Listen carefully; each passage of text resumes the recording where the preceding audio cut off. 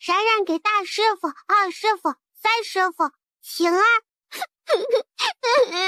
冉冉就要下山了，冉冉舍不得你们。啊，怎么是你？怎么还没下山呢？就先不要师兄了。冉冉走到门边，探着小脑袋往里边看了看，没见到师傅们的半个人影。哼，师傅们不来，我就不走了。师傅们给了样东西给我，让我转交给你。我才不稀罕。真的不要？这乾坤袋你不要，就便宜师兄我了。师傅们给冉冉的，就是冉冉的。明明是你自己不稀罕的。稀罕，谁说不稀罕了？得了，宝贝就赶紧下山，别留在师兄面前碍眼。冉冉哼哼唧唧的挪动着自己的小屁股，两只小手捏着那乾坤袋，喜滋滋的打开。哇，是大师傅的金钱酱啊！没钱的时候还能坑下2个来买糖吃。玄银脑门上立即划下了无数条黑线，嘴角抽搐的厉害。哇，是二师傅的金针和银针啊！二师傅交代，这些传给了你，定当要悬壶济世，救治万民。知道。哇，是三师傅的紫金丹炉呀！冉冉将乾坤袋里的每一样东西都拿了出来，兴奋的快要找不到北了。谢谢师兄，冉冉永远爱你哟！哎，走吧，再不下山就要晚了。玄隐别开了脸，将乾坤袋塞进他的怀里，催促了一声，便迅速的离开了。散散，白赶赶，坏蛋们全部躺板板。冉冉看着师兄离开，又看了看面前紧闭着的大门，只觉得小鼻子酸溜溜的，但一想到山下的好吃的好玩的，心里头的那点不高兴又迅速的消失得一干二净的。肉包子、鸡腿、糖葫芦，冉冉来了！冉冉心里想着这些东西，就像个小兔子似的，一蹦一跳的下了山。高山上，哼，小东西就知道平日里那副样子是装出来的，恨不得给自己装上翅膀下山才好呢吧。阿弥陀佛，时也命也，走了才好，走了老道我耳瓜子也清净。边上的老四瞥了他一眼，也不知道是谁每天晚上就是睡着了都要偷偷的去看一眼。红伞伞，白赶赶，坏蛋们全部躺板板，躺板板，睡关关，然后一起埋山山，埋山山。哎，冉冉刚下山，便感觉到自己的乾坤袋中那柄金钱剑嗡嗡嗡的晃动了起来，紧接着便见金钱剑咻的一声飞上了半空之中，朝着正前方某个特定的方向而去。没一会儿的功夫，金钱剑便停在了一处破庙的面前。好臭啊！正在这时，一缕白色的气运之气从空中飘来，直往破庙而去。是邪神，有人操纵邪神夺人气运，真是可恶！冉冉手中的金钱剑一扬，当时一道金色的光芒闪烁，那缕正要往破庙而去的气运之气当时消散了开来，便见一个穿着破烂的老道，一手捂着自己的屁股，一手拿着桃木剑，气势汹汹地跑了出来。小东西，你从哪儿来的？老东西，你竟敢焕染邪神，夺人气运！小东西，就是你破坏了贫道做法。老东西，将邪神交出来，饶你一命！好好的一个小奶娃娃，不在家喝奶，竟跑出来多管闲事儿。既然送上门来，贫道也不介意多养一只小鬼。说着，老道举着桃木剑便朝冉冉而来。冉冉小嘴一撇，小小的身子往边上一滚，就避开了老道士的袭击。紧接着，便见他的小身子一闪，旋身而上，一脚就踹在了老道士的心窝窝上。老道士一脚被踹飞，砰的一声落在了地上。老东西，是将邪神乖乖的交出来，还是想挨揍？小东西，既然你自己要找死，别怪本道不饶你。老道士话落，便见他手指间取出了一张符纸来，闭上眼睛，口中念念有词了起来。冉冉撇撇嘴，一张小脸儿鼓得像只小河豚似的，眼珠子咕噜噜一转，从口袋中取出了一个水壶来，仰头咕噜噜地喝了几口水。这时，老道士手中的符纸冒出了一丝的火苗，噗！冉冉一口水喷了过去，喷了老道士一脸的水，手中的符纸上的火苗也瞬间被灭。你，这可是三味真火，你到底是谁？嘿嘿，是冉冉呀，都一把年纪了，掐个符都念叨半天，羞羞脸。你老道气结，冷哼了一声，扬手便甩出了一个小纸人出来。只见这小纸人在眼前不断的变换，最终围绕着冉冉转悠了起来。小小幻术也想伤我，瞧不起4岁小娃娃呢。小奶团子说完，便从口袋中取出了4枚金钱币来置于手心之中，然后便见他屏息凝神，小短腿在地上轻轻地跺了一下，随着他的脚跺下，手中的金钱币顷刻间折射出了一抹金黄似的光亮来。小奶团子手中的钱币往四周一扬，轰的一声，周围的小纸人便瞬间燃了起来。不过一会儿的功夫，便化为了灰烬。不等老道士回神儿，肉嘟嘟的小手一扬，一道符纸便在老道士跟前无限放大，朝老道士席卷而去。符纸一触碰到老道士的身，老道士的身上立即燃起了蓝色的火焰来。救命啊！小姑奶奶，我错了，我错了。邪神呢？赶紧交出来！没有邪神，我只是有一个邪神的分身，这气运也是帮人夺的。小姑奶奶，我错了，我今后再也不敢了，求你放过我吧。你有钱吗？钱？没有。有的。给钱，我饿了，要吃饭。我只要我给钱，你就放过我。到底给不给？给，小姑奶奶，就只有这么多了。好多的铜板，那可以买好多的糖葫芦和肉包子了。小姑奶奶，您看我可以走了吗？小奶团子瞥了他一眼，取了一张符来，一巴掌拍在了他的脑门子上。老道士一惊，忙伸手去摸自己的额头，然而却摸了个空。这明明亲眼见到这符贴到自己脑门上，怎么什么都没有？这是我亲自画的惊雷符，贴了这符箓，今后你再想干坏事就会遭雷劈。还有这种符？当然啦，不相信的话你可以试试呀。不敢。小奶团子鼓了鼓嘴，不再搭理他，拿着他的钱袋子一蹦一跳的走了。肉包子、大鸡腿、糖葫芦，冉来啦！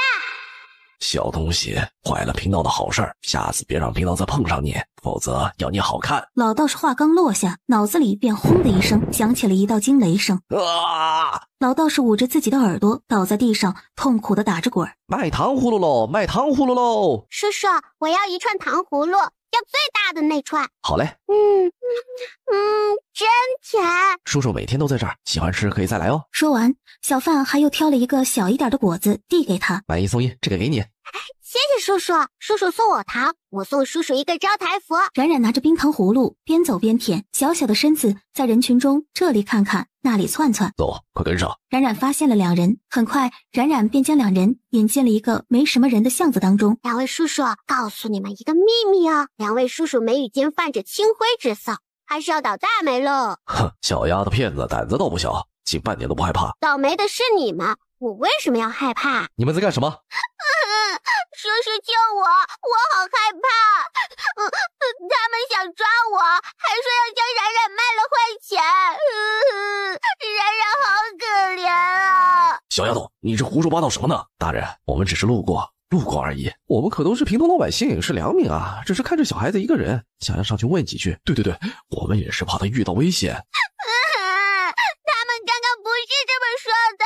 本捕头亲眼见到你们两个鬼鬼祟祟的跟着这个小丫头，从青宁街跟到了这凤安街，竟还敢狡辩。来人呐，将这两人带回去。是。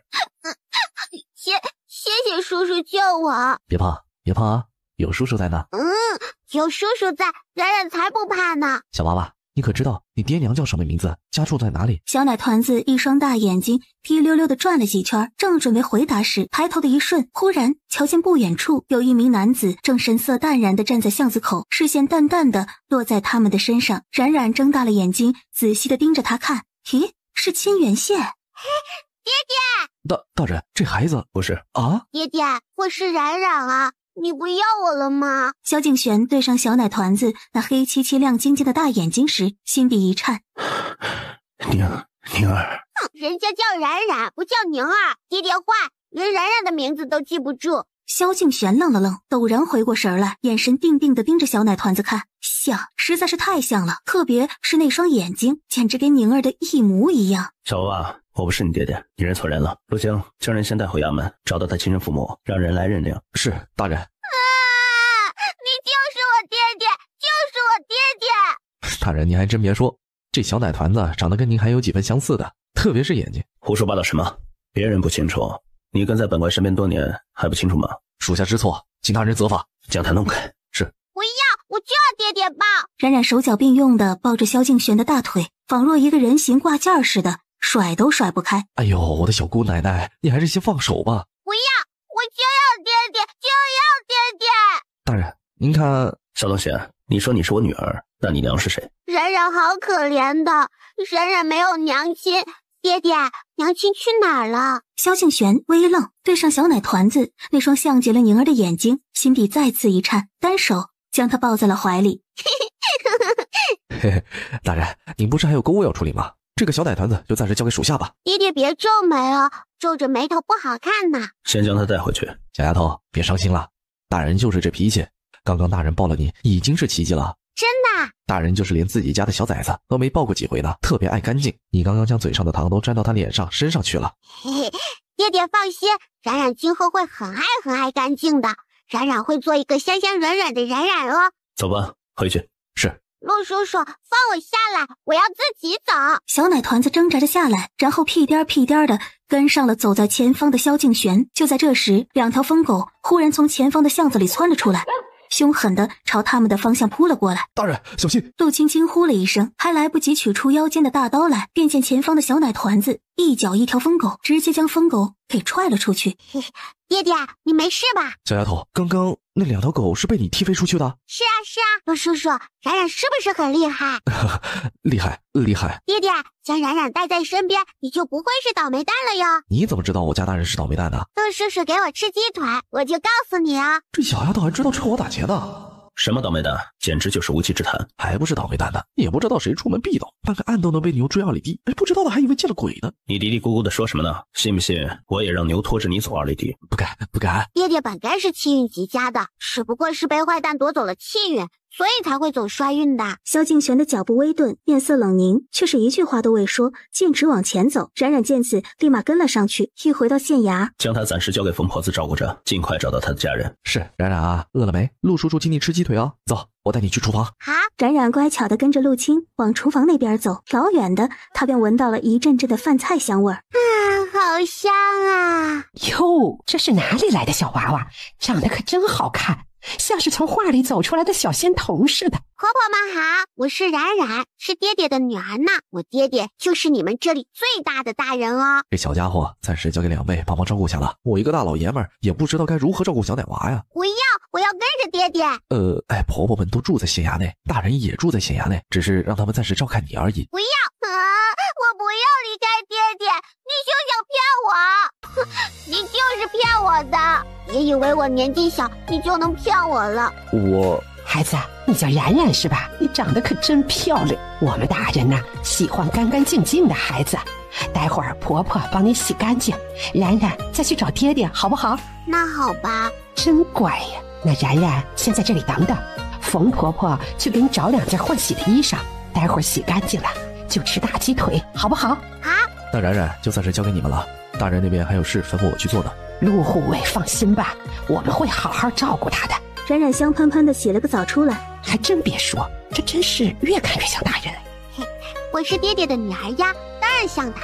走，婆婆带你去吃饭。爹爹吃了吗？还没呢，你爹爹很忙的，他刚来这里，很多事儿都还没熟悉呢。冉冉乖乖吃饭，然后乖乖睡觉，别让萧大人担心，好不好？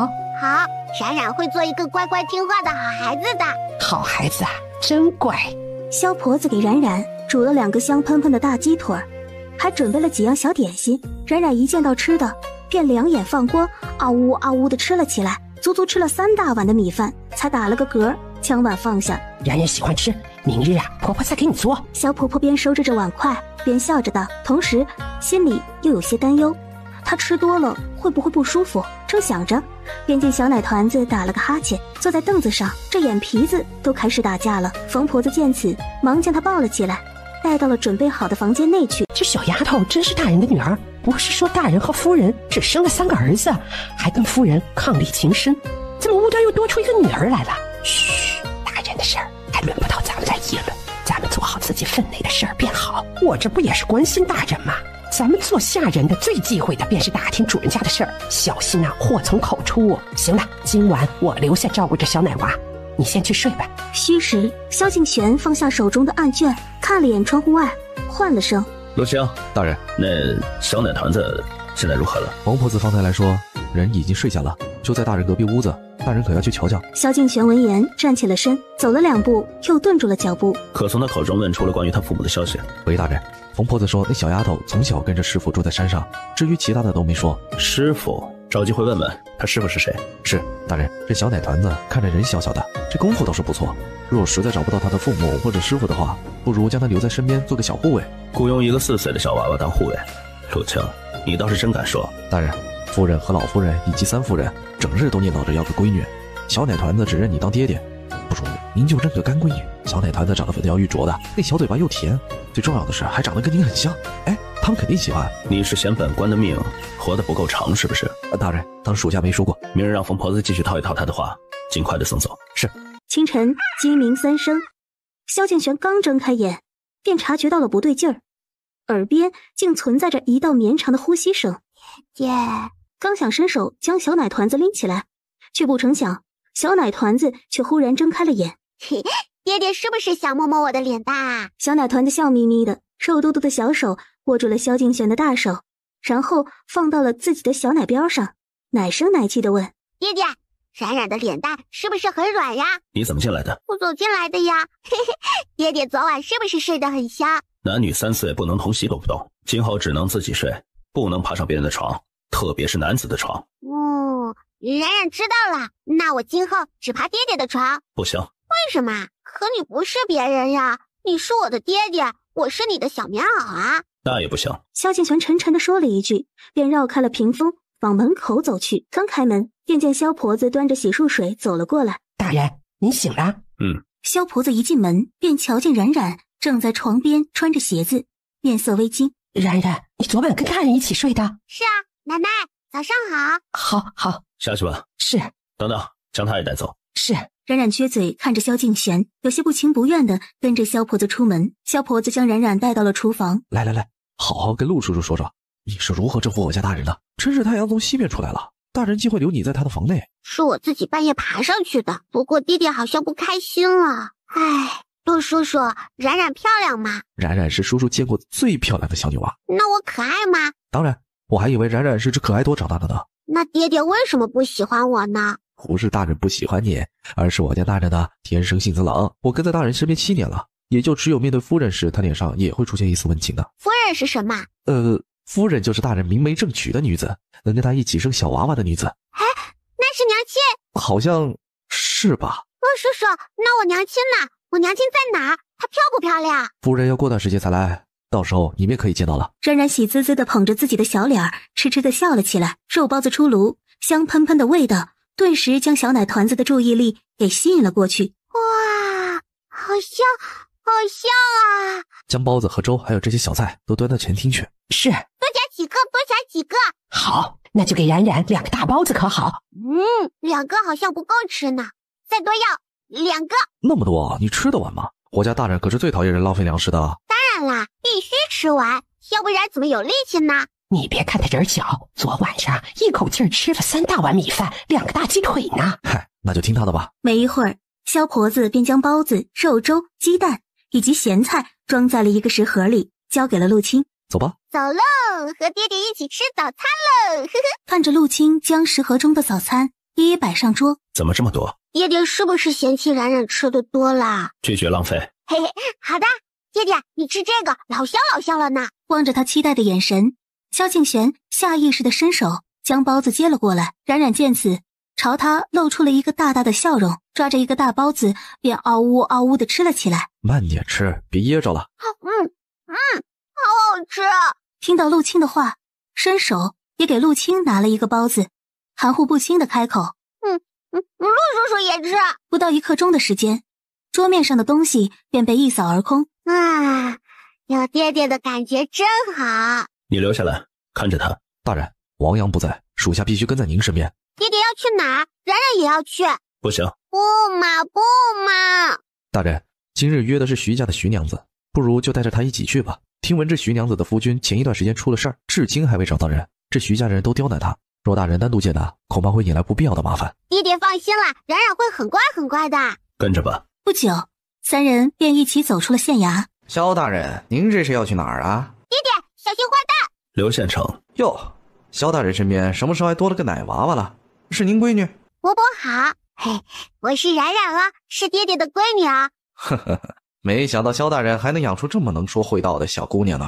那是，我爹爹可厉害了哟。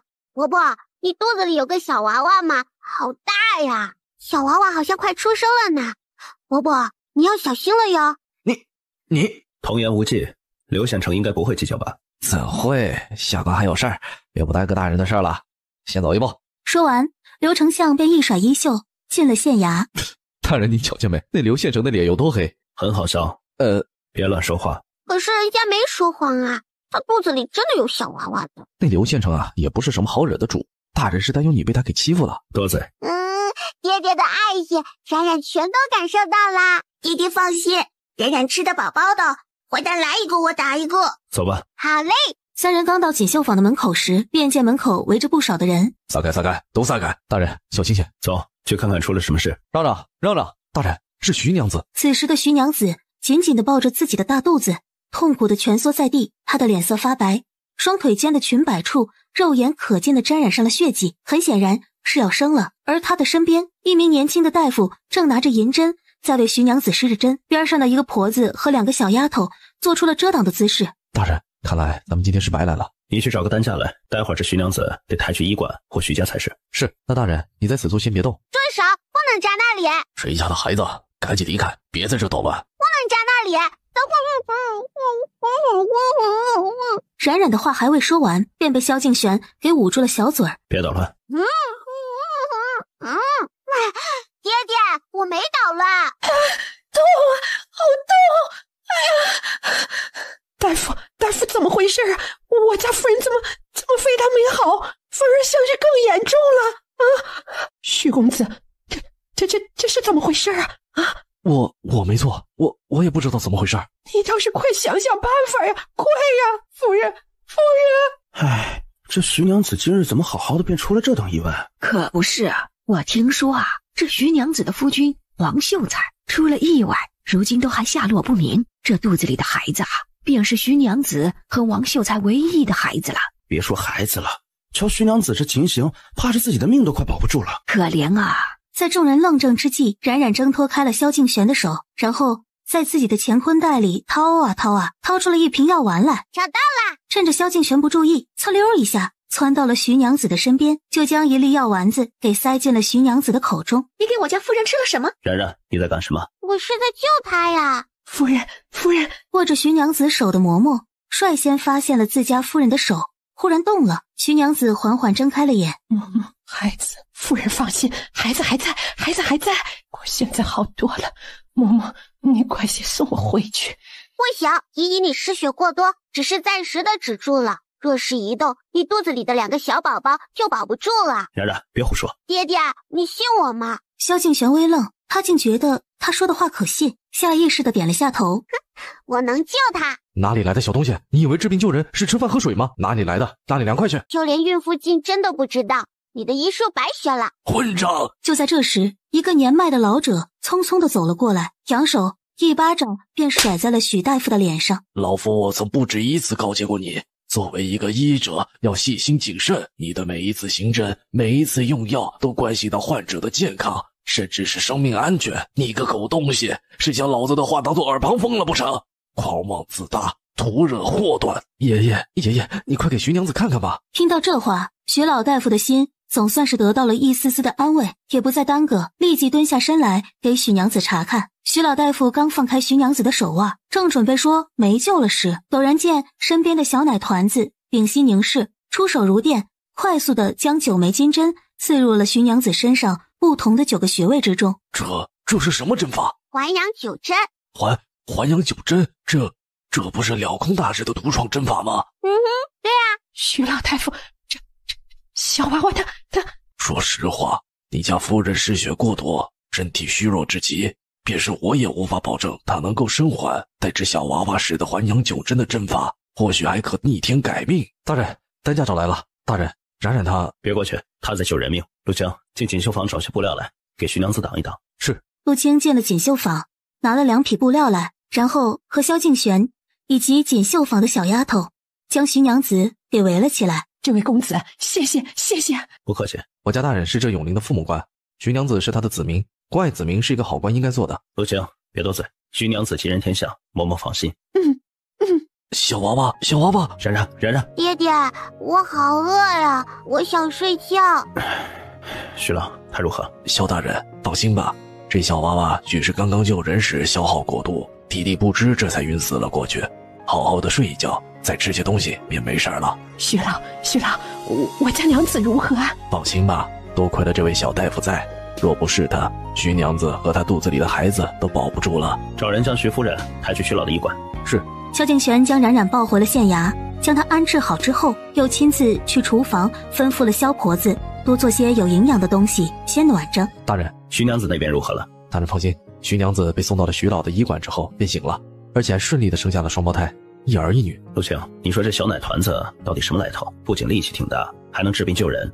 徐老可是曾经在宫廷当过御医，被先帝称赞过的人，就连他都对小奶团子佩服不已。哼，大人是不是有种捡到宝贝的感觉？小奶团子救了徐娘子和她的一双孩子，徐娘子定是不会忘记这份情的。大人之后想找徐娘子聊聊商会的事，想来徐娘子应该也不会拒绝了。尽快找到她的师傅。大人，冉冉没爹没娘的，她又是那么喜欢你，让她留在身边不好吗？陆青垂头说了一句，抬头看着萧敬玄的脸色不太对，又试探性地问：大人可是担忧会连累他？大人，冉冉不仅会武功，还会医术，她会保护好自己的，兴许她还能像今日一样帮到大人呢。过早，去看看她醒了没，尽快调查清楚她师傅的事。是，大人。冉冉这一觉睡得很沉很沉，到了傍晚时分，她才被饿醒了，从床上一咕噜地爬了起来。见房间内点着蜡烛，而萧敬玄此时正坐在桌前，拿着一本书在看。爹爹是在守着冉冉吗？可有觉得不舒服？有。冉冉指了指自己的小肚子，这里不舒服。陆青，去请大夫过来。是，大人。冉冉没事吧？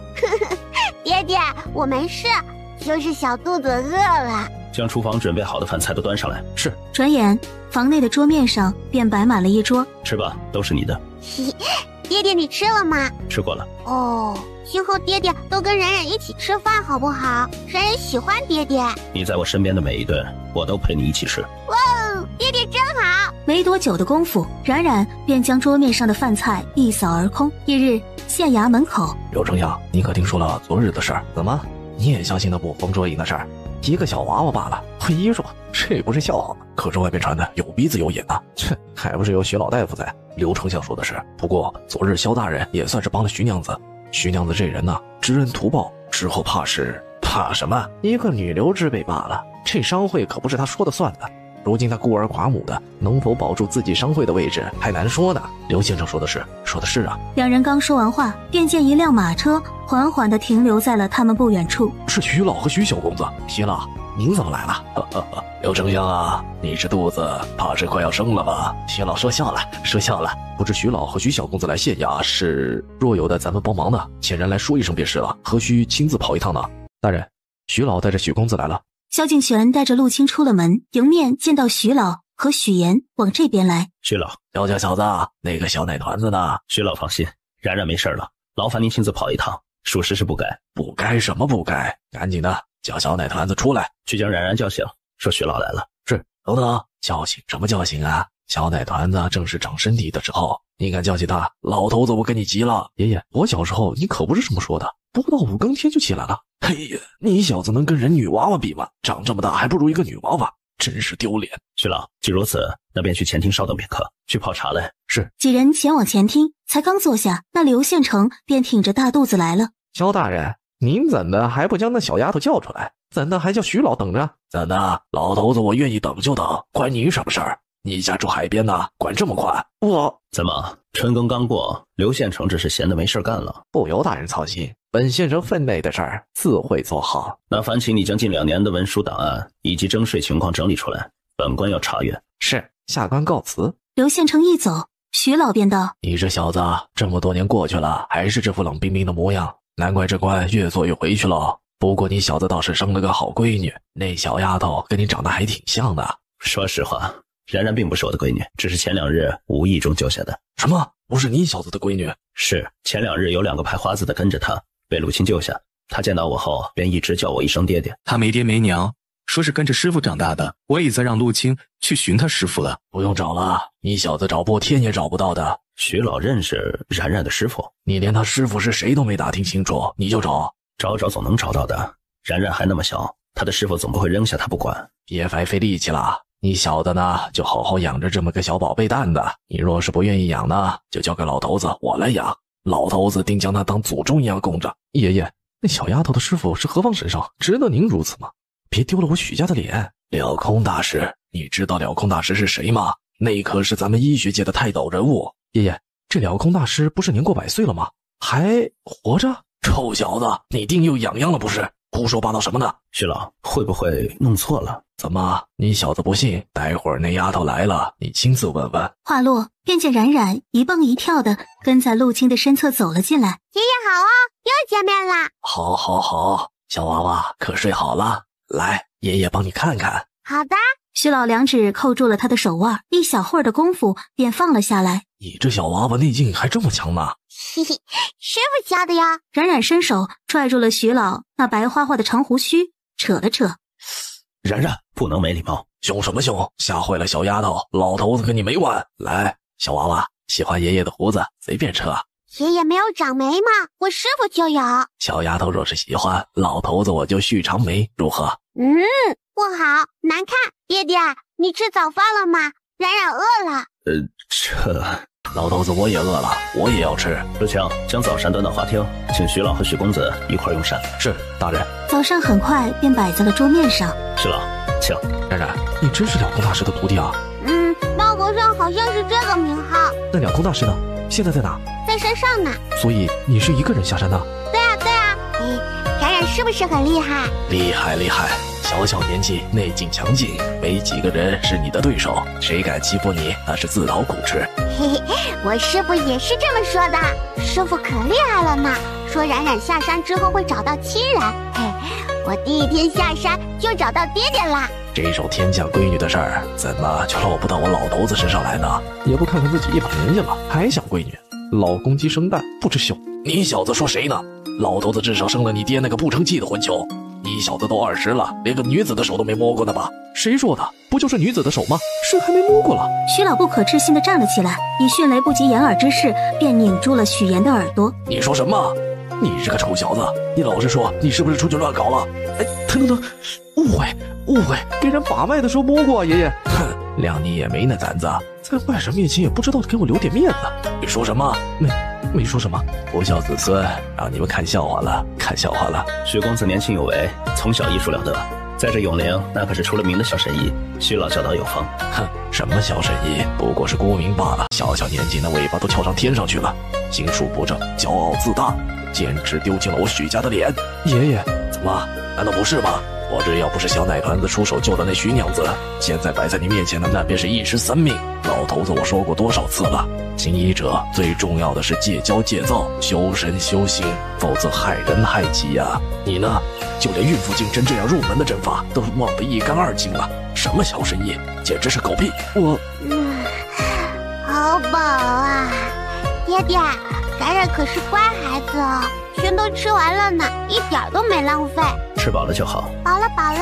徐老一听小奶团子吃饱了，脸上乐开了花，忙起身拽住了许岩的胳膊，然后一脚踢在了他的小腿上。还不赶紧的跪下，没眼力劲儿的东西。徐老，你这是做什么？不用惊慌，就是拜个师而已，还不赶紧的拜见师傅。我怎么还委屈了你不成？快点，徒儿拜见师傅。我不要收人当徒弟。徐老，你这不是开玩笑的吧？让徐小神医认冉冉为师？当然，我许家只认医术好、人品好的，其他都不在乎。冉冉年纪虽小，但她师从了空大师，昨日救徐娘子母子3人的阵法更是神乎其神，认她当师傅是我许家的荣幸。不要！冉冉啊，你不肯认这臭小子当徒弟，要不就认老夫当徒弟。才不要！哼，臭老头，你不就是想要学这还阳九针吗？我教你就是了。这不是规矩如此吗？不拜师怎么学？什么破规矩？这徒弟就是用来欺负师傅的，我才不要被你们欺负。胡说！哪个做徒弟的敢欺负师傅？老头子我第一个不放过他，非揍得他满地找牙不可。爹爹，爷爷要揍我！好可怕！我什么时候要揍你了？冉冉就经常欺负师傅，师傅说他们收徒弟就是用来欺负他们的。甚是有理，了空大师不愧是了空大师，这思想觉悟不是咱们一般人能比的。冉冉啊，既如此，老头子也愿意被你欺负，好不好啊？不好，爹爹说了，我要做个有礼貌的乖宝宝，怎么能欺负人呢？是不能随随便便的欺负人。徐老，这拜师的事就免了吧，毕竟这孩子还那么小。就是，都是你不争气，连一个小奶娃都嫌弃你，回去好好的反省反省吧。嘿，许爷爷，虽然冉冉不收徒弟，但是冉冉还是喜欢你的。真的？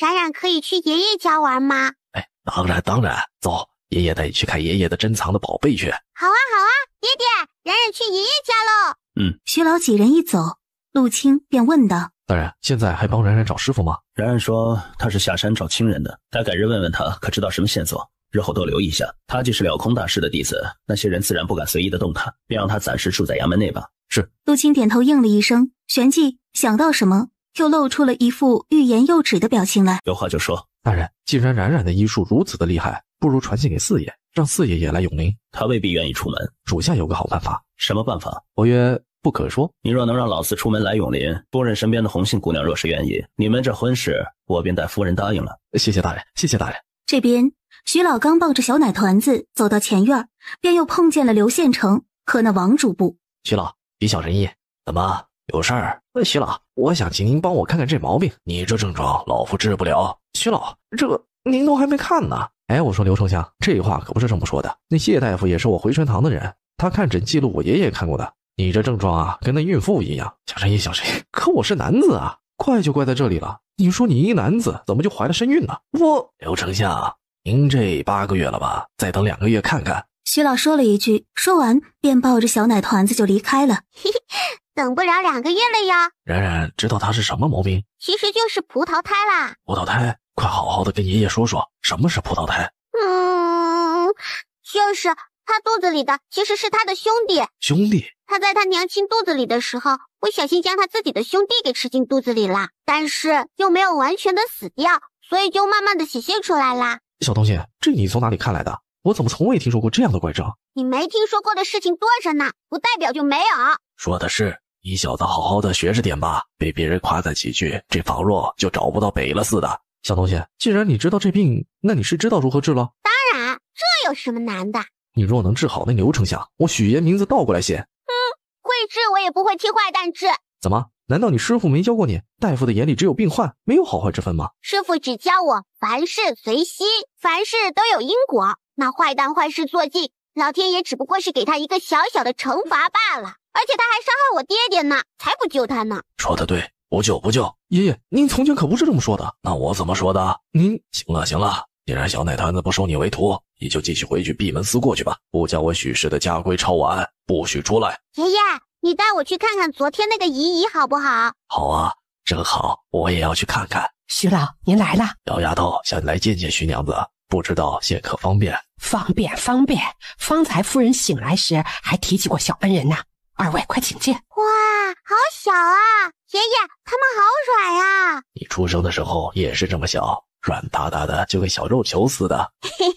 冉冉盯着2个小娃娃看了几眼，紧接着从自己的口袋中取出了一个平安符来，递给了边上的奶娘，脆生生的道：这个是送给妹妹的。这奶娘是徐家请回来的，不敢随随便便的收取人家的礼，忙将眸光放在了唐嬷嬷的身上。唐嬷嬷忙过去，将冉冉手中的平安符双手接了过来。老奴替小姐谢谢小恩人。唐嬷嬷看着冉冉的笑容，便觉得心生欢喜，揉了揉她的小脑袋，便从口袋中取出了几个糖果来，递给了她。谢谢婆婆。这孩子嘴真甜。冉冉将糖果放入了自己的口袋中，然后便朝徐娘子的床边走了过去。姨姨好。你是小仙童吗？不是啊，我是冉冉哦。姨姨现在可不要想太多哟，养好了身体才是最重要的呢。便是为了2个孩子，我也会撑下去的。冉冉一双大眼睛咕噜噜的转了转，凑到了徐娘子的身边，用只有2人才能听到的声音小声的道：姨姨只要养好了自己的身子，很快便能见到想见的人了哟。孩子，你知道我在想什么？嘿嘿，天机不可泄露啊。冉冉只知道古有蛟龙遇水成祥，姨姨更多的还是注意身边的人呢。冉冉还会再来看姨姨的哟。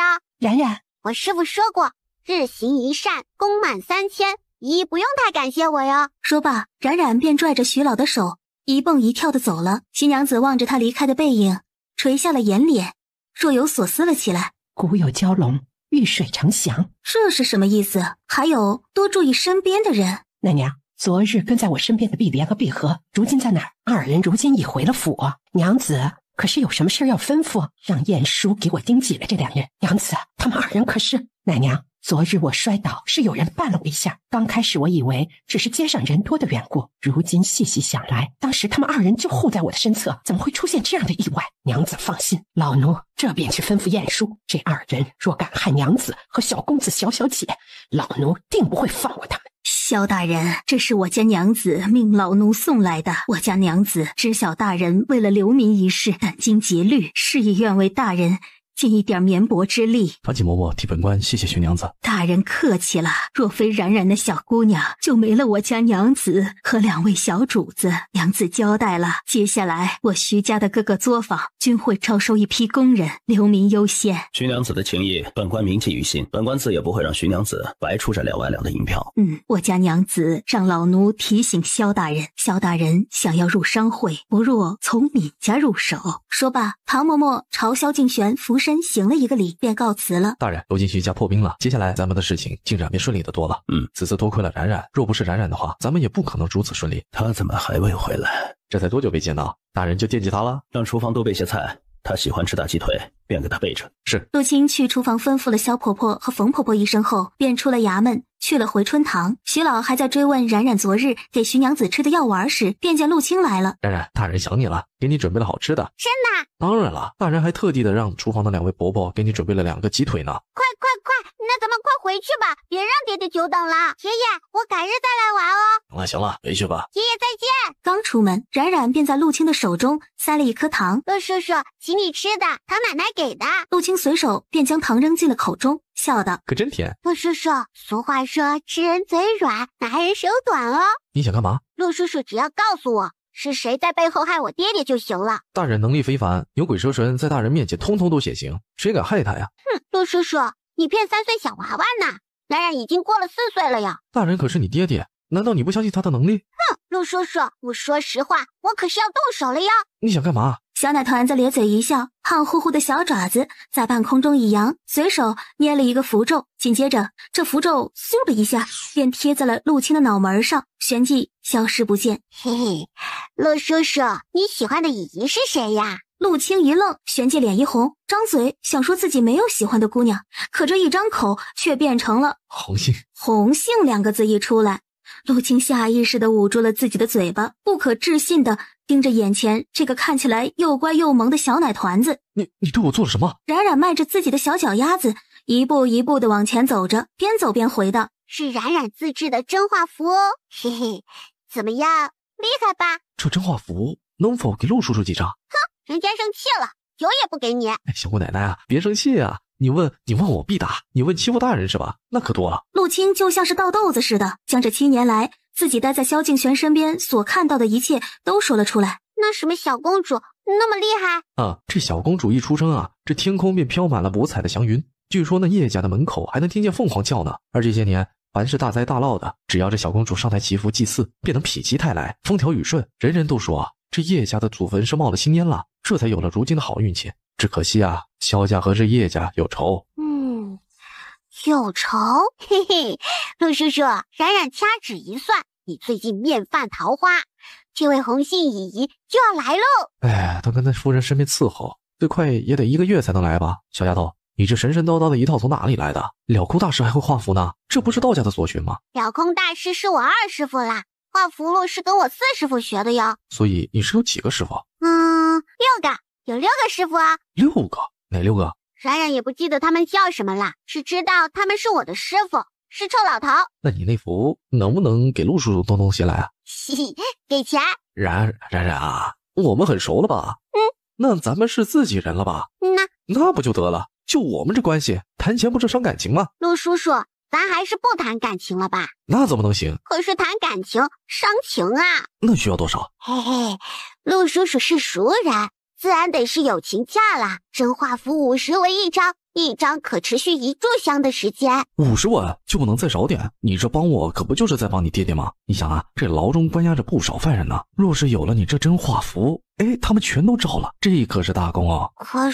可是师兄说了，这符箓自己用可以，若给别人不收取足够的公金的话，祖师爷不会显灵的。而且冉冉画这些符箓还得消耗大量的体能，这体能一消耗，冉冉就容易饿，这饿了也是要吃东西的嘛。行吧，50文变50文。好耶！陆叔叔想要多少？买10赠1啊！赠送的是招财符。招财符那玩意儿真的有用吗？见陆青怀疑他，小奶团子哼了哼，做出了一副气哼哼的模样，扭头便走。陆青忙狗腿的跟了上去。姑奶奶，小姑奶奶，你等等我。然而就在这时，冉冉口袋中的金钱剑忽然晃动了起来。冉冉陡然停下了脚步。怎么了？冉冉没回答他的话，短短的小手指掐了掐，紧接着就见他迅速的朝某个方向窜了过去。陆叔叔，回去看好我爹爹。冉冉留下了一句话后，便消失在了陆青的眼前。冉冉。陆青在附近找了几圈，都未曾找到冉冉的身影，一张俊脸上满是焦急之色。但想到冉冉最后留下的那句话，他便又匆匆的往县衙的方向赶了过去。怎么你一个人回来了？小奶团子呢？大人，属下将冉冉给跟丢了。什么叫跟丢了？属下也不知道怎么回事，他忽然就离开了。离开之前还留下一句话，让属下回来保护大人。属下在周围找了几圈都没见到他。找，马上派人出去找。是，大人。本官随你一起去找。这是。萧敬玄和陆青这边带着官兵出去找人，而此时冉冉却随着金钱剑的方向到了一处小山包。何等鬼怪，还不速速现身！哪里来的小娃娃，简直是找死！冉冉挺直了自己的小身板，手中的金钱剑一扬，只听哗啦的一声响起，金钱剑上108枚钱币迅速散开，像是一个金光罩似的，将冉冉包裹在了中间。你是谁？嘿，是冉冉啊！一边说着，冉冉的眼神却在四周扫视了起来，紧接着便落在了不远处一个枯井边上的一名男子身上。吸食人的精气，该死！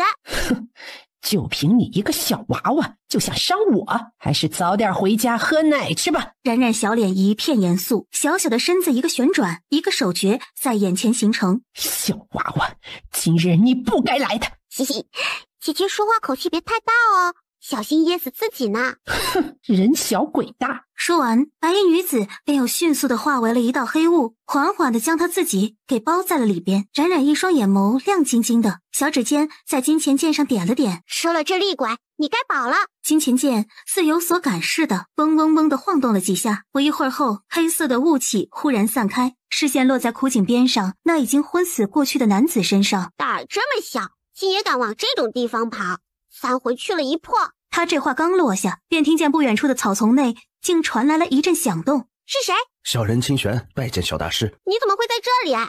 回小大师的话，小人是跟着罗盘到此，此处乃阴气极重的煞地。今晚若不是小大师及时出现，小人怕已是着了那白衣女鬼的道了。冉冉盯着清玄多看了几眼，没看出什么来，便撇开了头，对着枯井的方向喊了一句：都出来吧。随着他这话落下，只见一个个半透明人影从枯井中飘了出来，大大小小的站了起排。冉冉一双水汪汪的眼睛在这些阴魂的身上一一扫过。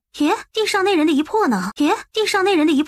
怎么没瞧见？冉冉正想问那清玄，可转身却发现那清玄竟不知什么时候已然消失不见了。冉冉正想提剑去追时，一个身着官袍的黑影男子出现在了他的面前。这个身着官袍的男子身上竟存在着一丝浩然正气。小姑娘，谢谢你帮我们铲除了那白衣女子，这才让我们得到了一丝安宁。嘿嘿，不用谢的。对了，方才那叫清玄的，你们可认识？那道士根本不是什么好东西，他经常来此地抓阴魂，似是在修炼什么邪祟。那白衣女子是几年前来到这里的，经常抓一些阴魂跟那清玄道士进行交换，获得修炼之法。那女子修炼出了结界，我们这些才不是她的对手。没错，也就只有这口枯井能够让我们避上一避了。你们可有见到他的魂魄？冉冉指了指地上的男子问。一个阴魂颤巍巍地举起了自己的手。我看到了，他被销坏了之后，其中一魄就是被那清玄道士收走了。没错，就是他收走的。此地不是久留之地，我送你们转世吧。阴魂们一个个的面面相觑，一会儿后便都跪了下来，朝冉冉磕起了头来。冉冉扬了扬手中的金钱剑，手起剑落，轰的一声，乳白色的光华就像是一座门一样，出现在众阴魂的面前。阴魂们见此，全都欢呼了起来，争先恐后的朝那道门钻了进去。倒是那穿着官袍的黑影男子站在原地没动。你不想轮回吗？冉冉细细的打量了他几眼，奶声奶气的道：你这命不该绝呀，难道是被谁害死的？前尘往事早已不记得了。那叔叔可否跟在冉冉的身边呢？跟在你身边？虽然叔叔是一介阴魂，但冉冉看得出来，叔叔生前是一个善良正直之人哦。冉冉会一些功法，可以教叔叔修炼的。瞧叔叔穿的衣服跟我爹爹的很像哦。你们都是好官呐，叔叔修炼之后也可以继续为百姓谋福祉哦，以后也可积攒功德金光呢。好，我跟着你。好诶！冉冉朝他露出了一个大大的笑容，从金钱剑上抠了2枚钱币下来，放置在自己肉乎乎的手心之中。叔叔就先住在这里边吧。好。冉冉此时饿得连一头牛都能够吃得下了，用仅存的一点力气，冉冉凌空画了一道法门，拽着地上的男子便入了法门。再出来时，冉冉和那男子已然倒在了一棵大树之下。那边有人，快去那边看看。冉冉昏睡过去前，隐隐的便听到了一道熟悉的声音。冉冉醒来时，已经是第2日中午了。他刚睁开眼，便对上了徐老那张满是褶子的脸。我是在做梦吗？怎么还在徐爷爷家？小丫头，你醒了。你这小丫头睡得可真够沉的，怎么叫都叫不醒。冉冉的眼珠子滴溜溜的转了转，发现这是县衙内的房间。嘻嘻，爷爷，你怎么在这里？我还没问你呢，你小丫头昨晚为何晕倒在路边？当然是积攒功德去了呀。积攒功德？师父说冉冉5弊3缺，天生缺命，必须要多做善事积攒功德，才能够为自己续命的。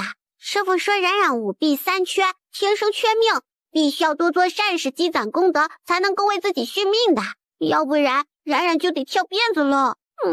爷爷，你也舍不得冉冉躺板板睡棺棺，然后埋在土里吧？呸！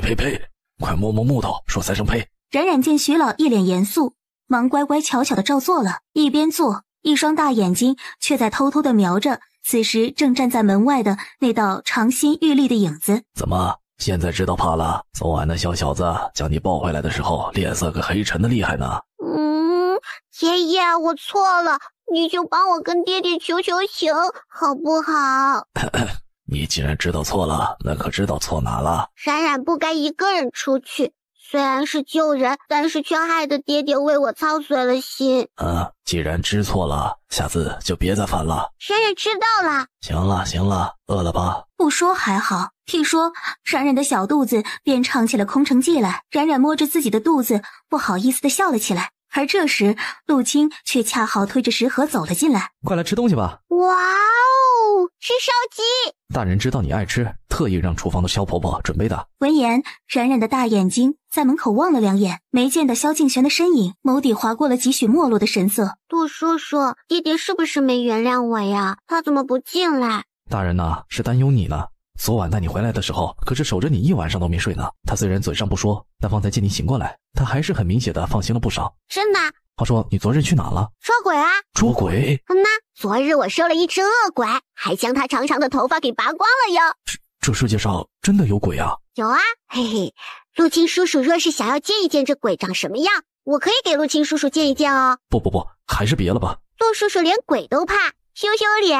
那玩意听起来阴森森的，谁人不怕？陆叔叔不用怕啦，一般的鬼只会怕人哦，他们怕阳气呢，所以不会轻易出现在人前呢。那就好。前日你救徐娘子时使用的那些符篆是？爷爷，那是祝由术哦。还阳九针虽然能够吊着人最后一口气，但只有祝由术才能逆天改命哦。陆叔叔，昨日跟我一起的那个大哥哥呢？你瞧见了吗？你是说那闵家的小公子吗？已经送回闵家了。送回去之前送去回春堂看过，只是受了些皮外伤，外加受了惊吓，这才昏迷不醒。冉冉不用担心。谢大夫亲自瞧的，错不了。然而他这话刚落下，便见一个衙役带着回春堂的一个小伙计站在了门口。老爷，您快回医馆看看吧，闵家人抬着那小公子来了，正闹事呢。什么？谁给他们的胆？谢大夫昨晚给那小公子开了镇定安神的药，谁知今日那小公子便成了神神叨叨的模样。闵家人说是谢大夫开错了药导致的。胡说八道！那名小公子的诊脉记录，老头我可是瞧过的，开一剂安神药没错。走，跟我一起回去瞧瞧，我倒是要看看他闵家要如何。是。爷爷，等等。正好，小丫头也跟着我去瞧瞧。爷爷，别生气，那小哥哥确实不是一剂安神汤能够治好的哟。小丫头知道怎么回事儿？冉冉点头，鼓着小脸，气呼呼的将昨晚被那清玄给骗了的事儿说了一遍。爷爷，那小哥哥丢了一魄，自然会变得跟正常人不一样。这么说，必须要抓到这个清玄，才能让闵家那小子找回神智。没错，是这样的。陆青跟在他们后面，听得迷迷糊糊的，疑惑的问了句：“那清玄道士抓阴魂做甚？干坏事，这阴魂可以养成小鬼，还可以炼制煞气。那现在怎么办？”冉冉笑嘻嘻的从自己的口袋中掏啊掏啊，掏出了昨晚留下的那个包着闵家小公子头发的黄纸，然后神神秘秘的在徐老和陆青的面前展开。我早有准备哟。头发？陆叔叔，你可别小看这头发哦，这可是那小哥哥的头发呢。那骗子的身上有小哥哥的一魄，有了这头发，我们便能够准确的找到那骗子藏身的地方呢。那事不宜迟，我们赶紧去找。不急不急，那骗子的术法可不低，要想抓他不容易呢。而且我还要弄清楚，是不是他在背后伤害爹爹呢？这跟萧小子又有什么关系？薛老不解，冉冉将自己下山之后遇到的事一五一十的说了出来，然后道：“所以我怀疑那骗子就是利用那些煞气和邪神做了交换，以此来夺取我爹爹的好运气。要不然凭借我爹爹那一身的浩然正气，还有那典型的好命格，又怎么会成为一个倒霉蛋呢？”这说的都是真的？当然是真的，冉冉可是从来不说谎的哟，我还有证据呢。这时萧敬玄走了过来，沉着脸问：“什么证据？”“爹爹，你方才说的那些可是真的？”“当然啦。”冉冉点了点头，将之前从那道士那里得到的萧敬玄的生辰八字给拿了出来。“爹爹，你看看这个。”“这是大人的生辰八字。”“爹爹就是被夺走了好运气，所以才会这么倒霉的哟。不过爹爹现在有冉冉啦，有冉冉在，不会让人再伤害爹爹的。”“那大人被夺走的那些气运还能还回来吗？”“不能哦。”“那大人不得继续倒霉？”“不会的，嘿嘿，爹爹有冉冉啦，冉冉只要找到邪神所在，毁掉邪神命牌，爹爹就会没事啦。”“所以昨日问我大人有什么仇敌，是想找到邪神？”“对的，陆叔叔，你终于聪明了一回哦。”“后面那句话你可以不用说的。”“大人，咱们现在怎么办？”“爹爹放心的，我一定会找到害你的人哦。”“谁在背后害我，害我萧家，我心里一清二楚，用不着你一个小孩子插手。”“爹爹是不相信冉冉吗？”“你爹爹只是不想你冒险。”“冉冉不会有事的。”“不行。”“哼，你不让我插手，我偏要插手。啊，你是坏爹爹，坏爹爹！人家好不容易找到你的，你就是不想要冉冉，对不对？哼，冉冉心里好痛痛啊！爹爹的心是铁石做的嘛，人家都哭得这么伤心了。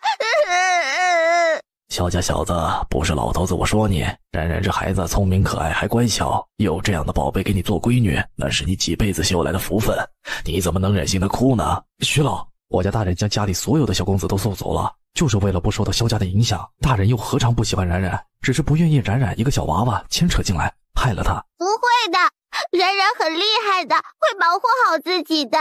师父说过，只要冉冉多做善事，多积攒功德，冉冉就能长命百岁的。”“萧家小子，若小丫头说的一切都是真的，那你就是再努力也挽救不了你们萧家逐渐落魄的事实。冉冉这丫头，你别看她年纪小小的，但她的武功医术都是一流的，那些神神鬼鬼的她能对付，如今恐怕也只有她能够帮你了。老夫知道你的难处和考量，但你也要相信这个小丫头。”“薛老。”“哼，坏爹爹不让冉冉留在身边，冉冉就自己去抓那坏蛋。”说完，小奶团子便撒着脚丫子跑开了。“你去跟着他，别再给我跟丢了。”“是。”“小小子，仔细想想老头子说的话吧，萧家的担子不应该扛在你一个人身上，众志成城才是上策。想想你的祖父和父亲，他们当年是如何扛起这个萧家的。”几人离开后，萧敬玄站在原地，久久都未回神。出了县衙的大门，三人便一同去了回春堂。徐老进门后，便见闵家的老太爷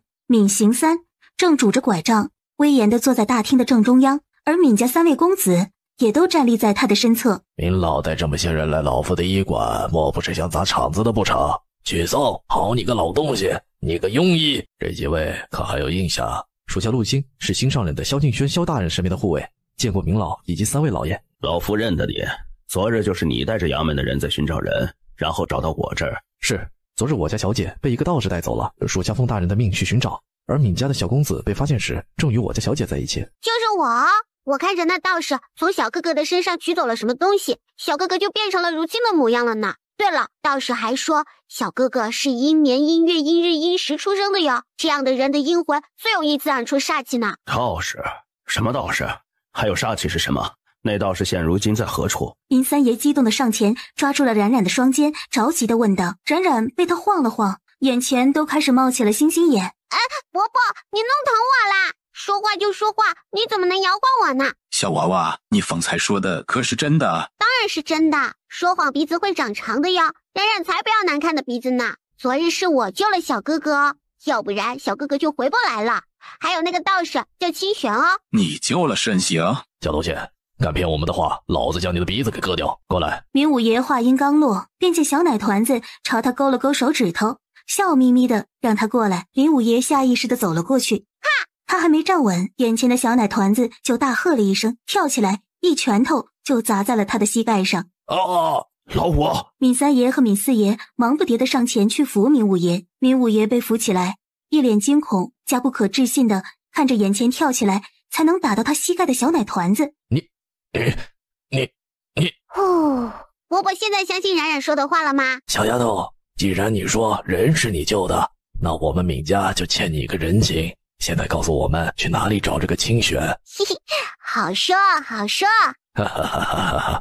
我家小姐不懂礼数，还望闵老和三位老爷见谅。清玄那个骗子法力不错，想要取回小哥哥的一魄，找到他还不够啊。闵老，冉冉的武功你们瞧见了，想要找到那清玄，顺利的找回小公子那一魄，治好小公子都少不了冉冉。所以你们都得听我的吩咐。徐老，您在永陵也是德高望重之人了，您可要对自己的说话负责啊！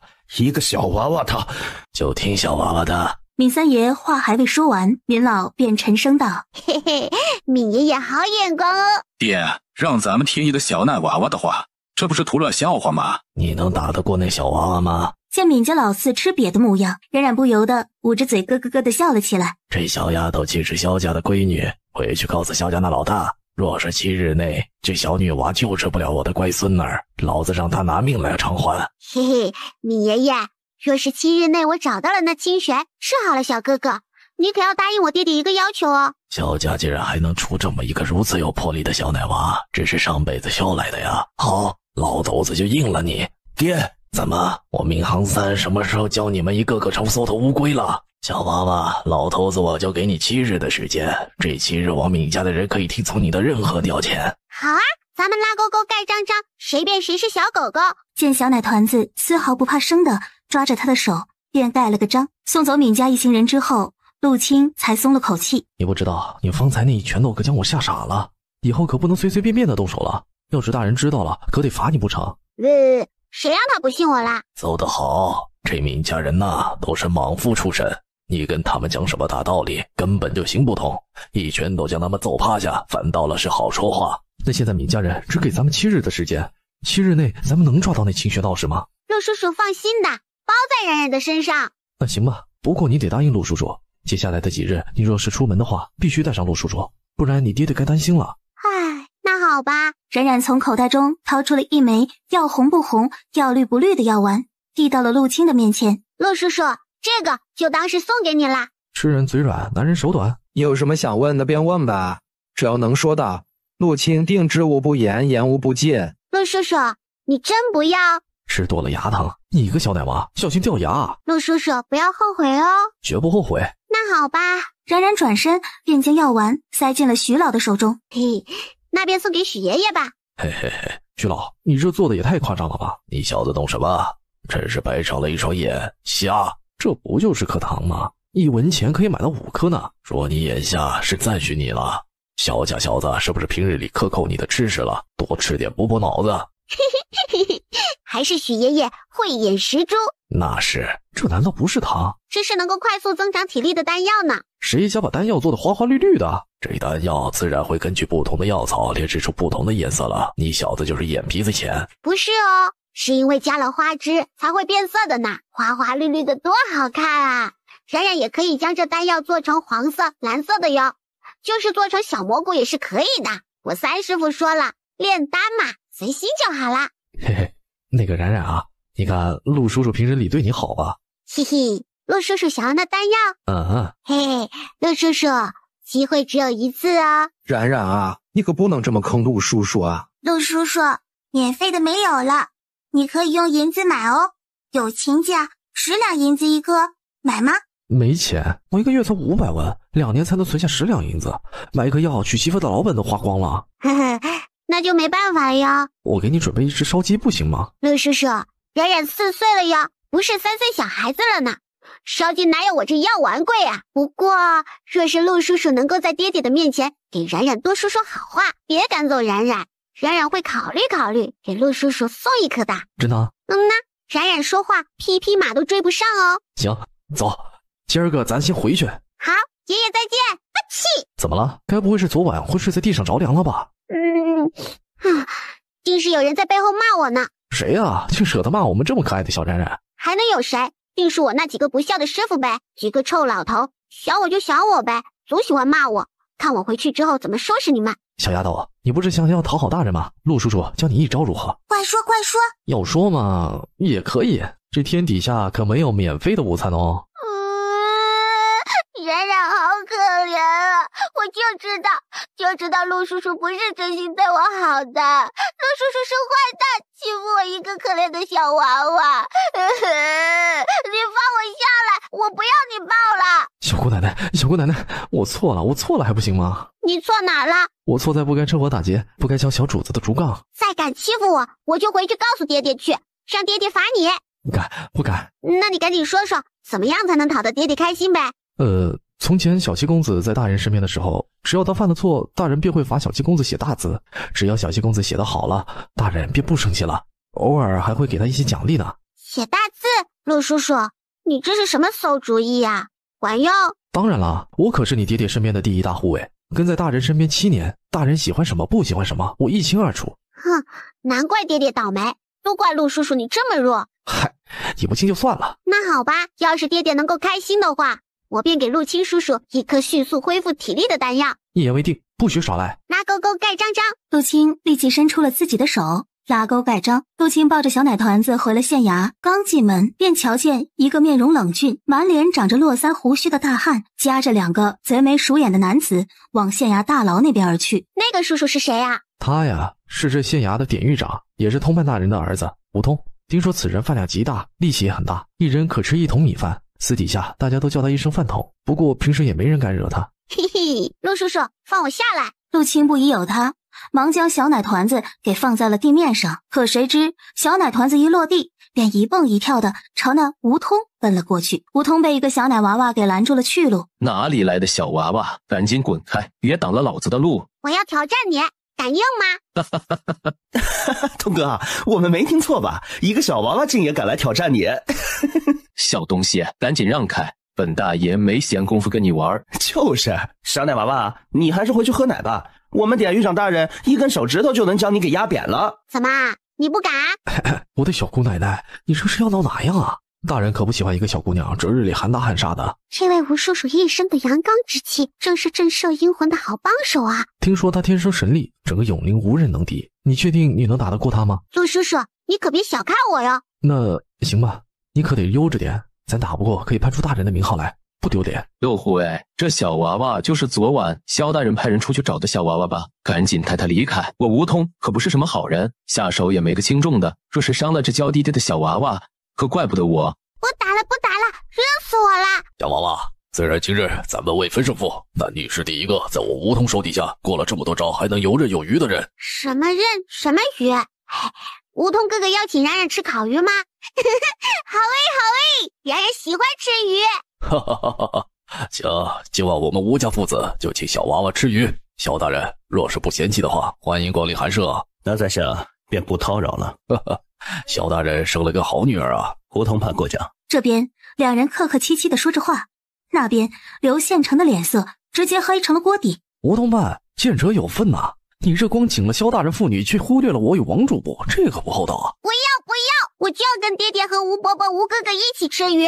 冉冉，不嘛，刘伯伯的肚子那么大，肯定吃得多。他都吃完了，我和吴哥哥吃什么？我才不要跟他一起吃。萧大人，您看如何呀？萧敬玄嘴角微微抽搐了一下，正想着该如何说时，却听边上的王主簿来了一句：“没看出来，萧大人看着冷冷清清的，但却是个宠孩子的。我是爹爹的小宝贝啊，爹爹当然宠爱我啦。伯伯真笨。”没错，冉冉是爹爹的小宝贝，爹爹当然要宠爱冉冉了。萧敬玄也故意的将宠爱两个字咬得重了一些，不难听出他的言外之意，便是拒绝了。刘宪成闻言也没再厚着脸皮了，冷哼了一声，一甩衣袖便走了。王主簿见此，忙要跟上去。王伯伯，今日记得早点回家哦。王主簿见小奶团子笑得清甜，但这心却莫名的有些慌了起来，深深的朝小奶团子看了几眼，微抿了下唇，便匆匆的跟上了刘宪成的脚步。你们方才说了点什么？没说什么。王主簿，你可要好好的记清楚，你到底是谁的人。本官最讨厌的便是两面三刀的墙头草。本县城可以将你提拔上来，自然也可以将你提出去。县城大人说的是，小的绝对不敢有任何异性。醉香楼最近出了几个不错的菜色，不如小的请大人尝尝。这边冉冉一身的臭汗，在刘宪成二人离开之后，萧敬玄便先带着他回后面先清洗去了。冉冉可真是厉害，那刘宪成和王主簿怕是要气炸了。冉冉有气他们吗？没有，那两个人都不是什么擅长，特别是那个刘宪成，平日里见着了别生事。爹爹放心的，冉冉不会让自己有事的。冉冉，你让那王主簿早点回家是为何？瞧那位伯伯的面相，他的父母宫是有所缺失的。父母宫中的日角缺失，说明他的爹爹早早的去了，而月角又蒙上了一层黑色的雾气，说明家中的主母会迎来新丧哦。冉冉瞧着那位伯伯，虽然有些不喜欢，但是他好像很孝顺呐，所以就想提点两句，算是给自己积攒点功德啦。大人，属下曾调查过，这王主簿从小是与他的母亲相依为命长大的，对他的母亲可是孝顺的很呐。而他之所以会效忠那个刘县城，也是因为当年他母亲病危时，刘县城曾出手帮了他一把。这个王主簿除了算账做账的本事厉害，剩下的唯一的两个优点便是孝顺和感恩了。翌日，小奶团子醒来的时候，萧敬玄早已经离开了房间去办公了，自己吃好了早饭，便跑到了典狱司找吴通去了。吴通哥哥，吴通哥哥。典狱长，这便是昨天跟你比武的小丫头吧？真是萧大人的女儿，长真好看。是啊，跟个小糯米团子似的，软萌的，好想咬一口啊！去，都给本大人收敛点，吓到吴通的妹妹了，我跟你们没完。嘿嘿，哥哥们好啊，我叫冉冉哟。小奶团子朝他们打完了招呼，然后便从自己的口袋里掏出了一个大大的肉包子来，递到了吴通的面前。吴通哥哥，这是冉冉特地给你留的呀。吴通也没客气，接过来便三两口的吃进了肚子里。冉冉，这里是地牢，里面关着都是囚犯，哥哥还要审讯他们，不如你先出去自己玩，哥哥忙完了咱们再比试比试。吴通哥哥，不就是审讯吗？我可以帮你哦。冉冉要如何审讯？冉冉嘿嘿一笑，从口袋中抽出了几张真话符来，用这个。冉冉啊，你先出去找你陆叔叔，又或者去找你爹爹，哥哥这儿可不是闹着玩的。冉冉的眼珠子咕噜噜的转了转，视线落在了不远处被人绑在十字架上，被抽打的血肉横飞的犯人身上。冉冉，听话，这不是你该来的地方，赶紧出去吧。冉冉鼓了鼓腮帮子，知道跟吴通说再多不如做一次让他相信，于是冲他嘿嘿一笑，双手合十再交叉，迅速的做了一个手诀。随着他的动作而起，他手中的原本的那张符篆在吴通不可思议的眸光下迅速的飞往了那犯人，旋即金光一闪，引入了那犯人的眉心。这是什么功夫？这是术法哦。法术？吴通哥哥现在可以去审问那犯人了哟，你想知道什么他都会告诉你的。真的？哥哥试试不就知道啦。吴通看着小奶团子的表情不像是骗人的，试探性的走到了那犯人的身边，开始询问了起来。没想到这平日里固执的跟那茅坑里的臭石头似的，又臭又硬，半句话也不肯说的人，却在此时此刻他问什么答什么，就连小的时候要裤子的事情都招了。冉冉，要不是亲眼所见，我还真不知道你这符篆竟有如此的灵验。你可知这人被关押在这多久了？2年，足足有2年的时间了。自然每日遭毒打，可罪从未长过。他可关系到一件大案，若是能够查清楚真凶，必定会引起轰动的。能够帮助吴通哥哥，冉冉也很高兴哦。说完，小奶团子便又从自己的口袋中掏出了2张真话符来，递了过去。我这还有2张，就送给吴通哥哥啦，贴在那些坏蛋的头顶上就可以了。吴通忙不迭地将符篆给接了过来，然后小心翼翼地揣在自己衣袖中。吴通哥哥，我们是好兄妹了呀。当然了，你冉冉今后就是我梧桐的妹妹，今后谁若欺负你，便受欺负我梧桐。梧桐哥哥真好。好啦，冉冉要出去玩了，梧桐哥哥审讯完犯人就来找冉冉哦。说完，冉冉更像是个小兔子似的，一蹦一跳的往地牢口而去。没一会儿，梧桐盼便走了进来。爹，那个王迅招了，他终于招了。周巡抚的那个案子已经被压了这么多年了，总算是有些进展了。小奶团子这边从牢房内出去之后，便一蹦一跳的往萧敬玄办公的地方而去。刚走到门口呢，便听到那王主簿哀戚和乞求的声音。大人，求求你让冉冉小姐去给我娘看看吧，求求你了。王主簿，这永陵说大不大，说小也不小，随随便便找个大夫还是能找得到吧？找了，可他们说没救了。王主簿，冉冉只是一个孩子罢了。大人，冉冉小姐救徐家娘子，徐老带着徐小神医都要来认冉冉小姐为师，这些小人都知道，小人求您了，求您了。爹爹！王主簿见此，忙不迭的就要上前去抱冉冉。陆青眼疾手快的拦在了他的中间，沉声道：王主簿，适可而止。陆叔叔，王伯伯这是怎么啦？王主簿，还是那句话，我家孩子只是个小娃娃，不是什么救苦救难的活菩萨。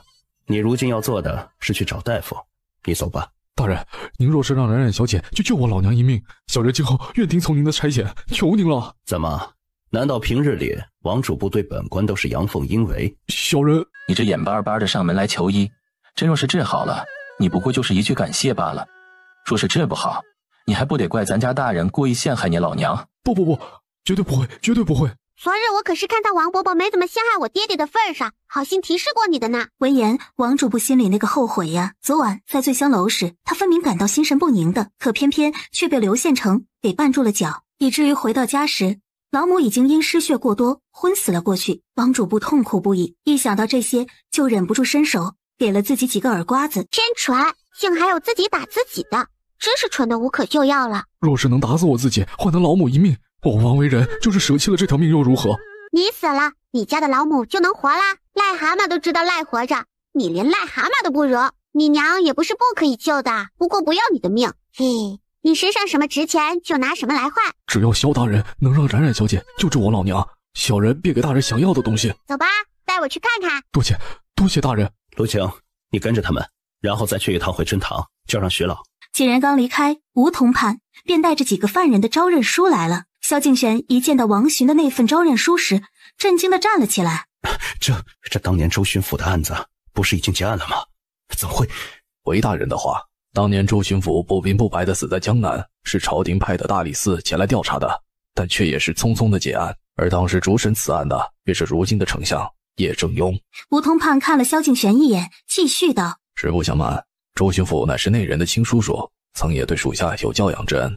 5年前的死得蹊跷，属下一直都在暗中调查着。2年前也是无意中知道了这个王迅在周巡抚死之前见过他，这才将他给抓回来。既然人早就抓回来了，你为何不将此事上报朝廷，早早的将其调查清楚？大人，这王迅可是块硬骨头，无论受多少的苦，他都未曾张口。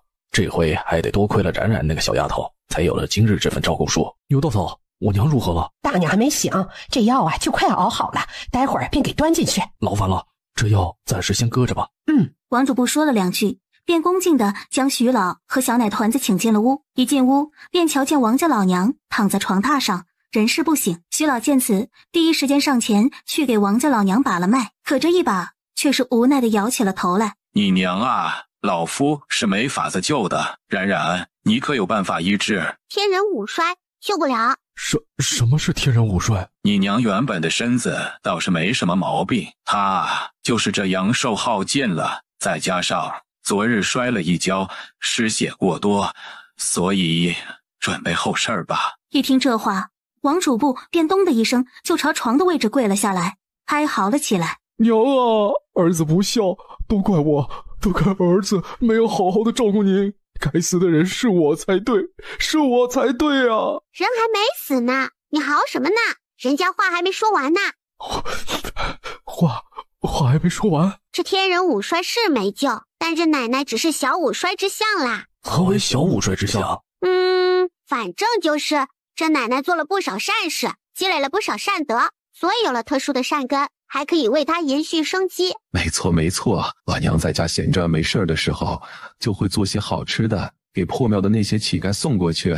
怎么这好猪就没出一条好笋来？我只能替奶奶延续半年到1年的寿命哦。还有，以后可不许联合那个大肚子伯伯欺负我爹爹哦。是。冉冉将针瞬间刺入了王家老娘身上的诸多穴位之中，然后屏息凝神，缓缓地运起了内劲，让一内劲通过金针的针尾输送进去。以内劲御针，这样的治疗手法还是老夫第一次瞧见。约莫过去1炷香的时间后，小奶团子手起手落，迅速地将9枚金针拔了起来，而与此同时，床上的人也缓缓地睁开了双眼。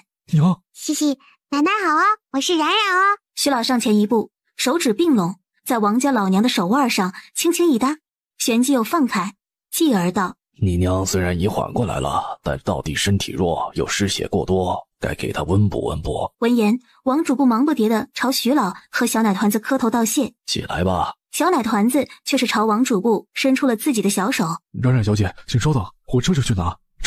荷包不是挂着呢吗？难道是空的？唉，本以为是个有钱的，不成想是个穷光蛋呢。没一会儿的功夫，这王主簿就进来了。只见他直接将一个用布包裹着的东西递到了冉冉的面前。谁让你给我书啦？我最讨厌看书啦！王伯伯，你这太不厚道了，就连买个糖葫芦的钱都不给我。你太穷了。这不是萧大人想要的东西吗？这是爹爹想要的。这是我曾经用命保下来的东西，拿给萧大人吧，算是报答冉冉小姐救我娘的恩情了。这是我曾经用命保下来的东西，拿给萧大人吧，算是报答冉冉小姐救我娘的恩情了。爷爷，这是什么书？够付我的诊金吗？够，将它好好的藏起来，回去之后给你爹爹。冉冉也知道这定是什么重要的书，点了点小脑袋瓜，便将书放进了自己的乾坤袋中。众人见小奶团子将那么一本册子塞进了小荷包中，都不由得愣了愣。放心啦，除了冉冉和师傅，谁也打不开这个荷包。虽然你给的书对我弟弟很重要，但是你连买糖葫芦的诊金都不给我，差评。说完之后，小奶团子转身便哒哒的出了门，留下了满头黑线的王主簿。出了门，小奶团子还有些不高兴。小奶团子这是怎么了？薛老摇头失笑，追上了小奶团子的步伐。小丫头可想吃糖葫芦了？小奶团子吸溜了一下口水，点着小脑袋如小鸡啄米似的。走喽，爷爷给你买糖葫芦去喽。到了街上，很快便又碰见了前几日卖糖葫芦的小哥。小妹妹，你又来了，今日叔叔请你吃糖葫芦。谢谢叔叔。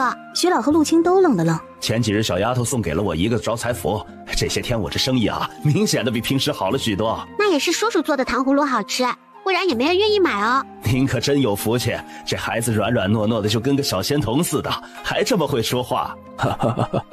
徐老听到这话，哈哈大笑了起来。只见他笑完之后，直接掏出了一小块的银子，扔给了卖糖葫芦的小哥。你这些老夫都买了。用不着这么多，用不着，多的就当赏你了。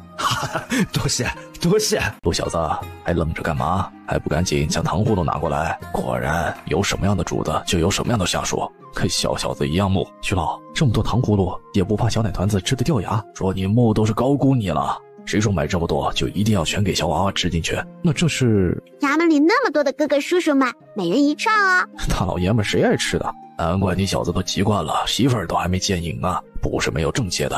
唉，陆叔叔，就你这根筋的模样，红杏姐姐怎么会看上你呢？嘘，小丫头，你可别乱说，还没演的事儿呢。冉冉鼓了鼓小脸，忽然见到了前面又卖糕点的，当时就被吸引了注意力。好香啊，好想吃。想吃什么随便挑，今儿个爷爷给你买。冉冉自己有钱，可以自己买的。师傅教过冉冉，无功不受禄哦。伯伯，我要这几样。好嘞。小贩笑眯眯地拿着纸给小奶团子包好，然后递给他。这时街上却忽然多了一群人。我的糕点！人一多，小奶团子手中的糕点一个没拿稳，便掉落在了地上。然而就在这时，人群中忽然有人趁着他不注意，直接将一块抹了蒙汗药的帕子捂住了小奶团子的口鼻，然后将他给抱了起来。小奶团子一时不察，竟就真的被蒙汗药给迷晕了过去。而这边陆青和徐老在找小团子时，小奶团子正被人抱着往一辆马车上面塞。哇！陆青低咒了一声，忙将糖葫芦一把塞进了徐老的怀中，便追了上去。马车行至一片深山老林之中后，便停顿了下来。也没看出这小丫头片子有什么奇特之处呢，竟敢坏了咱们的好事儿。三爷，现在如何处理？是直接杀了还是？既然敢剁手，那便斩去他一只手。长得倒不错，真是可惜了。是，三爷。那属下应了一声，便抽出了自己腰间的刀来，将小奶团子扔到地上，便扬起大刀朝他砍了过去。大刀落下，却没落在小奶团子的身上，反倒是砍在了边上的一块大石头上。小奶团子在地上打了个滚，然后坐了起来，兴奋的道：“来呀，来砍我呀！”哼，行了更好。老子今日便让你永远记住，做奶团子就应该有做奶团子的自觉。叔叔，这话送给你自己哦，不是你的东西，就是硬抢那也是抢不走的呢。抢不抢得走，抢过了才知道，都还愣着做甚？赶紧给老子上啊！是。几名属下应了一声，一个个的举着大刀，再次朝小奶团子砍来。小奶团子一个劲儿的在地上滚着，看似毫无章法，但偏偏那些刀却是一次也落不到他的身上。都是一群废物，一个小娃娃都杀不死。叔叔，他们是不是废物？你自己试试就知道了哟。说完，小奶团子大大的眼睛眨巴了一下，紧接着便见他举着小手，凌空在面前挥舞了几下，一道金色的光芒乍现，迅速的朝徐三飞去。紧接着便见自己的那几个手下举着刀调转了一个方向，朝他砍了过来。啊！你们干什么？反了！反了！你们几个废物，给老子好好睁大你们的狗眼，看清楚老子是谁！然而他的那几个属下却是如同魔怔了一般，根本听不进他的话，更加凶狠地举着刀朝他砍了过去。小奶团子笑眯眯地跳到了一棵大树上，晃悠着自己的小脚丫子，欢欢喜喜地看着好戏。就是还差了一袋瓜子，少了点看戏的趣味，下次定要在口袋里装满了瓜子才好。就在小奶团子撑着自己小脑袋瓜要去跟周公喝茶去了的时候，忽然传来了一道杀猪般的惨叫，便见徐三昏死在了地面上。阿弥陀佛，善哉善哉。怎么回事？我是不会告诉你们，是你们斩掉了你们主子的一条手臂的哟。小东西，是不是你？是不是你干的？不要冤枉我呀，我就是随便看个戏而已呢。别跟他废话，杀了他！来呀来呀，来杀我呀！那几人听到这话，对视了一眼，扔下手中的刀，就开始合力的摇着树干。真笨，还不如将树给砍了呢。几人一听，觉得十分有力，忙举着刀开始砍起了树来。就在他们砍的刀都要瘸了的时候，小奶团子拍了拍自己的手，从树杈上一跃而下，站在了他们的身后，抬脚就一屁股的踹在了其中一人的屁股上。那人砰的一下就飞了出去，像是个乌龟似的趴在了地上。真难看，还不如一个缩头乌龟呢。今儿个老子不杀了你这个小东西，老子就跟你姓。那你还是快点来杀了我吧，我爹爹爱干净呢，会玷污了姓氏的呢。你小姑奶奶饶命啊！小姑奶奶饶命啊！我有做什么吗？没有。小奶团子抬脚在地上那人的身上踹了一脚。是他自己砍了自己，可不关我的事。是他自己伤了自己，不关姑奶奶的事。那行吧，将银子都交出来吧。哼，毁掉了我给爹爹买的糕点，不补回来怎么能行呢？几人闻言均是一愣。几人心中登时一个机灵，身子也不自觉地跟着抖了抖，然后乖乖地将身上的银子都交了出来。嘿嘿，抓我一次可以赚这么多的小钱钱呢！嘿嘿，欢迎来抓我呀！正在这时，不远处响起了陆清和吴通的声音：“冉冉，我在这儿呢！”听到小奶团子的声音，吴通和陆清忙带着衙役们跑了过去。冉冉，该不会是你下的手吧？不是啊。小奶团子摇头，指着地上昏死过去的属下道：“是他干的呀！我信你个鬼！你们说他的手是谁砍的？是徐福砍的。”几人异口同声的道。吴通看着地上同样受了重伤的人，那他呢？他自己砍的。小奶团子冷哼了一声，哒哒的上前，从那徐福和徐三的身上将他们身上的荷包给扯了下来，然后将里边的银子一一拿了出来，分给了前来这里的衙役。叔叔哥哥们辛苦啦，奖励你们的哟。陆叔叔，你的。陆叔叔，爹爹那里就全靠你了哟。嗨，放心吧。嘿嘿，那走吧。而此时，萧敬哲的房中，小奶团子正绘声绘色的给他演绎着今日在马场中所发生的事。崔叔父，你说我厉不厉害啊？你有多厉害，我没听出来，倒是你娘亲今日做得不错。要是没有我给娘亲加油，娘亲不一定会赢的。难道冉冉不是为了自己那2万两银子？嘿，那些银子可是冉冉攒了好久好久的呢。孙叔父，你不知道我的那些师兄们可坏了。哦，他们告诉我，一颗上品丹药顶多卖10两银子，可许哥哥告诉我可以卖几万两。师兄们拿一串糖葫芦一个肉包子就骗我给你们炼丹。谁让你没文化呢？你的师兄们不坑你坑谁？没文化。四叔父，你是在说我吗？不然呢？这里除了你我还有其他人吗？师傅们什么都教我，为什么不教我文化？太欺负人了。没关系，你还小，从明天开始四叔父教你如何。四叔父，冉冉今天赢了好多的银子，分点给你好不好？这么大方？娘亲说那些银子留给冉冉长大之后当嫁妆，可是冉冉还有好久好久才能长大呢。前2天我有偷偷的听到爹爹和娘亲说起过四叔父的媳妇儿哦。四叔父，你是不是没有银子娶四婶婶啊？冉冉可以给你呀。不用，银子冉冉替四叔父攒着了，总有一天需要的哟。小丫头，你攒那么多银子干什么？续命啊！冉冉好可怜的，5弊3缺，天生缺命。到了县衙之后，梧桐哥哥，明日冉冉要去抓一个坏蛋，你能不能跟我一块儿去？抓坏蛋？抓什么坏蛋？大人会放心这么小的孩子去吗？梧桐哥哥，这是小看冉冉吗？当然不是，哥哥知道冉冉厉害，但抓坏蛋这种事就应该让哥哥来做。哼，我不听，我不听！说完就自己跑开了。冉冉，梧桐想叫住他，却被陆青给拦住了。我家大人也不想让一个孩子去冒险，但除了他，咱也没那么快能找到人。这不，冉冉还找了你帮忙的吗？那明日要抓人的话，就算我一个。小奶团子怕萧敬玄担心他，更怕萧敬玄嫌弃他身上脏脏的，主动跑到了厨房，让冯婆婆给他找一身干净的衣裳，给他重新的书写了一遍。爹爹，你看冉冉给你买了什么？是糕点哦。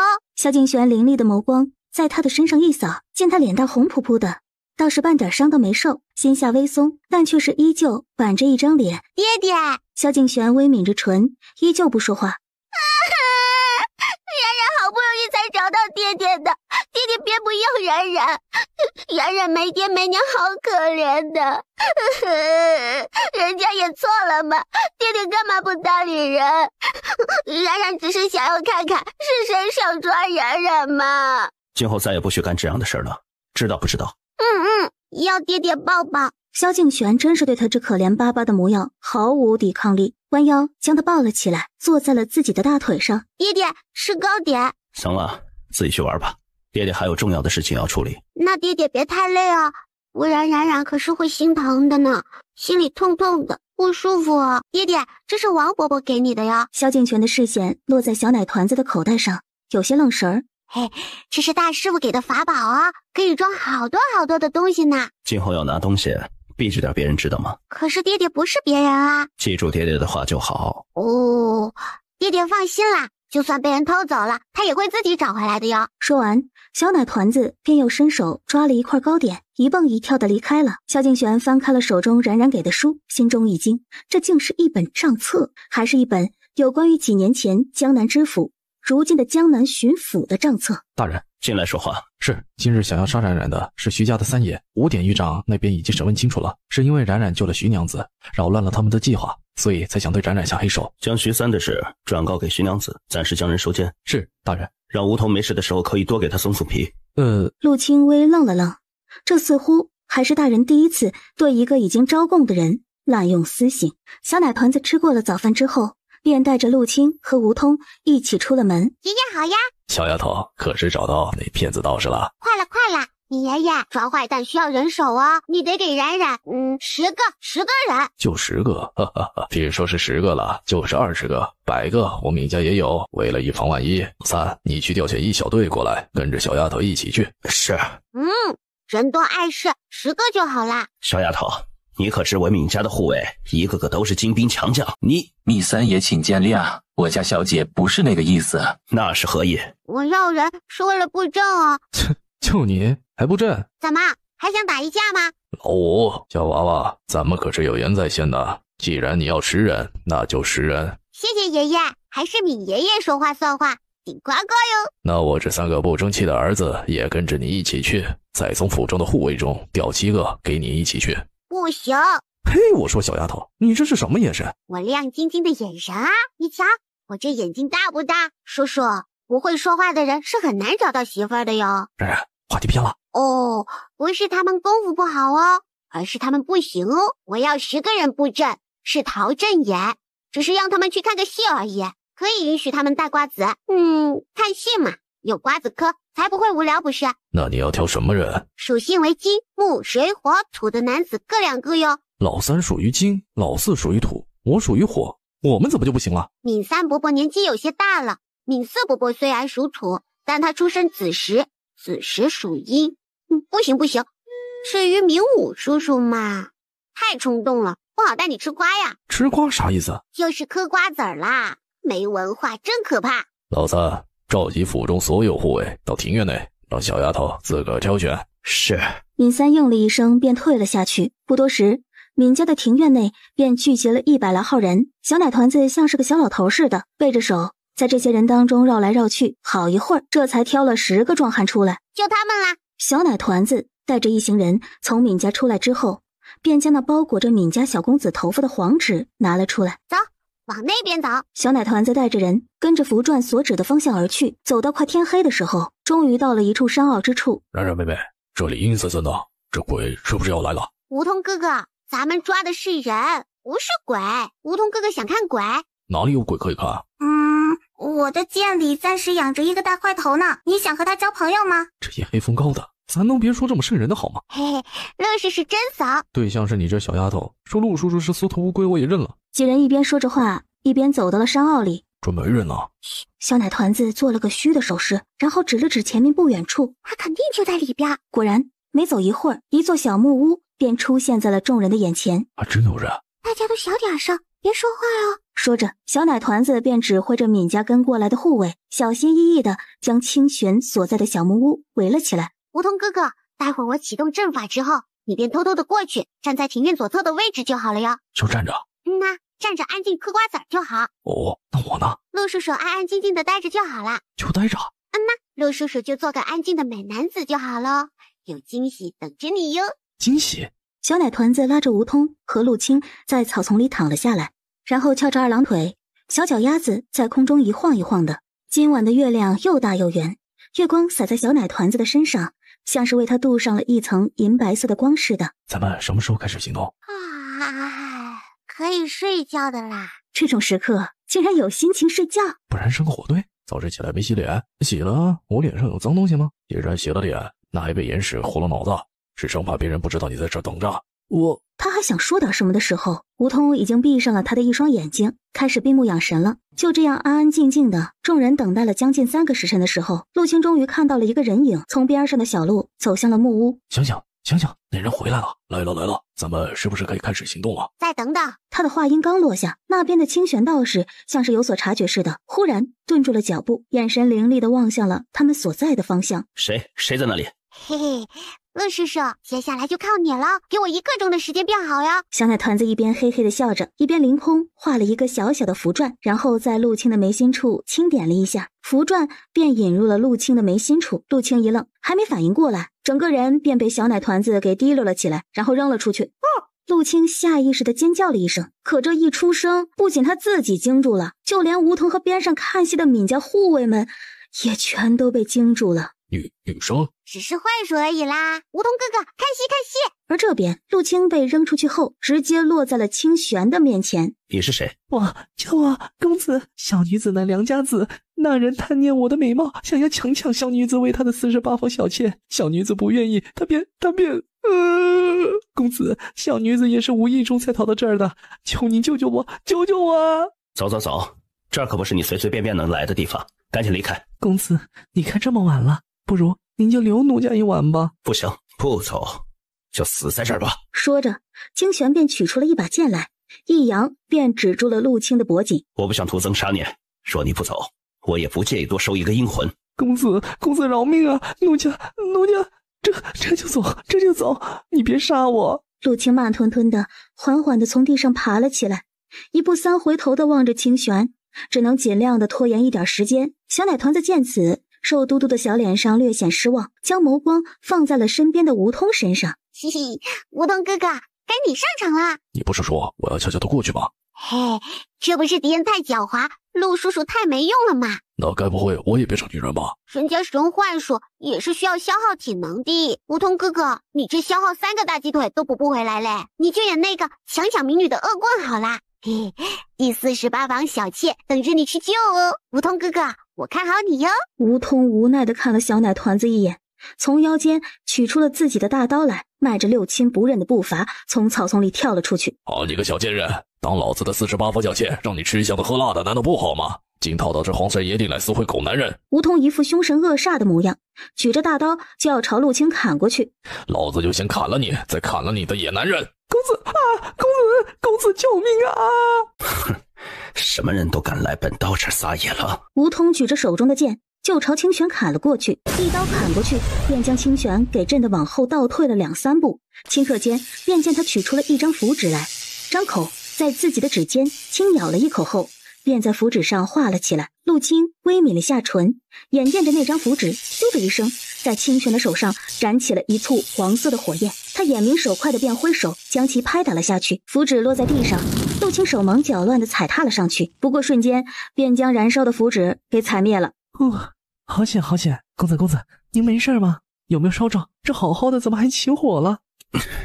滚开！清玄恼恨不已，一把便将陆青挥了出去。陆青往后退了2步，与梧桐对视了一眼，两人一前一后，迅速的朝清玄攻击而来。你们是一伙的？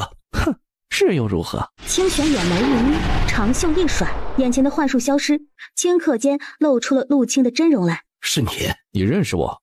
哼，萧敬玄身边的一条狗罢了，也想伤我？就是你利用邪神夺取了我家大人的气运。好啊你！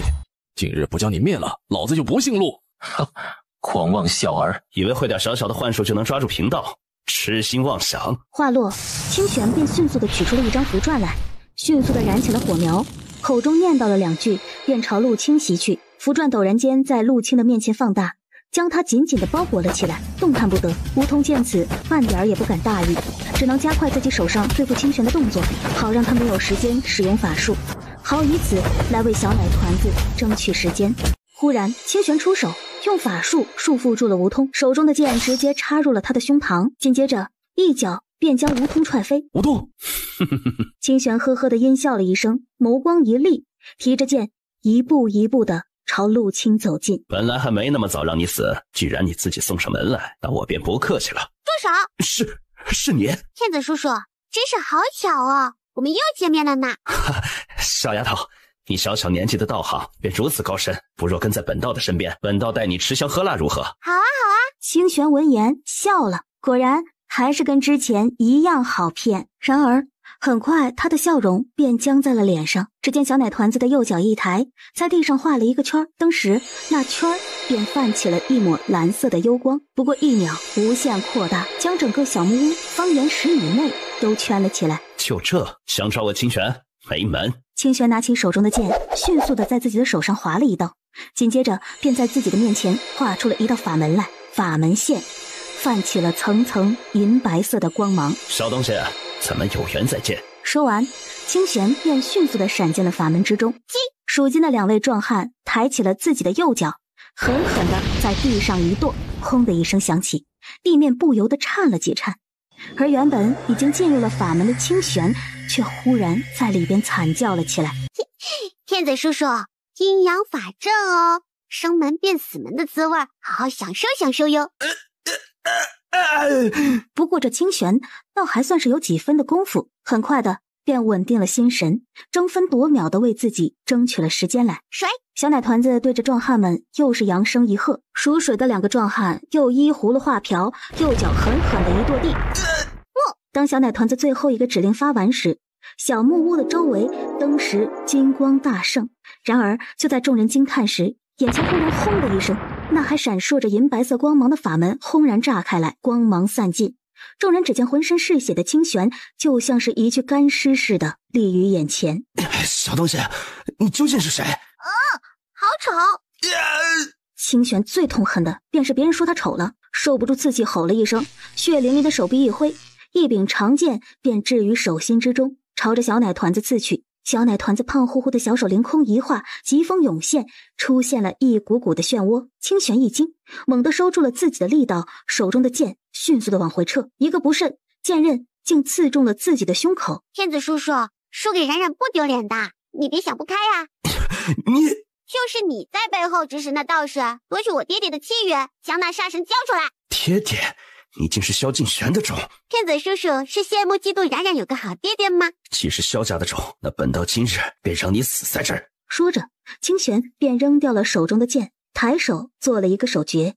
当时，一股黑色的雾气自他脚底开始升腾了起来。胆敢用元神跟邪神做交易，就别怪我不客气了。小奶团子凌空而起，手中的手诀不断的变换着，一束束金色的光芒不停的在阵法中闪现，金光压制着黑色的雾气。修道的悟性不错，好好的正道不走，却偏要走歪门邪道，活该挨揍。哼，小东西，技高一筹，本道甘拜下风。不过，你以为就这样结束了吗？不可能！你萧敬玄乃至整个萧家的人都不得好死。有我在，我爹爹一定会长命百岁的。哼！小奶团子奶凶的，直接取出了一张符篆来，封住了他的嘴巴，然后又找来了绳子，将他捆绑了起来。陆叔叔，看好他！小奶团子吩咐了一声，便哒哒的进了小木屋。很快，他便找到了一块小小的玉坠子，这玉坠子上还隐隐的散发着一丝灵力波动。显然，这便是清玄温养阴魂的法器。小奶团子将玉坠子收了起来，小心翼翼地放入自己的荷包当中。紧接着，便又在小木屋内找到了清玄供养的邪神的牌位。一个作恶的神灵也配让人供养？哼！小奶团子哼了哼，随手便朝那牌位扔了一张符纸过去，奶声奶气的道：“冉冉代表祖师爷消灭你！”做完这一切，冉冉这才出了屋，抬头看了看天色，已到了黎明初晓的时分。忽然，屋顶上的吴通发出了一道叫声，然后从屋顶上摔了下来。与此同时，围在小木屋边上的人也都相继发出了惨叫声。阵眼被人突袭，阵法忽然消失。小奶团子还来不及反应过来，便见一道黑色的雾气一闪而过，径直将清玄给卷走了。陆叔叔看着一丝黑色的雾气正往陆清的眉心处钻，小奶团子眉心狠狠的一皱，迅速出手驱散了雾气。陆清微张开眼，还有些迷茫。我这是怎么了？没事啦。清泉呢？被人救走了。陆叔叔，你快去看看周围的人，我去看看吴通哥哥。陆清应了一声，便去了周边。而吴通这边本就受了重伤，这会儿又受到了重击，呼吸有些微弱。冉冉见此，忙取出了银针来，刺入了他的几处大的穴位中，然后又取出了一粒药丸，喂入了他的口中。一会儿后，陆清回来了，走到小奶团子身边道：“闵家的那些护卫都晕死过去了。”小奶团子扔了一个药瓶子过去，给他们闻一闻便好了。陆清伸手接过，转身便去救人去了。折腾了一宿，等众人清醒过来时，天已经大亮了。小奶团子也因为体力消耗过度，困倦的不行，从自己的口袋中掏出了几块糕点来吃过之后，便沉沉的睡了过去。再醒来时，已经过去了一天一夜。这里是哪儿？我爹爹呢？爹爹怎么没来看我？咱们还没回去呢，自然看不到大人了。那吴通哥哥呢？他受了重伤，看过大夫了，说是暂时还不能移动，不过不久前已经醒过来一次了。闵家的护卫呢，我让他们先回去了，让他们给大人报个平安，免得他担心咱们。哦，陆叔叔，我饿了。放心吧，知道你的习惯，早就给你准备好了。在客栈中又待了3日，吴通的伤势才逐渐好转，能够下床。陆清这才去租了一辆马车，准备回去。然而，冉冉口袋中的金钱剑便又嗡嗡嗡地震动了起来。陆叔叔，等等我去交回。说完，小奶团子很快便不见了人影。陆清无奈，只得扶着吴通返回了客栈。小奶团子随着金钱剑到了一处山脚，刚到，便见一辆马车被掀翻倒在地上，地面上还倒着2名女子和一个看起来是护卫的人。而此时，一个正坐在轮椅上的人正昏昏沉沉的，一缕缕的气运之气正从他的身上迅速的流失。小奶团子一惊，迅速的掐了一个手诀，便轰了过去。那飘出去的气运之气迅速的又回到了男子的体内。不远处的山坳之上，清玄和另一名同样道士打扮的男子当时便吐出了一口血水来。该死，又是他！那小娃娃什么来历？自称是萧敬玄的女儿。不可能，萧敬玄要早有这样的女儿，也不会将萧家人藏起来。此次我身受重伤，炼制煞气失败，主子那边怕是难以交代了。无妨，先将此事告知主子再说。而此时，小奶团子却正托着腮，满脸疑惑地看着轮椅上的男子。又一个爹爹。看着那根和男子之间连接着的金元线愈发的明显了。难道这个才是我爹爹？难道这个才是我爹爹？那县衙里的那个是谁啊？又是一个倒霉蛋，不仅倒霉还残疾。说完，小奶团子便取出了银针来，直接扎入了他的左手的中指。轮椅上的男子悠悠的转醒，眉心狠狠的凝着。你醒啦？萧敬哲一愣，嘿嘿，你好啊，我叫冉冉哦。只见他睁着一双眼，一眨不眨的看着他，好一会儿，那双略显得浑浊和沧桑的眼竟微微的泛起了红，颤巍巍的伸手去够小奶团子的头，可就在他的手即将要碰触到小奶团子的头时，又忽然顿住了。小奶团子一双明媚的眼眨了眨，忽然握住了他的手，然后放在了自己的脸上。温温热热的温度传来，萧敬哲的眼一眨，一滴滚烫的泪珠忽然从眼角落了下来。冉冉见此，下意识地缩回了自己的手，往后退了一步。我可没有欺负你啊！你别想用哭来赖上我，这招数都是我玩剩下的。你不是宁儿，你是谁？宁儿。小奶团子歪着脑袋，一双大眼睛中闪烁着疑惑。这个名字好熟悉啊，好像在哪里听过。眼前这个像是他爹爹的人，戏不戏傻哇？他都说了，他叫冉冉了嘛。算了算了，他小人不计大人过，就不跟一个小傻子计较了。想着，冉冉便不搭理他了，迈着小步子走到了地上躺着的几个人而去。见他们只是被打晕了而已，于是便拿着银针分别在他们的手指上扎了一下。很快几人都清醒了过来。四爷，你没事吧？萧敬哲没说话，只是定定地盯着小奶团子看。夫人，这是哪里来的小娃娃？刚刚好像是他拿什么东西扎醒我们的呢。贵夫人闻言看了看那边萧敬哲的表情，旋即又扭头蹲了下来。孩子，你叫什么名字？夫人，他跟大爷长得好像，该不会……不可能，刚刚是我救了你们哦。姨姨，你身上的气味跟我爹爹好像哦。你爹爹是谁啊？我爹爹姓萧，叫萧敬玄，爹爹是个很好的官哦。冉冉好喜欢他呢。说完，小奶团子也没去注意眼前的贵妇人和小丫头那忽然变了的脸，一双大眼睛乌噜噜的望着不远处轮椅上的萧敬哲。他到底是不是爹爹呀？他是爹爹，那县衙里的又是谁？难道我有两个爹爹？可是他看起来有点凶凶的呢。哎呀，好纠结呀！要不然问问？我想了。小奶团子跺了跺小脚丫子，扭头便匆匆的跑了。他怎么走了？这荒山野岭的，这孩子哪来的？然而他这话刚落下，便见前方不远处的小奶团子身形一闪，迅速的消失在了眼前。四爷，这孩子好像是个高人啊！老四，那孩子方才说他爹爹是你大哥呢，你瞧见没？他跟你大哥长得多么相似啊！大嫂，他讲的不是大哥，是宁儿。那他岂不是……走吧，待见到大哥后，或许便有答案了。可他说你大哥是他爹爹。夫人，您别想太多，那孩子看起来怎么也有4岁了。这些年您可一直都在大人身边，他从哪里冒出这么大的女儿？他萧敬玄若敢给老娘弄出个这么大的闺女来，看老娘我不阉了他！小奶团子很快便就回到了客栈，但吃饭的时候，小奶团子面对着一桌子的饭菜，却是半点都没动。这是怎么了？连最爱的鸡腿都不要了？陆叔叔，你说一个人能有2个爹爹吗？怎么可能？你这小脑袋瓜在想些什么啊？还有你到底干嘛去了？头发乱糟糟的，都能养小鸡仔了。你养一个试试。陆叔叔就是开个玩笑罢了。唉，梧桐哥哥，你说我是不是从石头里边蹦出来的，所以才有2个爹爹呀？若是从石头缝里蹦出来的，那你就不止一个爹爹了，你得管所有的石头都叫爹爹。你在哪里见到你爹爹了？就在刚刚啊。所以你是真的有自己的爹爹？废话。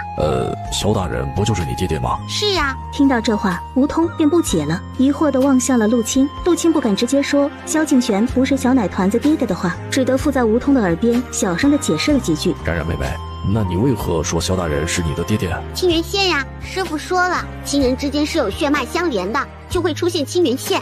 所以我第一眼见到爹爹的时候，就发现他身上跟我之间连着一根清源线呢。所以说大人真的是你亲爹了？那大人这些年藏得真够深呐，不仅瞒过了我这个护卫，还瞒过了与他朝夕相处的夫人。没想到大人竟是这样的人，这什么清源县靠谱吗？当然啦。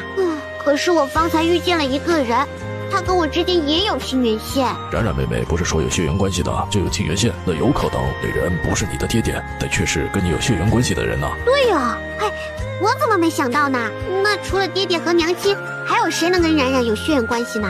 那除了爹爹和娘亲，还有谁能跟冉冉有血缘关系呢？那可就多了，你爹爹的兄弟姐妹，兄弟姐妹生下的孩子，你娘亲的兄弟姐妹和他们生下的孩子，再往上便是你爷爷奶奶、外祖父、外祖母的兄弟姐妹以及他的孩子了。啊，怎么这么多？我就说嘛，我家大人向来洁身自好，跟夫人情比金坚，怎么会无缘无故多出了一个女儿来呢？所以冉冉啊，我家大人应该只是和你有点血缘关系的亲人罢了，并不是你的爹爹哦。他就是我爹爹，就是我爹爹，我不会认错的。陆叔叔坏，我不喜欢你了。我要爹爹，要爹爹。冉冉啊，别哭，别哭啊！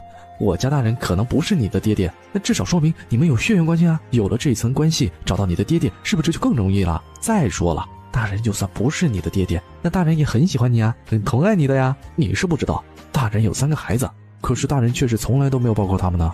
你是大人唯一抱过的小娃娃哦。真的吗？我发誓，我方才说的句句都是真的。我想爹爹了，我要回去。好。陆青点了点头，拿了2个大鸡腿塞进了小奶团子的手中。吃饱了，咱们就回去。说完，陆青给吴通使了个眼色，然后便出了客栈，准备马车去了。马车到达永林县衙的时候，天已经完全黑沉了下来。小奶团子一下马车，便直往萧敬玄的书房里奔。爹爹！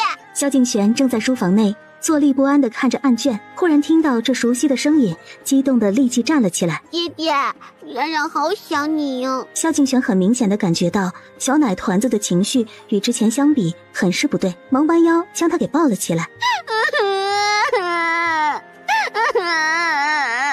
陆青过来时，小奶团子已经在萧敬玄的怀里抽抽搭搭地哭着睡着了。萧敬玄悠悠地看了他一眼，然后抱着小奶团子回了房间，安顿好他睡下之后，这才走了出来。怎么回事？陆青将此次出门抓清玄的所有事情事无巨细的都说了一遍，然后才道：大人，冉冉可能是知道你不是他的爹爹了，所以他才伤心的。若真如他所说，他的亲爹或者是新娘必有一个是出自我萧氏，可如今我萧氏族人。大人，属下有句话不知当讲不当讲。说，萧氏的那些族人跟大人您这一辈都算是出了5福的了，冉冉跟您长得这么像，倒不像是出自那些族人，倒像是五爷的种。老五倒像是那个混小子能够干出来的事。属下想了一路，觉得是五爷的可能性最大。其一，五爷与您长得极为相似，冉冉虽说瞧着像您，但若是五爷在场的话，便会发现更像五爷一些。其二，按照冉冉的年纪来算，五爷5年多之前恰好又出了这么一档子事，事后那姑娘还不见了踪影，所以属下猜测冉冉是五爷的可能性最大。若真是那个混账的孩子，看回头我怎么收拾他。大人，若冉冉真是五爷的孩子，也算是五爷积德了。这样聪明又可爱的孩子，别人可是求都求不来呢。去信给老夫人，让他们准备好了就来永林。冉冉若真是我萧家的孩子，必不可让他流落在外。是。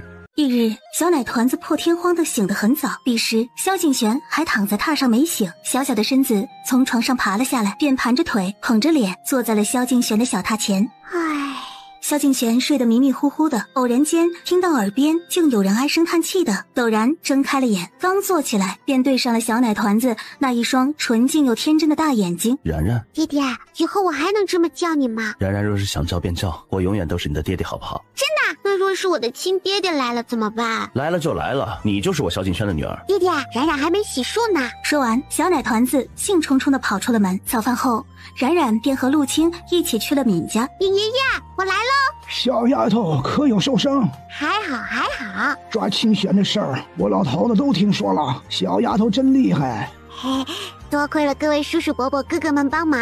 哈哈哈哈！你这小丫头还怪谦虚的。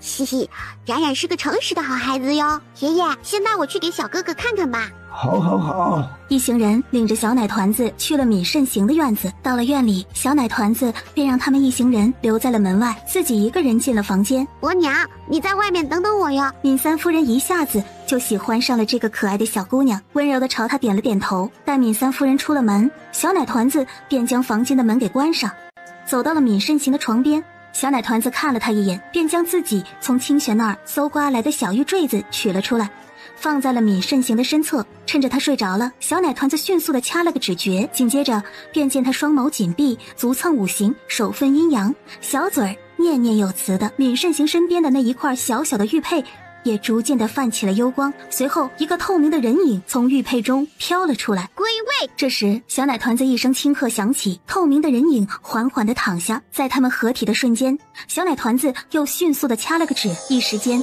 他手指间一缕缕金色的光芒飞出，直朝着床上的闵慎行而去。好一会儿后，小奶团子才收回了手。没一会儿的功夫，闵慎行便醒了过来。你是谁？我是冉冉。小奶团子朝他挥了挥自己的小手，然后便转身出了门。小丫头，我家孙儿如何？行了。闵家三爷和闵三夫人率先走了进去，闵老倒没跟着进去凑热闹了，低头看着小奶团子。小丫头，不如你给我做孙媳妇如何？孙媳妇儿是什么？可以吃吗？陆叔叔，我好困啊，要抱抱。陆青弯腰将小奶团子抱在了怀里。大人，您的孙儿该有15了吧？老夫少妻，懂不懂？爹，慎行都15了，等再过个1年就可以娶妻生子了。您让人家做您孙媳妇儿，倒不如指望着人家做您重孙媳妇儿来的实在。哎呦，你这个混账东西，胡咧咧什么呢？都是你个不争气的，孙子没有，孙女也没有。老子我想要个孙媳妇儿，你还想阻拦？你咋不上天算了？陆叔叔，我饿了。听到小奶团子喊饿，陆青便望向了闵家四爷。吃食已经准备好了，二位这边请。闵家的厨子这做饭的手艺很是不错，小奶团子一口气吃了5碗米饭，2只烧鸡，3条鱼，这才堪堪的停顿了下来。谢谢伯伯招待，咱们下次见。说完，小奶团子便牵着陆青的手去了前院。此时，闵老和闵三爷一家3口都在。冉冉进去之后，便走到了闵三夫人的身边，小手牵住了她的手，手指在她的手腕上一搭。决明子、连翘、阴阳货、杜鹃草，伯娘喝这药3个月就能够将身子调理好，心想事成哦。你知道我？闵爷爷说话算话，咱们可是盖过章章的呢。你个小娃娃，老头子我若是不认，你当如何？嘿嘿，那我便在闵爷爷的房间门口放10条大黑狗。你个小东西，你怎么知道老子怕狗？听到闵老的问话，小奶团子指着刚走进来的闵五爷道：“是闵五叔叔告诉我的。”老五，怎么了？闵爷爷，冉冉下次再来玩哦。小奶团子跑出了闵家的大门口，这才慢悠悠地停顿了下来。小丫头，你这样坑闵五爷真的好吗？陆叔叔，你可别冤枉了我呀，我可没说错呢，就是他告诉我的。我一直跟你在一起，我怎么没听见？再说了，谁会将自家老爷子的弱点给说出来？这忽然间是怎么了？陆叔叔，你可真令人忧心呐。陆青满脸疑惑不解。陆叔叔，你说你眼神不好就算了，怎么耳朵还不好使？小丫头，你可得将话说清楚了。说我眼神不好使，我认了。咋的，耳朵还不好使了呢？小奶团子将双手背在身后，一蹦一跳的欢快的往前走着。咱们刚进门的时候，那闵五叔叔就在吩咐人赶狗啊。他还说，要是让狗狗跑闵爷爷屋里去了，要他们好看呢。所以呀，闵爷爷怕狗。我以为你这小丫头是个万事通呢，什么事情都能掐会算的。肆意窥探天机可是要遭天谴的呢。陆叔叔，你是想要冉冉快点躺板板睡关关吗？呸，胡说八道什么？小丫头你这么可爱，我喜欢你都来不及，怎么会这么想呢？那你是喜欢冉冉呢，还是喜欢红杏姨姨呢？陆青一噎，面色登时一红，视线不自觉地瞥向了别处。这一看不得了了，他的眼神忽然定在了某个方向，面上闪烁着惊喜。咦，顺着他的视线望了过去，这一役不是他昨日在山脚下救下的人其中一个吗？那昨日那个爹爹也来了。冉冉正想着，便见陆青扔下了他，兴冲冲地朝人家的马车跑了过去。三师傅说的对，越是漂亮的男子说的话就越不可信。宁可相信老母猪会爬树，也不能相信陆叔叔的嘴。小奶团子跺了跺小脚，闪身便入了一条小巷子中，七拐八拐的便去了徐老的医馆。徐老不在，倒是许岩坐在边上，正碾磨着药粉，听着小奶团子来了一句话都不说，也不知道叹息了多少次了。再探，你信不信我将你从这里扔下去？好运气都让你给探走了。是挺高的，不过摔不死我呀，扔也是白费功夫。你那药放多了1克，药效减半。胡说！你知道待会儿我要炼制什么药物吗？说出来吓死你！哇，1颗回春丸就想吓死我哦！人家好怕呀。知道这是回春丸又如何？这可是我祖辈传下来的药丸，就连曾经的太上皇吃了都说好呢。这回春丸我10岁的时候就会做了，什么药材，什么数量，别说1克了，就是多了半克我都知道。就你方才说的半夏，少半克绝对做不出来。不如咱们比试比试啊！比试什么？小奶团子指着许岩放在桌面上的药材道：“就比这个。”不行，这可是我的药材，可难得的很。小气鬼！小丫头，爷爷，你来的正好，我正跟许岩哥哥要比试炼药呢。是吗？小丫头，可需要人打下手？好啊，可是许岩哥哥药材都不舍得给我呢。混账东西！冉冉能来咱们医馆炼药，那是咱们医馆的福分，怎么能如此的小家子气？老头子，我是这样教你的，赶紧将药材都拿出来！我才不要，这些可都是孙儿辛辛苦苦搜寻出来的药材，用来制作回春丸的。爷爷，您又不是不知道，咱家的回春丸供不应求，预定的那些回春丸得排到明年去了。冉冉啊，你看，不如爷爷带你去瞧瞧爷爷珍藏的药材。这些药材都烂大街了，有必要藏着掖着吗？烂大街？哼，小丫头，你知不知道自己在说什么？你知道这是什么吗？你知道这有多珍贵吗？死魂草啊，是草在师傅的药园里都当成杂草的呢。什么？你说这是杂草？对呀，在那边的山上满山遍野都是这个草呢，它很珍贵吗？你确定那边山上有？满山遍野都是？不过那边的山上挺多毒蛇呢，要上去的话需要带上雄黄粉末哟。那你是如何知道的？和师傅们捉迷藏，我就藏在大山里啊。小丫头，你说的可都是真的？当然啦，咱自己人不骗自己人啊。那不如你带我去瞧瞧。你太弱了，不到半山腰你就得受不住。我弱？小丫头，你可看好了，哥哥我强壮的很。田哥哥，你能掰得过冉冉1根手指头，冉冉就带你去，如何？徐老轻咳了一声，瞪了许岩一眼。少在这丢人现眼的。爷爷，许岩哥哥做成的回春丸药效可不太行哦。胡说，我从10岁开始做药丸了，15岁开始卖出去的回春丸都是经过我手卖出去的，药效可从来没有谁说过不行的。这话他倒是没说错，这小子别的不行，但制作药丸他却是很认真的。那就是你们的药方不对。不可能，咱们许家上百年来一直都这么炼的，这药方怎么就不对了？将半夏减少1半，同样分量的药材，我能炼制出3倍的药丸来。小丫头，这牛皮都要被你吹到天上去了。小子，将药材都拿出来，让冉冉试试。爷爷，您宠爱这小丫头也得有个限度吧？你不是一直想要爷爷的那块灵芝吗？你将药材让出来，爷爷分你1半，不是1/3。小丫头，炼制不出回春丸来，我就狠狠地揍你小屁股。等着瞧，等我练出来了，我踹你小屁股。冉冉进了屋，将自己3师傅给的紫金丹炉拿了出来。这都哪里来的？少见多怪，给我仔细看着点儿。这时，只见小奶团子取出了一张符篆来，小手拿着符篆在空中一挥，那符篆便嗖的一声燃起了火苗来。许岩见此，下意识地张大了嘴巴。小奶团子冲他嘻嘻一笑，然后便将燃烧着的符篆扔进了药炉之中。好啦，等着就好啦。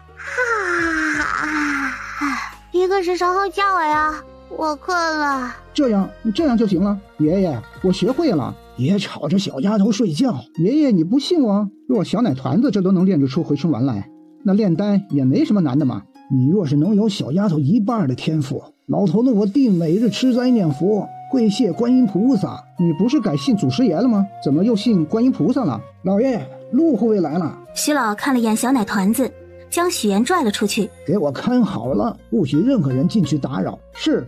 徐老，冉冉呢？她是不是来这儿了？小丫头看起来有点不对劲呢，是不是你小子招惹她了？徐老，我哪敢招惹她呀？这小丫头不挖苦我就算了，谅你也不敢。她方才炼制丹药累了，说是1个时辰之后再叫醒她。你先回去吧，晚点我送她回衙门。有劳了，我家夫人已到了永陵，待她醒来之后，烦请徐老与她说一声，之前她很想见到夫人。此时县衙，夫人，你怎么来了？怎么也不提前说一声，我好亲自出城去迎接你们。怎么，夫君这是在县衙内藏了美人了？怕我知道？胡说什么？咱们夫妻这么多年，我是什么人你还不清楚吗？哼，萧景玄，你老实说，你是不是找了别的女人，还有了个女儿？你听谁胡说的？你别狡辩了，那孩子我们都见过了。见过，你见过然然了？好啊你呀，不打自招了吧？金玲一听，立刻炸了毛了，起身就揪住了他的耳朵。老实说，你什么时候背着我跟小贱人勾勾搭搭的？夫人，轻点，误会，都是误会。夫人，你听我解释啊。好啊，本夫人就给你个机会，看你如何狡辩。在弟弟面前也不知道给我留点面子，好歹我也是一家之主啊。面子？你还敢跟我提面子是吧？不敢。大可当我是空气，不存在。你大可不必说话，真的。萧敬玄斟酌了一番，然后便言简意赅地将冉冉的事给说了一遍。老五的孩子。萧敬哲转动着轮椅走了过来。不是说是宁儿的孩子吗？宁儿？谁说的？问完后又想起陆清曾给萧敬哲去过的信的事儿，恍然回过了神来。大抵是陆清为了你来永陵故意如此说的。老四啊，冉冉的孩子才4岁，宁儿已经去了6年了，当年可是你我亲自将她埋葬在寒山寺的杏花树下的，咱们啊都应该是时候学会放下了。那自己瞧瞧吧。愿赌服输哦，做好准备哟，待会儿小屁屁可要翘高一点儿。哎呦妈呀，这么多怎么样，我没骗你吧？这真是回春丸，比我制作的药丸子味道浓郁多了，而且数量还这么多，足以将回春堂欠下的那些药丸都偿还了。现在相信我说的话了吧？相信，来吧，踹我。算了，看在爷爷的份上就算了。记住，人家只是不想让爷爷心疼而已了，才不是想要放过你呢。不过你得给我钱。怎么，萧大人养不起你了？要不你来回春馆当大夫啊？你给我炼制回春丹，咱们平分如何？难怪爷爷说你不求上进不学无术。你听他瞎说，打是亲骂是爱。老头子虽然嘴上说着嫌弃我，但实际上却是很心疼和爱我的，我都懂。打是亲，骂是爱，这种感觉你是不会懂的，需要切身体会。哦，给钱。许言乖乖地将银票给递到了小奶团子的手里。小丫头，想赚钱？你带我去采紫魂草，教我炼制回春丹，今后这卖回春丹的钱咱们4、6分，如何？你6我4。这种低阶药丸很赚钱吗？低价。难道在这山下它很值钱？也不算贵，50两银子一颗。当然，若是你炼制的那些品相好，药味浓郁，约莫可以卖到100两银子一颗的。我可以教你。真的？小奶团子点了点头，然后取出了一瓶药丸子来，递给许言。帮我将这个卖了。这是什么？中上品的雪莲丸，只要这人还有一口气在，就可以吊着1条命。这么神奇？许言从里边倒出来2颗，放在手心中，然后将药瓶子又递了回去。这些你好生收回去。卖不出去？你这就不懂了吧？所谓物以稀为贵，将这药丸子往那拍卖行一放，到时候自然会有人来抢。那为何是2粒？卖药丸的钱我可以不要，但你总得给我点辛苦费吧？好吧，许言哥哥，明天我就带你去采药。真的？你不嫌弃我体弱了？给我准备些好吃的，冉冉带你飞。好嘞。这时楼下的小伙计走了上来，看着小奶团子道：冉冉，你娘亲来接你来了。娘亲？我什么时候有娘亲了？跟陆护卫一起来的，说是萧大人的夫人，自然就是你的娘亲了。是娘亲呀！想着便像是个兴奋的小鸟似的，兴冲冲地往楼下跑。可才跑了没多远，他很快便又停顿了下来。要是娘亲不喜欢我怎么办？刚下楼便瞧见了3张熟悉的面孔，是昨日在山脚下救的那个漂亮姨，她是娘亲。看着他面上那柔和又慈爱的表情，小奶团子心里却没有多高兴。娘亲跟他之间没有亲缘线，那昨日见到的那个伯伯才是他亲爹爹。冉冉，咱们又见面了，我呀是你爹爹的夫人，今后啊就是你的娘亲，好不好？金玲见他不说话，笑了笑。你现在不认我也没关系，走，跟娘亲回去。娘亲方才还给你买了漂亮的新衣裳，咱回去试试。说着，他便朝小奶团子伸出了自己的手。冉冉看着面前的手，顿了好一会儿，这才试探性的将自己的小手伸了过去，放在了他的手心之中。走，咱们回家。冉冉喜欢吃糖吗？娘亲呐，给冉冉买糖吃，好不好？嘿呦，这真是我的女儿吗？怎么笑得这么好看呢？我就说呢，还是女娃娃好，这笑容多好看呢。娘亲真好。嘿呦，你叫我娘亲啦？叫我娘亲了！哎，你们听到没有？你们听到没有？他叫我娘亲了！从今儿起，我金玲也是有女儿的人了。红杏儿，今晚咱们可得庆祝庆祝。回去后，你去厨房准备几个下酒菜。好嘞。冉冉喜欢吃什么？肉肉。哟，冉冉也喜欢吃肉啊，那可真是太巧了。娘亲呢也喜欢吃肉肉。真的吗？小姐，夫人可是无肉不欢哦，这点你们可真像呢。吃肉肉才能长壮壮，长高高。没错，说得对。你爹爹就喜欢吃青菜，咱母女今后得统一战线，敢给我们家青菜，我们呢就逼他吃肉肉。三人欢欢喜喜的到了衙门，金玲迫不及待的便拉着小奶团子进了屋，开始给他试衣裳。这些衣裳都配不上我女儿的漂亮可爱，只可惜呀，娘亲的手只会舞刀弄棒打坏人，不如你三叔母的手巧。冉冉也喜欢做坏人啊。屋外响起了一阵敲门声，夫人好了吗？来了来了。刚开门，冉冉就见到了坐在轮椅上被护卫推着走的萧敬哲。冉冉，那是你四叔父，是爹爹的四弟，之前你们见过的，快叫人。他难道不是我亲爹爹吗？他不会是你爹爹的，你四叔父夫人都没娶，从前也都是在战场上行军打仗的，女子都没有一个，怎么可能生下冉冉呢？哦，倒霉的四叔父，冉冉来推你。小姐四爷比较重，还是属下来吧，你推不动的。叔叔，现实告诉你，千万别小瞧了小娃娃哟。说着，小奶团子踮起了脚尖，不费吹灰之力，推着萧敬哲就走了。吃大力丸了。这时，陆清恰好提着食盒走了过来，听到秦时的话，笑了：“你信不信？冉冉一根手指头都能将你举起来。”我信你个鬼！说完，追着冉冉和萧敬哲便走了。兄弟，我看好你哦。哟，陆清啊，冉冉力气怎么这么大呀？夫人，您看到的才哪到哪儿？人家能一脚踹飞一条几十斤的大黑狗，还一踹就是俩呢。啊，夫人，冉冉会的比咱们知道的要多得多。他才来大人身边没多久，便帮了大人不少忙呢。陆清一边领着金玲去前厅，一边将小奶团子这些天所发生的事都一五一十的说给他听。哇，好多好吃的呀！你娘亲特地让萧婆婆和冯婆婆准备的，快去洗洗手。好。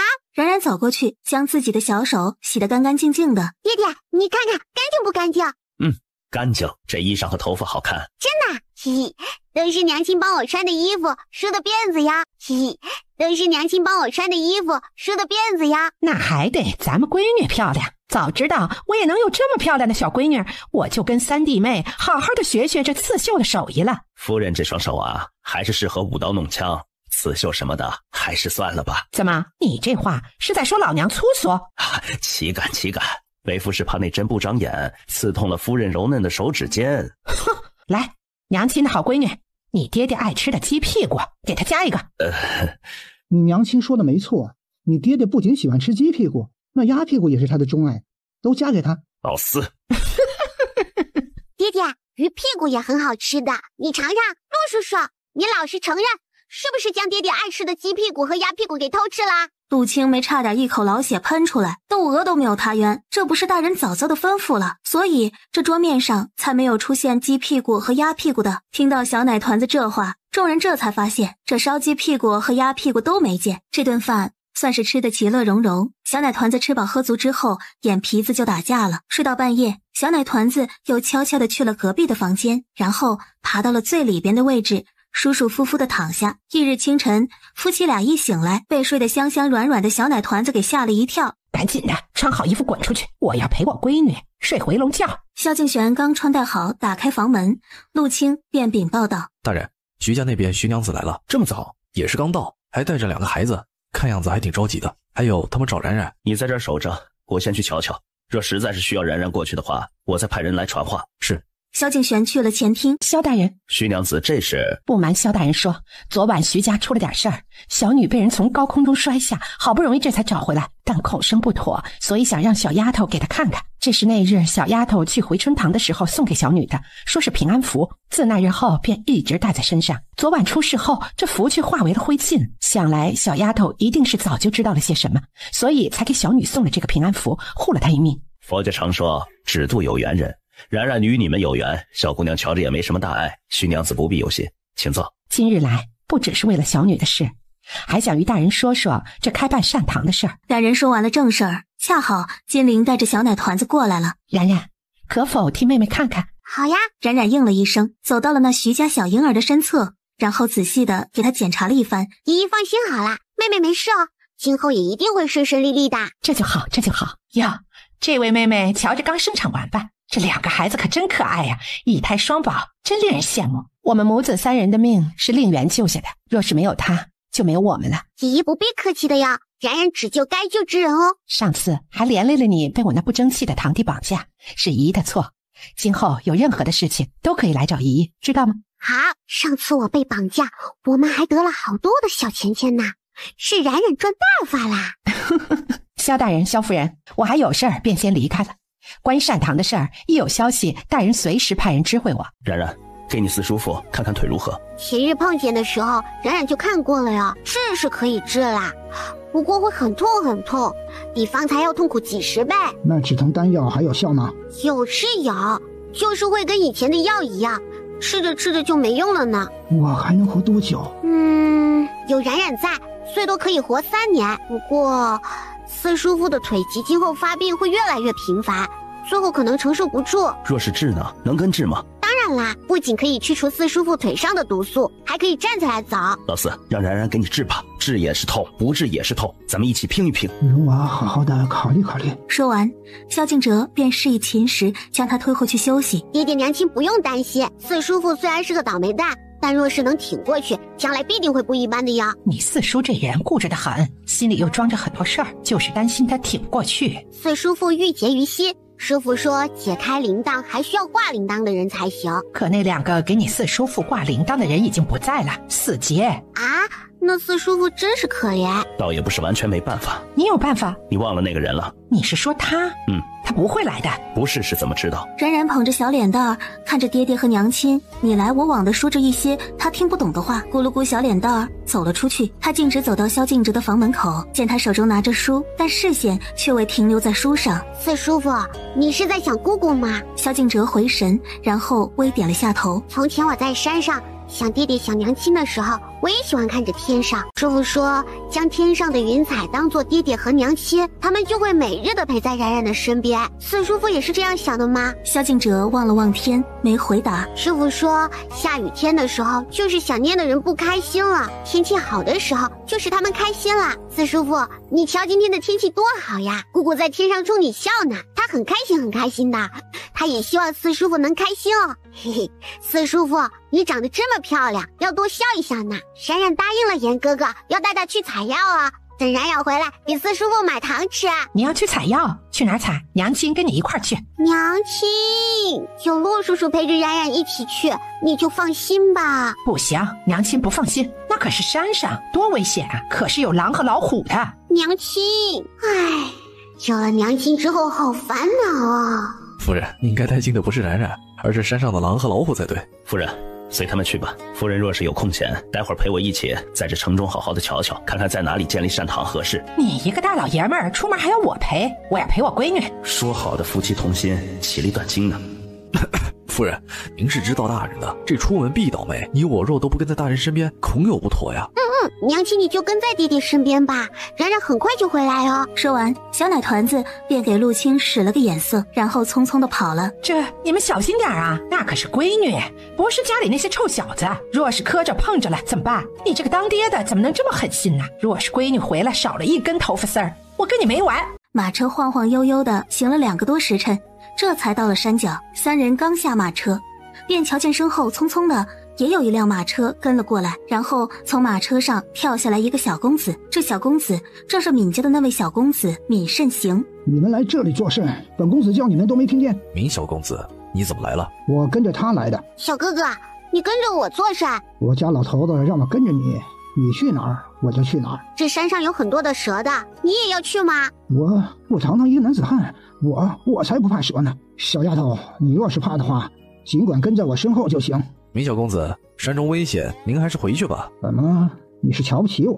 陆叔叔，就让他跟着吧。几人一路往山里走，才上了一个小山坡，闵慎行便走不动了。这时耳边传来了嘶嘶的声响，而闵慎行在听到这蛇的声音时，腿肚子已经开始在瑟瑟发抖了。闵公子，实在不行你就先回去吧。怎么，你这是瞧不起本公子不成？不就是蛇啊？他正说着，便见他头顶的树上掉下来一条花斑色的蛇，吓得他尖叫了一声，然后直接昏死了过去。胆子这么小，还敢来深山之中？这不过是一条无毒的花斑蛇而已，竟吓成这样！诸位，我家公子任性，实在是不好意思。你先带他回去吧。是。护卫应了一声，便背着闵慎行匆匆地下山了。明明是属胆小鬼的，偏生喜欢如此挑战自己。真没想到这闵家会竟出这么一个怂货。你不怂？本公子也就在爷爷的面前怂罢了，那也是因为他是我爷爷。徐小蛇一误会了，我是在说你身后有条蛇，正朝着你吐着蛇呢。许岩当时一个机灵，取着手中的短剑，便往头顶上一挥。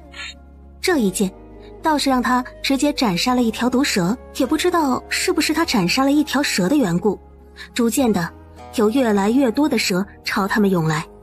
怎么这么多？待会儿更多哟。啊，那等咱们杀完这蛇，天怕是都要黑了。他刚说完，便瞧见小奶团子掏出了几张符纸来，贴脑门上。陆青伸手接过，二话不说便抹了点口水，将符篆贴自己脑门上。他，隐身符贴上这些，蛇就看不见咱们啦。许岩一惊，也学着先前陆青的模样，往符篆的一头抹了点口水，然后贴在了自己的脑门上。咱们得找竹叶青、银环蛇、头腹以及一些毒虫、毒蝎子，这些可都是毒王中的毒啊！你找这些做甚？给我四叔父治腿啊！用剧毒治腿？你这四叔父是什么病？我家四爷从小便在军营中长大，因为耳力好的缘故，变成了一个小小的斥候。10年前和三爷去了北疆，你也知道北疆的天气常年冰封的，我家四爷在那种条件下，常常都是几个时辰不能动弹，于是就落下了严重的腿疾。后来他也没在意，直到6年前那次大战之后，腿彻底的废弃了。萧家四爷不是一名军师吗？听闻6年前与北疆的那场战，便是他指挥不当，再加上萧三爷与外敌有所勾结，所以才……胡说！哎，听说我爷爷从前也给萧四爷看过腿，但无论是针灸还是药石都无法医治。冉冉妹妹，你这抓这么多毒，是想以毒攻毒？严哥哥，爷爷说的对，你应该尽快的将所入门的知识再去好好的学一遍。我家四爷又不是中毒，何来的以毒攻毒？三人在山林中寻寻觅觅了2个时辰的时间，总算是找齐了冉冉所说的那些毒物。眼见着天空开始出现了晚霞，许岩有些不甘心，他可是跟着小奶团子来草紫魂草的，结果紫魂草一株都没看到。小奶团子看了眼许岩，便见他凌空画了几个符篆，符篆金光闪烁，一道肉眼可见的门出现在了他们面前。走吧，带你们上山。说着，小奶团子便将目瞪口呆的许岩直接推进了门内。陆青紧随其后，再睁眼时，面前好像变成了另外一个世界，周围云烟雾绕，地面上遍地都是开着的奇花异草，宛若仙境一般。田哥哥，你要的紫魂草这儿有一大片，快来采。这儿不够，那边的山背上还有啊。够了。直到天黑下来，三人这才罢手。陆青驾着马车往回赶，天黑，马车行驶的有些缓慢，而金陵这边已经着急的不行了，一直在客厅内走来走去的。大夫人，属下去闵家那边打探过了，陆青和冉冉小姐去了蛇雾山。蛇雾山那是什么地方？属下只从闵家的护卫口中打听到，这蛇雾山十分危险，毒蛇居多。闵家的小公子便是偷偷跟着他们去了蛇雾山，然后被吓晕了送回来的。萧敬轩，都怪你！若是我闺女出了什么事儿，老娘跟你没完！都说了这山上危险呐！你怎么能准许她只带着一个护卫就去了呢？夫人，先别着急，以冉冉的武功和本事，你要相信她。相信什么相信？她是个女娃娃，就算再厉害，见到那些蛇虫鼠蚁的都难免会害怕。那闵家是什么人家？不用我多说吧，那闵家小公子都能吓晕，可见那场面有多么的令人害怕了。萧敬玄听到这话无言以对。爹爹娘亲，四叔父，我回来啦！哎，娘亲呢？你娘亲去厨房热菜去了，你再不回来，她怕是要提着长枪杀到山上去了。萧敬玄，趁着我不在，竟敢在闺女面前编排我！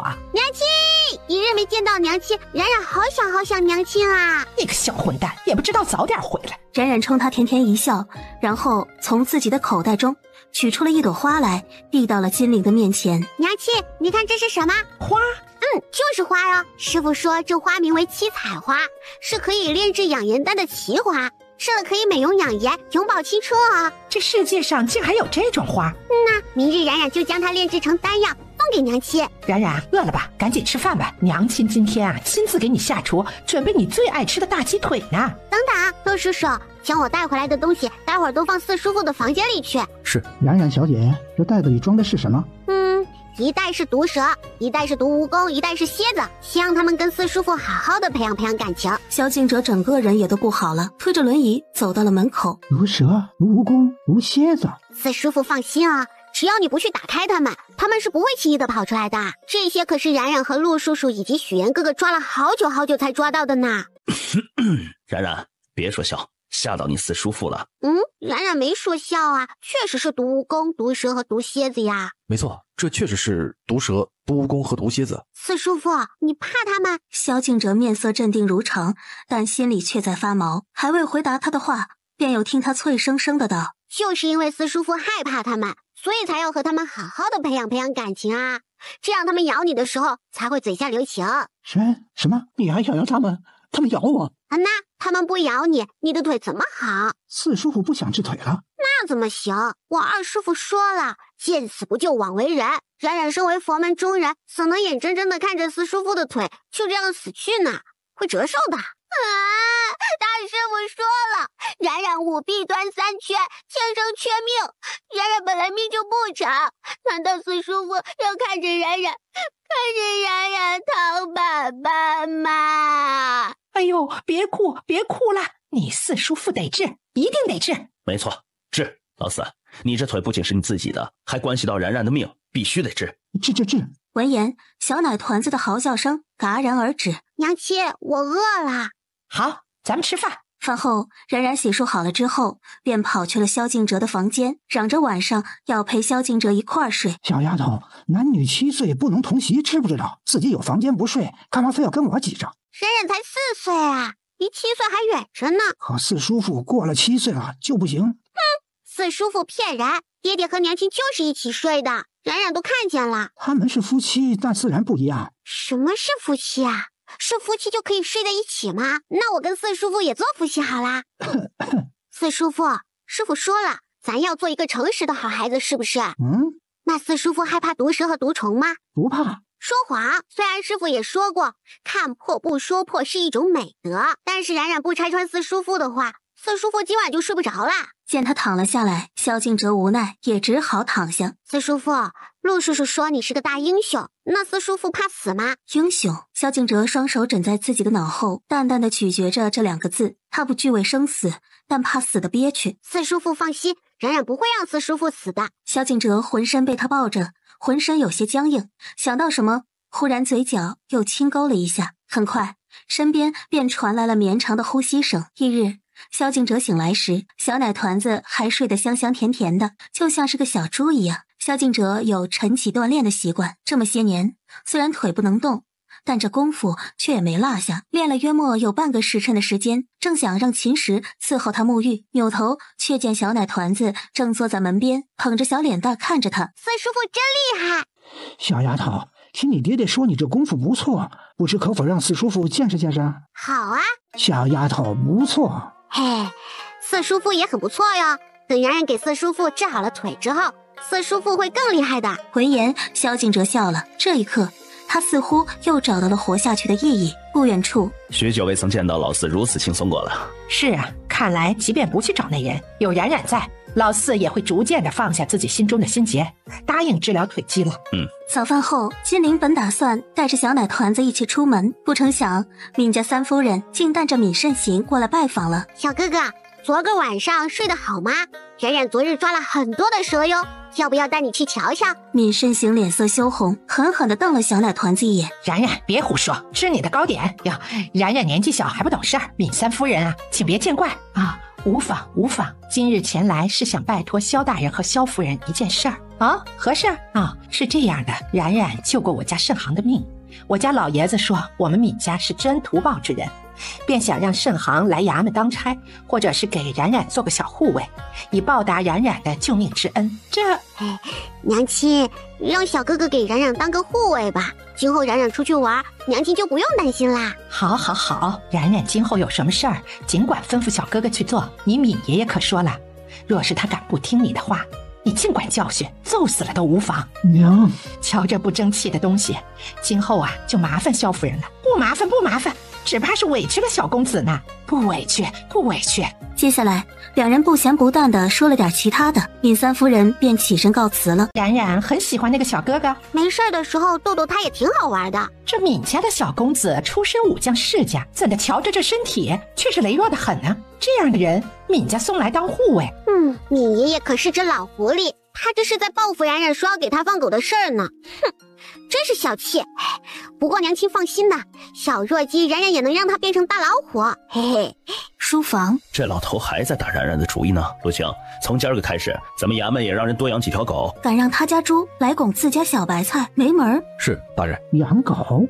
冉冉说闵家老爷子怕狗。这闵老爷子到底不愧是活了几十年的老狐狸，这算计颇多啊。看出来了，让自个儿的孙子借着报恩的名头来了衙门，既不明确表示会帮咱们，也不明确的拒绝叶党一派的拉拢，两边都不得罪。他此番作为，咱们就算借着人情一事想要请求他们的帮忙，他怕也会避而不见。不过他虽然不明确，但到底还是帮咱们的，有些事情只是做给别人看罢了。与我所想一样，此番他无非也是在做一个试探，试探我们萧家值不值得他闵家的扶持。毕竟闵老大还在京城，不过还多亏了四弟昨日的提点，不然我怕是难以想到这一层了。你得感谢冉冉这小丫头，将闵慎行给留下来了。一个小弱鸡也想拱我家小白菜，做梦呢吧。午饭后，金陵带着冉冉和红杏一起出了门。娘亲，娘亲，我们去看看那个。好啊。要夫人和小姐要捏什么样的泥人？我想要捏一个爹爹，一个娘亲，还有一个冉冉。还有一个大将军的四叔父。娘亲，可以吗？当然可以了，老板就按我闺女说的，捏4个小人。好嘞，夫人和小姐先等一等。小贩笑呵呵的应了一声，便拿着泥开始捏了起来。我的爹爹是个很大很大的官哦。好嘞，就给您捏个官老爷的形象。待小贩将4个小人递到他的面前时，登时高兴坏了。娘亲，你看这个跟冉冉像不像？像不像？哟，还真别说，简直就跟冉冉一模一样，可可爱爱，软软糯糯的。嘿嘿，娘亲这个也很像，美美的。回去将这个送给你四叔父，他见着了定会很开心的。夫人别忘了，咱们还有正事要办呢。无妨，时间尚早，今日也只是见见人。今日出门主要还是出来找一下衙人，询问下在衙门附近有没有合适的院子的。3人一起往衙行而去。红杏跟衙人说了下他们的需求。夫人来得早不如来得巧，小的手上正好有3套宅院，有图纸在手，小的这就拿给您看看。行，都拿来看看吧。没一会儿的功夫，衙人便拿来了3张宅院的图纸。金陵一一看过之后，将目光落在了第3张的图纸上。本夫人瞧着这张还不错，只是瞧着有些怪异，但怪在哪儿一时间我又说不好。夫人，这3套宅院都是极好的。这第1套宅院从前是个秀才老爷住的，后来高中便去了别的地方。第2套稍差一点，但这第3套可是前巡抚大人住过的。前巡抚？哪个巡抚？这怎么不方便说？是周中任巡抚。不过夫人，这周巡抚虽说已经离世好些年了，但这宅院却是极好的，绝对不会有什么问题的。这中间也换过其他人住的。行了，这宅院到底好不好，得看过才知道。你尽快约一下这房屋的主人，看过之后若觉得合适就定下来。是。出了衙行，金陵还想带着小奶团子到处的转转，可刚走了没多久，身后忽然来了一群人。慌乱间，冉冉一直护在怀里的小泥人忽然被撞在了地上。我的小泥人！看着被踩扁的小泥人，小奶团子的眼眶登时就红了起来，伸手要去捡。冉冉，怎么样？有没有伤到你啊？娘亲，小泥人碎了。好了，别哭了。冉冉小姐，这小泥人坏了，咱再去找那小贩捏一个便是了。等哥哥们都回来了，娘亲呐，让方才那个捏泥人的师傅给咱们一家人一人捏一个，好不好？金陵弯腰将他抱在了怀中，正打算离开，便见前方不远处的一个铺面似发生了冲突，而闹事的人似乎就是刚刚踩坏了冉冉小泥人的那群人。夫人，这些人都是些什么人啊？光天化日之下，这是要做甚呢？走，咱上去瞧瞧。怡清叶，这便是敬酒不吃吃罚酒的下场，乖乖的将这字给签了，否则本小姐见你一次打你一次。好一个敬酒不吃吃罚酒啊！本夫人今日倒是长了见识了。你是谁？武家的闲事你也敢管？我看你是活得不耐烦了。哼！娘亲，冉冉看好你呀！今日这事儿，本夫人是管定了。我看你武家能奈我何？好得很，给本小姐上，打死一个算一个。住手，武小姐，你未免也太欺人太甚了些。在你们武家的眼中，到底还有没有王法了？王法，在这永离，我武家就是王法。就是永离县令见到我叔父，那也得乖乖的像一条狗一样。来人，动手，先将于家这小贱人给我剥光了，扔到大街上。是。武家的护卫应了一声，其中一个朝于青衣袭来。金陵冷哼，飞身上前，一脚便踹飞了护卫。哇，娘亲好棒，娘亲好厉害啊！都给本小姐上啊！活捉了这个老女人，本姑娘重重有赏。来吧，都给本姑奶奶一起来，正好本姑奶奶活动活动自己的筋骨。金陵面不改色，朝这些个护卫勾了勾手指头，不等这些人冲上来，就主动的朝他们迎了上去。金陵最拿手的便是这擒拿手，只见他一手一个抓着手腕、脚腕、下巴，这一推一拉之间，这些个护卫一个个的都发出了杀猪般的叫声，痛苦的哀嚎了起来。废物，废物，都是一群废物！武姑娘，你们武家难道就是这样教养你的吗？还是说你们武家根本就是土匪出身，惯会做强买强卖之事？你什么强买强卖？分明是他们铺子里售卖假货，本姑娘只是过来好好的教训教训他罢了。没有，我没有，什么没有？这根金簪便是本姑娘在你的店里买的，当时可是说是纯金的，但实则中间却是铁做的。你这分明就是以次充好，本姑娘只是为了自己讨回一个公道罢了，也让你长长教训，并不是什么人都是你能骗的。胡说，这根本就不是从我们店子里出去的。怎么，这玩意儿都长得一样？你说不是就不是啊？本姑娘可是有证据的。不可能，但凡从我们铺子里出去的东西，皆出自我的手，而这些东西上都有一个共同的标识，你这个没有。什么标识？简直胡说八道！但凡出自我铺子中的东西，簪子或者钗子本身都有3道特殊的波浪形的划痕，这种划痕代表着水的意思，也是别人不可轻易模仿的。闻言，金陵弯腰将地上的簪子捡了起来，然后仔细的检查了一遍，将其握在了自己的手中，扬声道：“此钗并没有于小姐所说的划痕。”说完，金陵便又进了屋，将铺子内的钗和簪子都拿了出来，然后当着众人的面查看了一番，然后道：“于姑娘说的不错，于家铺子内所有的东西皆有其特殊的标识，所以武姑娘栽赃陷害，企图强买强卖他人的铺面，人证物证俱在，你跟我上衙门一趟吧。”衙门？你是什么东西啊？竟然敢让本姑娘去衙门？就算本小姐今日抢了这铺子又如何？大胆，我家夫人可是县令夫人，县令夫人又如何？就连县令大人都得对我武家俯首称臣，乖乖的做一条听话的狗。县令夫人，你可要想啊！武陆玄话还未说完，便被金陵一巴掌呼了过去。你可打我！四叔父，你看像不像你？像不像你？还真别说，挺像主子的。当年主子驰骋沙场时，可不就这副模样？不过这小泥人却是琴次神不似，英姿不及主子的万一。真的吗？四叔父，带冉冉将你的腿治好了，你带冉冉也去战场上看看好不好？小小的人儿，声音又娇又软的，让萧敬哲仿佛想到了自己的亲妹妹萧宁，下意识的，萧敬哲就点了点头。四叔父答应了，四叔父答应了。走，四叔父，冉冉推你出去，我们这就去许爷爷的医馆买药材去。说着，小奶团子便推着萧敬哲往外走，回春堂。秦时和小奶团子推着萧敬哲进了门。冉冉小姐来了，恰好老爷和公子都在，您直接上去找他们便是。好的。几人刚上了楼，便听见了轰的一声巨响，紧接着便见2个烧得快焦了的人从一间屋子内跑了出来。老子让你关注着火候，关注着火候，你都干什么了？爷爷，你还说我呢？明明是你自己的药材顺序放的不对。胡说！老头子我人虽老了，可却半点不糊涂，分明是你小子火候不够。哼，我明明记得不是这样的，先是放紫魂草，再放半夏。不是，就是，敢不敢再来？咱祖孙俩再赌一把，赌就赌。我还怕你一个老头子不成？你输了给我当孙子。嘿，臭小子，敢占老子便宜，看我不揍死你！老爷，公子，冉冉小姐来了。冉冉快来，你来给我和这臭小子评评理，看看谁对谁错。徐老朝小奶团子招了招手，然后将自己和许岩炼丹的过程都给说了一遍。你俩都对，又都不对。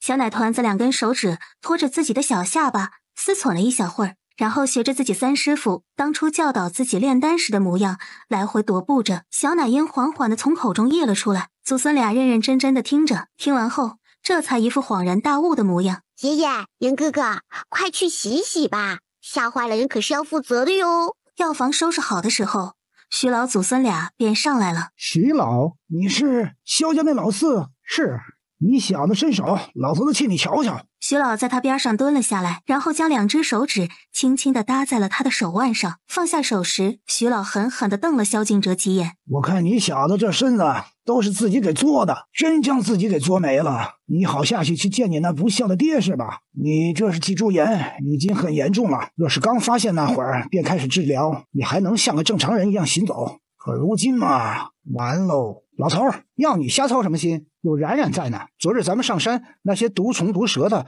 就是给四叔治病的吧？爷爷，严哥哥，我就是来给四叔父抓药的。我要给他准备药浴，所以需要很多很多的药材。行，你想要多少药材都有，只是咱们可得好好的讨论讨论，给你四叔治腿的方法。好啊，冉冉正好还想要许爷爷帮帮忙呢。小奶团子指挥着许岩拿来了纸和笔，然后便和徐老细细的讨论起了治疗的方案来。3日后在隔壁的永州有一个大型的拍卖会，我将你的药丸送过去，你要不要过去瞧瞧？热闹吗？当然了，拍卖行去的可都是有钱的人，入会场的票都得1万两银子呢。我没钱。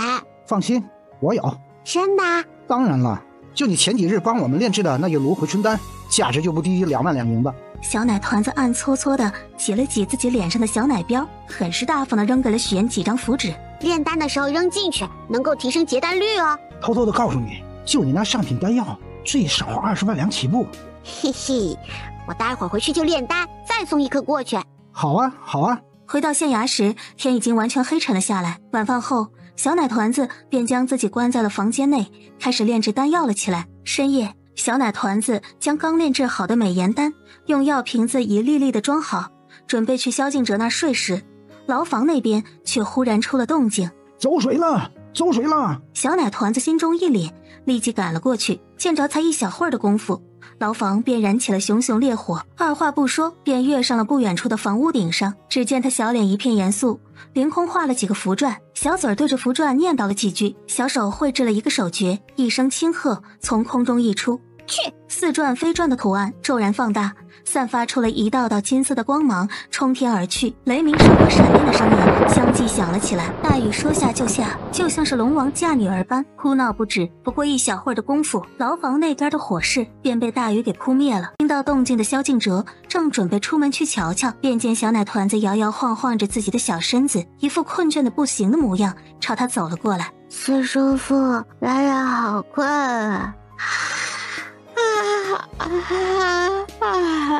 小奶团子打了个大大的哈欠，便困倦的倒在了萧敬哲的怀里。冉冉，冉冉，冉冉要睡觉，再吵我揍你啊！主子，冉冉小姐是睡着了，没事的。秦时，你过去瞧瞧是怎么回事。这火来得太过于蹊跷了，屋外注意下那武家小姐，好好的让人守着。是。地牢那边，萧敬玄夫妇牢房看守的衙役们都在。大人，这大火来的实在是太过于蹊跷了。哦，若非这雨下得怪异，今日牢房怕是都被烧了。大人，属下检查过牢房的各个地方，发现有人在牢房的周围放了油和酒，再加上牢房的左侧有一柴房，大火很容易就蔓延起来了。另外，属下的吃食也都被下了迷药。一个个的给我查，出现的酒和油可不是一个人随随便便能够做到的，给本官细细的查。是。牢头应了一声，便将所有人都叫了过来，一个个的排查了起来。大爷，主子让属下提醒一句，多看着点武家小姐。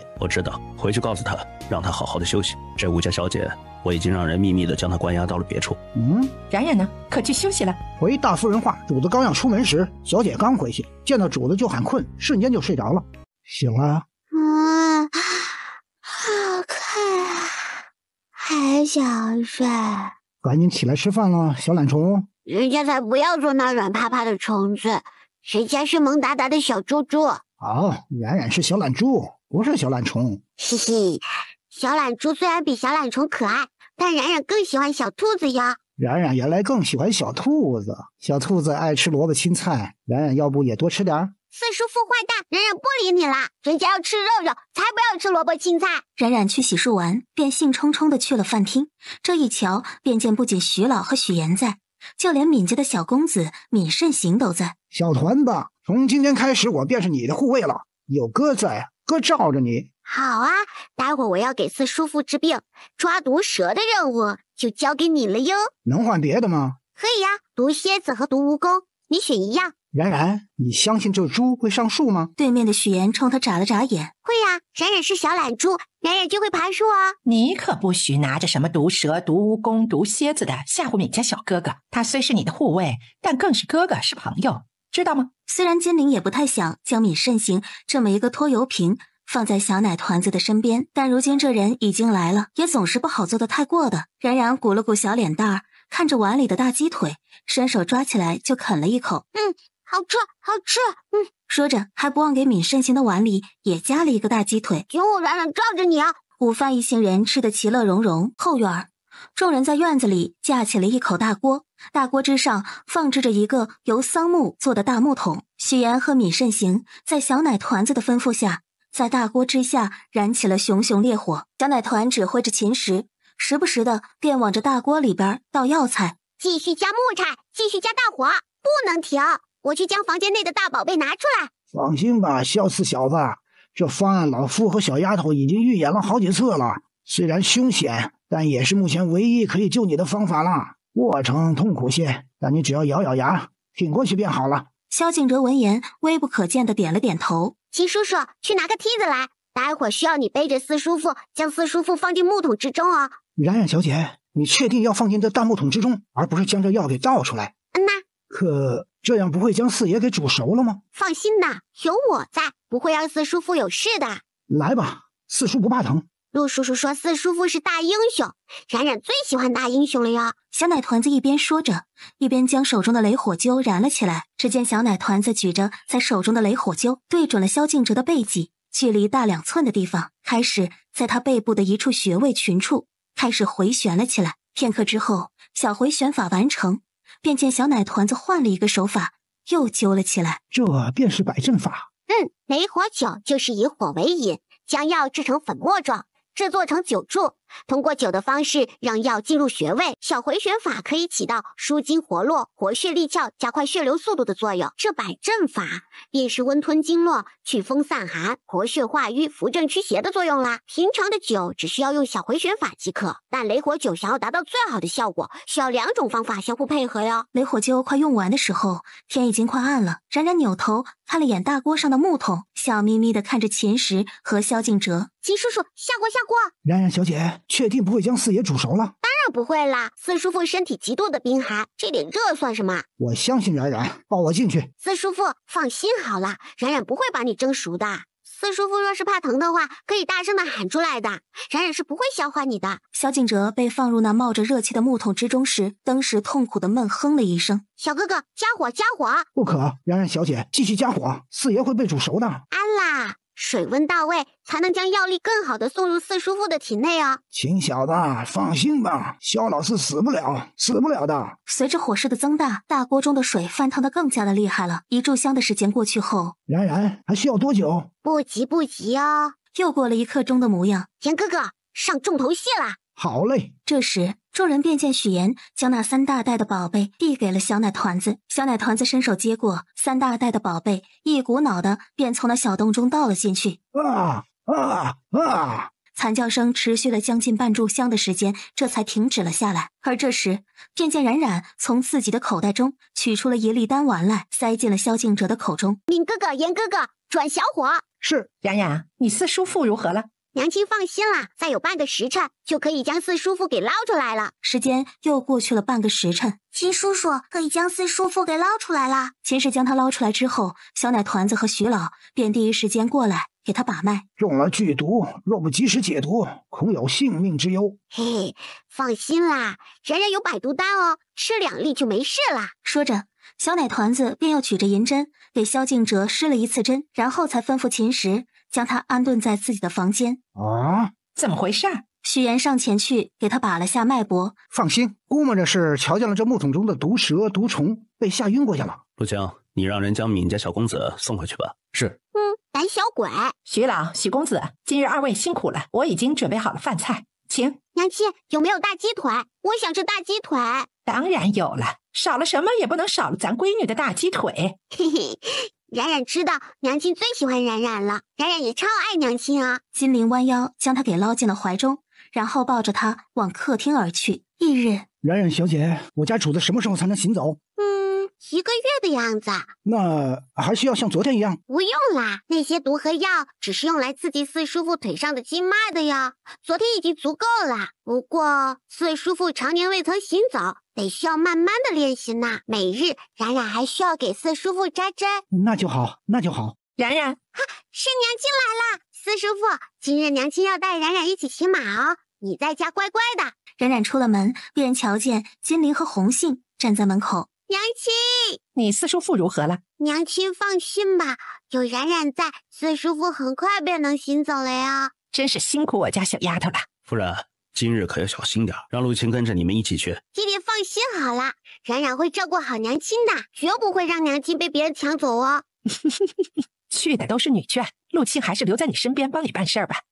陆叔叔就留给爹爹吧，我们还有敏哥哥跟着呢。你就放心吧，冉冉早就说了，今日出门大吉，一虐渣。萧敬玄无奈，又唠唠叨叨的交代了2句，这才让他们离开。啰嗦，大人向来话少，那还不是因为关心夫人，这才多说了2句的。就你明白，改天呢就把你嫁出去。夫人，娘亲将红杏姨嫁给陆青叔叔。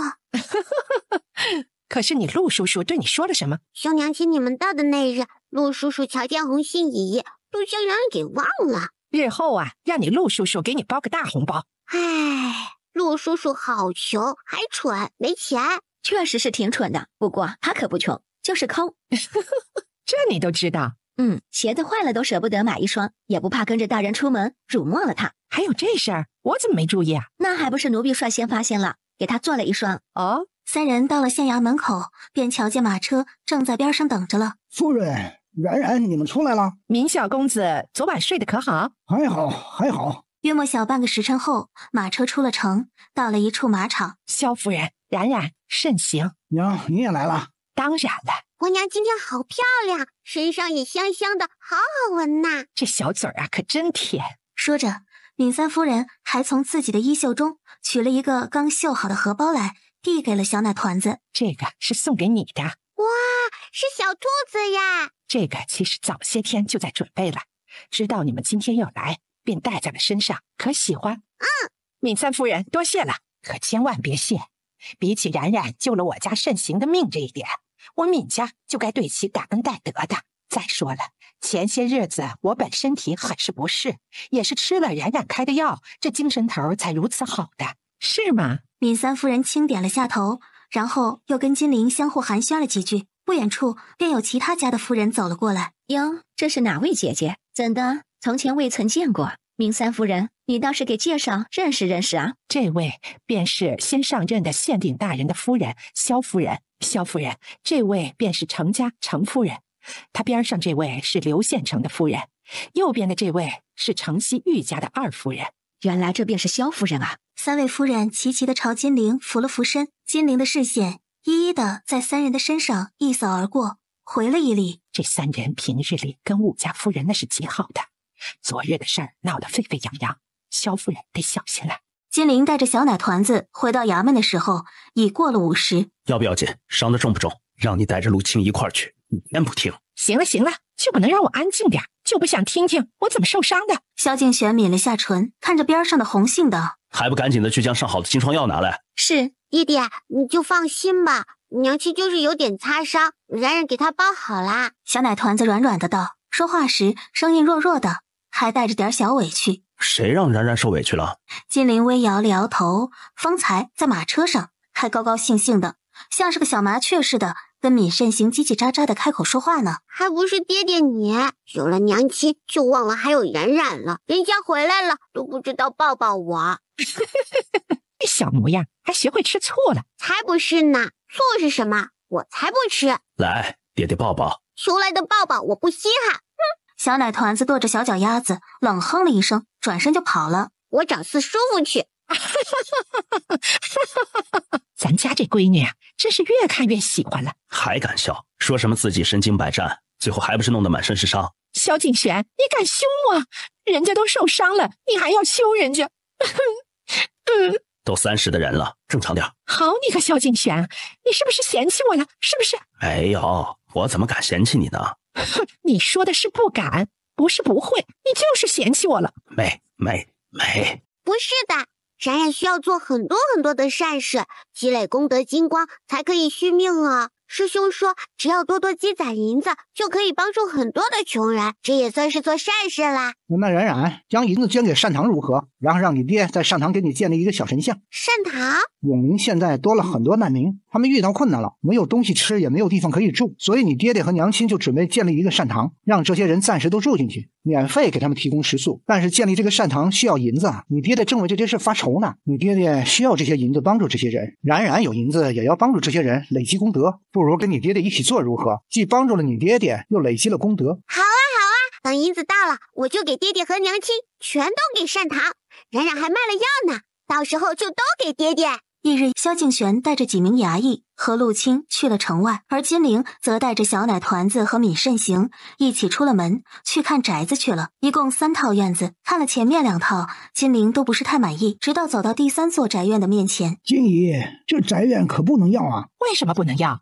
这宅子闹鬼，有鬼？娘亲不怕，有鬼冉冉给你捉了。这位小公子，这饭可以乱吃，话可不能乱说啊！这套宅子当年可是周巡抚住过的宅子呢，住了10几年的呢，就是因为周巡抚住过的，这才觉得有鬼的。大家都觉得这是当年周巡抚受了很大的冤屈，所以才会隐身于此，魂魄久久不散。夫人，这地方自周巡抚去了之后，可换了好多人家居住的。夫人，这些也都是谣传，不可尽信的。再说了，萧大人可是官，这一身的浩然正气，难道还怕这些不成？话可不能这么说的，此乃凶宅啊，浩然正气什么的都是扯淡。夫人，咱们还是去别处瞧瞧吧。这道听途说，道听途说的。夫人，道听途说的话不可信啊，咱们还是进去瞧瞧之后再做决定吧。谁说是道听途说的？本公子可是实实在在的在这里待过一晚的。见众人都望向他，我就是跟人打赌，说我可以在里边待上1个晚上，所以才进去的。那里面到了晚上确确实实有声响。闵哥哥，你赢了吗？当然，我是谁呀？我可是出了名的闵大胆儿。闵公子，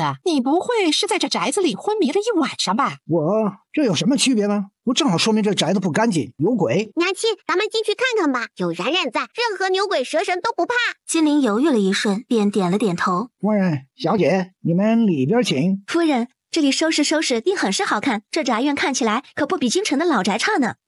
确实不错。就在这时，小奶团子乾坤袋中的金钱剑嗡嗡嗡地震动了起来。小奶团子眼睛亮了亮，四下看了看，耳边却忽然响起了一道有些虚无缥缈的声音来。我对这里很熟悉。伯伯，小奶团子陡然想起自己的金钱剑中还养着一个大鬼来。伯伯，你来过这里吗？不清楚，就感觉很熟悉，好像曾经来过，但又记不清了。伯伯，不如你出来看看吧，或许你能够想起什么来呢？真的可以吗？可以的，我用神符给你画一个遮光伞就好啦。可以的，我用神符给你画一个遮光伞就好啦。好。仅一小会儿的功夫，小奶团子便画好了一个遮光的神符，然后这神符迅速的又转变成了一把看起来不大不小的伞。宁哥哥，快过来！怎么了？你帮我打伞。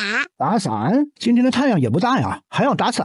可是人家喜欢打着伞嘛。好吧，打伞。他二话不说，便将伞给接了过来，然后撑了起来。小奶团子咧嘴一笑，从荷包中取出了2枚钱币来，小手一扬，便见一个虚影显现了出来。伯伯，可有想起来什么？虚影摇了摇头，这里很熟悉，但一时间又想不起来了。没关系的，这里很大哟，我们再好好的看看。虚影点了点头。小丫头，仰着头看我干嘛？我知道我长得还算不错，可我是不会看上一个毛都没长齐的小丫头的。闵哥哥，下次见到青姨，冉冉会提醒她给你做花生猪脑汤的。不用你提醒，我娘每隔2天就会给我做。我跟你说啊，我娘做这花生猪脑汤简直一绝。青姨还是很有先见之明的，闵哥哥，还是让青姨辛苦点，每天都给你做吧。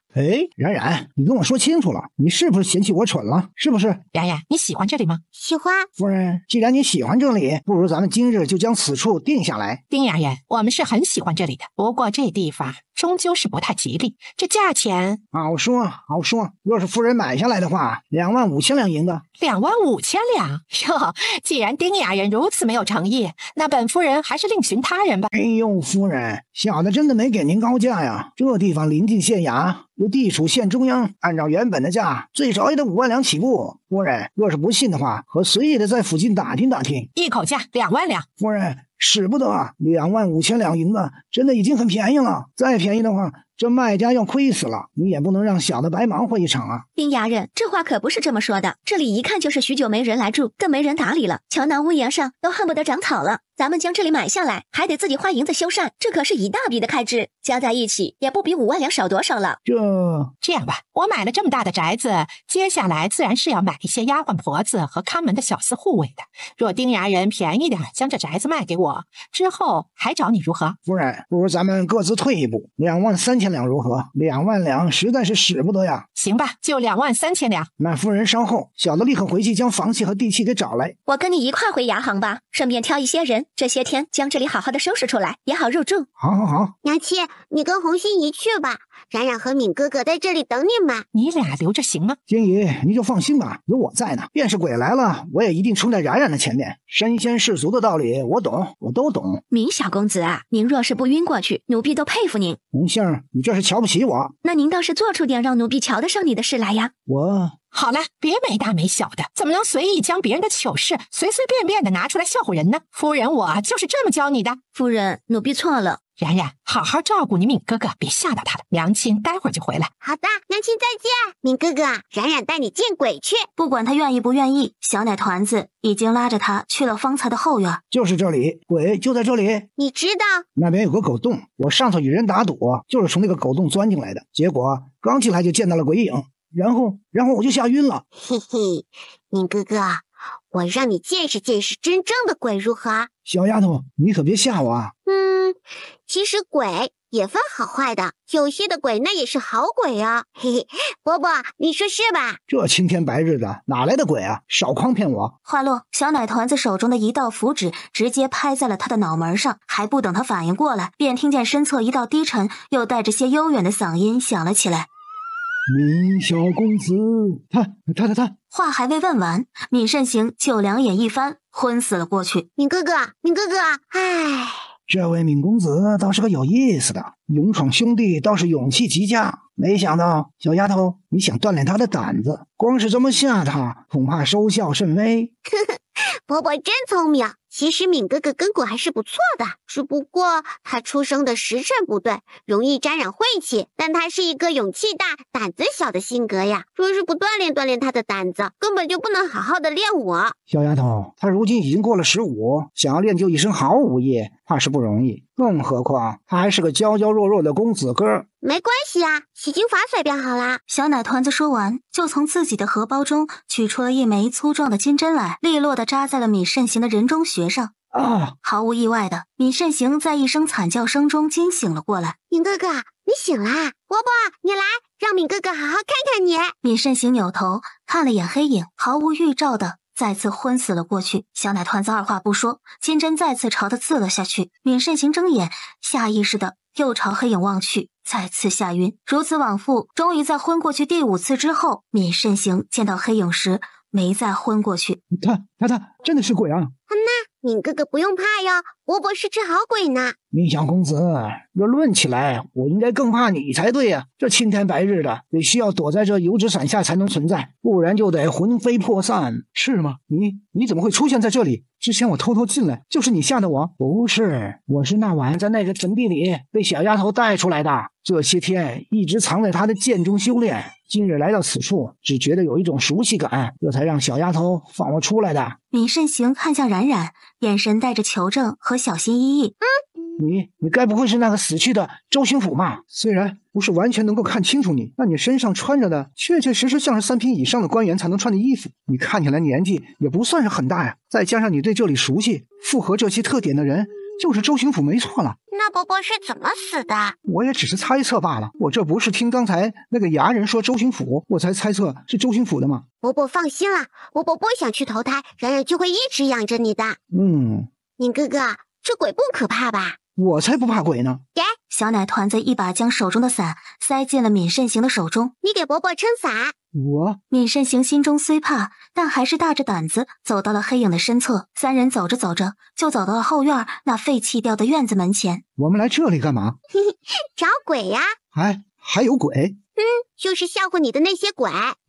老黑，你应该很能打吧？里面的是人，这几个人身上的煞气和阳刚之气很重，我先躲躲。黑影说了一句之后，迅速地钻入了冉冉的乾坤袋中。冉冉搓了搓自己的小手，走到那破烂的门前，抬起了自己的小短腿，一脚就踹了上去。门被小奶团子一脚给踹开。小丫头，你这么暴力，小心长大了嫁不出去。冉冉有银子就行了，都出来吧，冉冉看见你们了呀。没人啊，小丫头，你是不是弄错了？别躲了呀，冉冉都闻到你们身上的味道了呢。话落，院内还是没有半分的动静。这个院子我娘亲买下来了，今后是我家的了，扮鬼可是吓不到我们的呀。好一会儿后，房间破烂的门突然被人从里边给打开了，只见一个衣衫褴褛、蓬头垢面、赤脚驼背的男人从里边一步一步地走了出来，站在了冉冉的面前。小丫头，你是第一个发现我们的人。哼，你们的气息虽然压制得很好，但是偶尔换气的时候我还是能感觉到的呀。你会功夫？对啊，会一点点啊。小丫头，这宅子闹鬼，你们为何还要买下来？鬼都没有人可怕，为什么不买？小丫头，既然这里被你们买下来了，我们也被你们发现了，那我们会尽快离开的，你就当作没见过我们，可好？以前说这院子里闹鬼都是你们弄的。闵慎行有些不忿地质问道，想想他竟被人给吓晕了，他就觉得一阵羞恼。我们从未伤害过任何人，没伤害。你们私自藏在这里，还故意将先前买下这里的人给赶走，你们这已经是犯下了不可饶恕的罪了。怎么？难道非要吓死几个人才算是伤害吗？对面男子的手心便捏了捏，那黑黝黝的手臂上青筋暴起，发出了一阵嘎嘎作响的声音来。只见他如同身若寒潭的眸子，如同利刃一般射向闵慎行。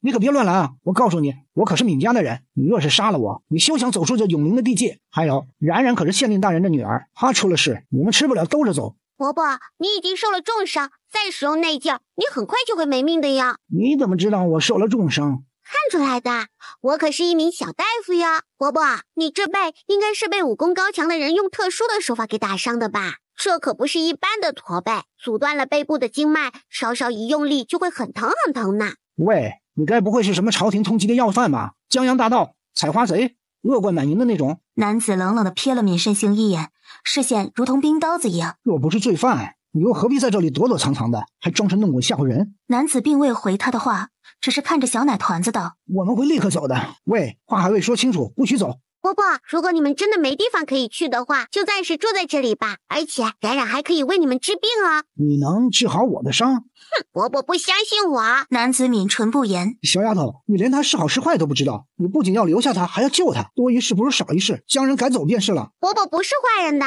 这位伯伯面目周正，有棱有角，眉宇间虽黑云浮动，但眉眼开阔，看面相就不会是坏人的。是吗？我怎么没看出来？哼，你若是能看出来了，你还会被人骗？我什么时候被人骗过了？唉，闵哥哥，你也是吃了没文化的亏。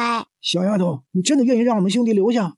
那你可否当作没看见过我们，让我们待在这就行，就是个废弃的院呢，我们绝不会影响你们的。半年，只要在这待上半年就好。不好，我还要给你们治伤呢。伯伯的伤不治的话，很难再撑过半年哦。伯伯背部的伤不仅仅让你经脉扭曲，而且这打你的是一位内家高手，掌法偏向阴寒。伯伯，你体内已经有寒毒淤结了呢。若是冉冉没说错的话，伯伯体内的寒毒已经复发过了哟。复发时疼痛难忍，到时候别说是照顾里边的那几位伯伯了，就是自己的性命都保不住了哟。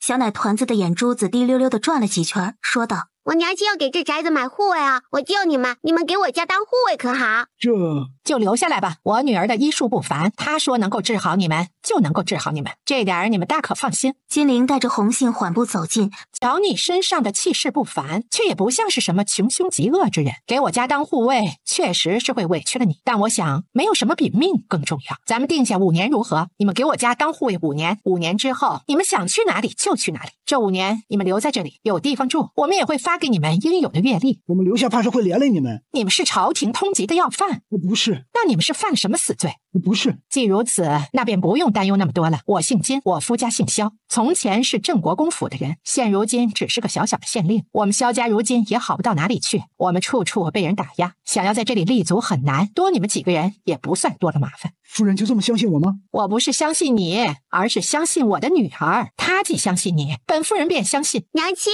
你真好，可答应本夫人的要求？男子一时间没说话，考虑了好一会儿后，抬步走进了屋内。又过了好一会儿后，他这才踏着沉重的步伐走了出来。属下张彪见过夫人小姐。起来吧。谢夫人。作为我萧家的护卫，你们从前的事儿我不会多问一句，但今后也不要做出任何背叛之事，否则我们也有的是办法将你们打回原形。是。这院子四处漏风，也不好住人。明日我便会安排人过来收拾这宅院子，今晚就先委屈你们暂且就住这儿吧。多谢夫人，我们就住在这儿便好。你们即便想住在这儿，那也需要等我们修缮好再说。金陵笑了笑，转而对洪信道：明日先给他们收拾出一个院子来，一应用品都先补齐。是，夫人。今日天色有些晚了，咱们明日再来给伯伯们看病吧。好，明日叫上许爷爷和许哥哥一起来。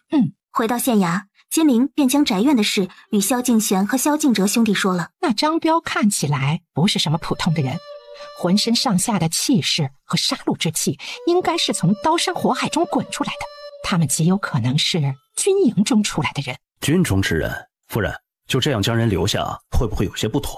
若真是军中之人，极有可能是逃兵啊。应该不是逃兵，逃兵可养不出那样的气势。其他几个人我没见到，但单单是那张彪浑身上下散发出来的气势，就不是一般人能够比拟的。就那杀戮之气，在军中也不可能只是普普通通的士兵，而且冉冉说他们受的伤可不是普通的伤，乃是内劲高手所伤。由此可见，他们的身份很不一般。这样的人若是能够真正的臣服，于我们而言便是利刃；若不能心甘情愿的留下，那最终伤到的便是咱们自己。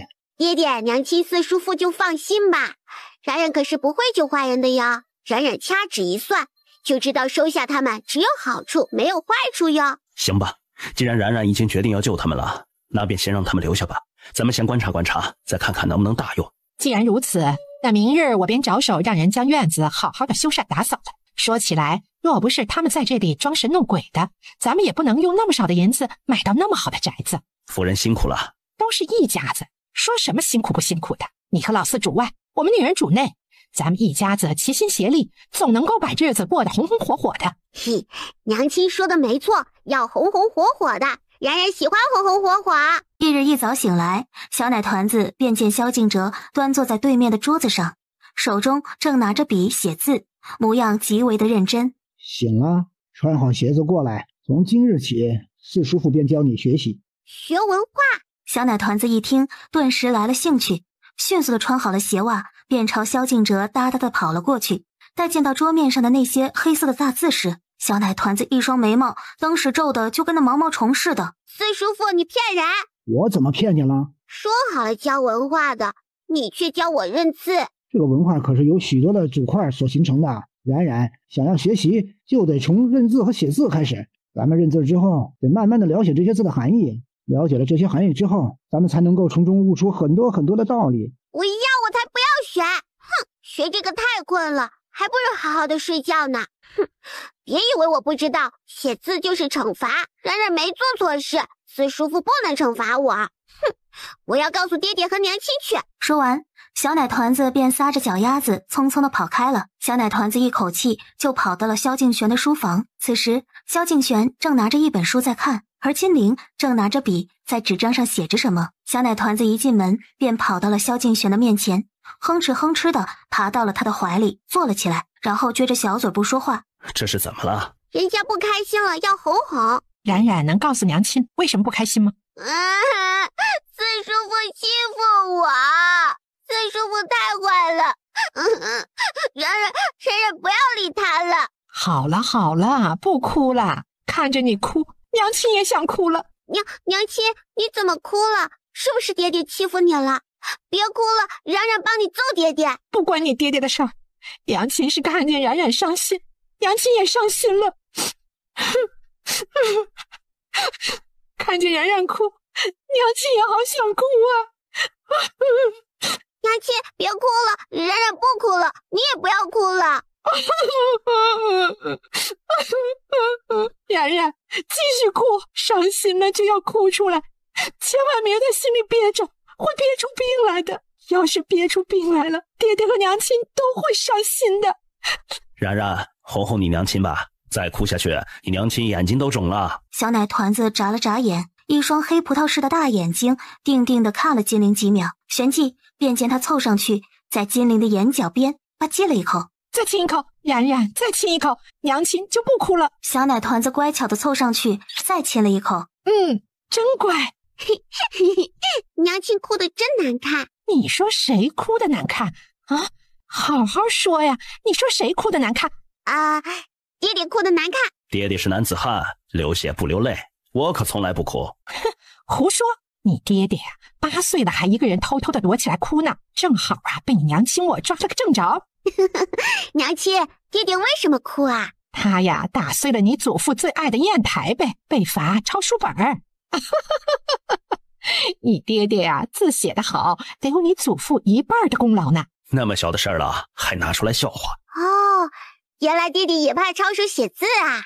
可不是怕嘛，这人呐，若是不会读书习字，将来长大了可是会被人笑话的，而且不学习还会被人骗。真的是这样吗？当然了，小的时候你娘亲就经常被人骗，也不知道被人骗了多少银子去。娘亲小时候只喜欢练武功，打坏人，不好好读书就被人骗得团团转，被骗了就揍人，后来不知道被你外祖父揍了多少回呢。不过后来你爹爹教娘亲读书习字，还教娘亲音律算术，娘亲就再也没有被骗过了。考虑了好一会儿，小奶团子就像是一阵风似的往外冲了出去。嘿，慢点跑！金灵看着小奶团子的小模样，满面的无奈，抬眼，金灵便见萧敬玄那深邃的眼眸正一顺不顺地落在他的脸上。难不成有什么脏东西？为夫是在看夫人，你今日是不是戴了面具？怎么一点都不像你了？怎么不像呢？从前老大那几个小崽子若是哭了，你只会动手揍，再不济的眼不见心不烦，怎么到了然然这儿？那哪能一样啊？崽子们皮糙肉厚的，3天不打上房揭瓦，闺女是棉花糖，越哄越甜。不过这招我可是跟3弟妹学的。四叔父，你怎么来啦？来看看，坏蛋的脑门上可不会写着坏蛋2个字儿。四叔父知道然然能掐会算的，又有本事，但有时候这善恶只在一瞬间。四叔父也想来看看。哦，嘿嘿，四叔父就是担心然然呗，然然知道的。走吧，咱们进去。萧敬哲嘴角边噙着笑意，朝走过来的徐老和许岩相互点了下头，打了声招呼，便给了身后的秦时一个手势，推着他往院内而去了。然然，你确定这不是凶宅？风水是有些不好啦，不过修缮的时候稍稍的改动改动就行啦。小丫头还懂得看风水的。我师傅说技多不压身呢，总有会用得着的时候。然然很聪明的，一学就会。秦叔叔，你是不是笑话然然啦？不敢，然然小姐不过是认字慢了一些，写字丑了一些，秦时怎么敢嘲笑你呢？谅你也不敢。哼。听到这笑声，小奶团子总算是后知后觉的反应过来。然然再也不理你们了。哼！看着小奶团子跑远了，众人再次哄堂大笑。是不是真的？然然这么聪明，竟不认字儿。然然这丫头求胜心比较强，有时候也不经机，还不太愿意认字儿。今后还得让各位帮帮忙。这小丫头既然不认字儿，是怎么学会医术的？给人开药方子怎么办？这我知道，小丫头给我娘开过方子，就是口述的。她说完那一串药名啊，我们当时是愣了许久，都没有反应过来，也幸好记忆力还不错，这才记了下来。这样可不行啊！咱们身为大夫的，给病人开药得严谨，若是病人没记下来，那不是白看病了？而且这药方可重要了，开药都需要备份的。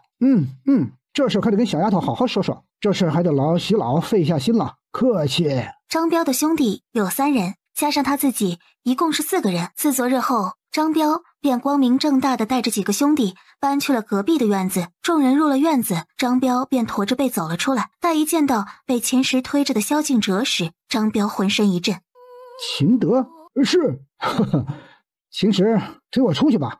秦时深深地看了眼对面的张彪，推着萧敬哲便出了院子。张伯伯，你认识我四叔父？有过几面之缘。那太好啦，伯伯和四叔父既然认识，今后可以多说说话啦。四叔父的嘴半天蹦不出一个字来呢，有人跟他说说话会更好呀。张彪抿了抿唇，一时间没说话。冉冉小姐，谢谢你和夫人的好意，今日我们便会离开这里。为什么？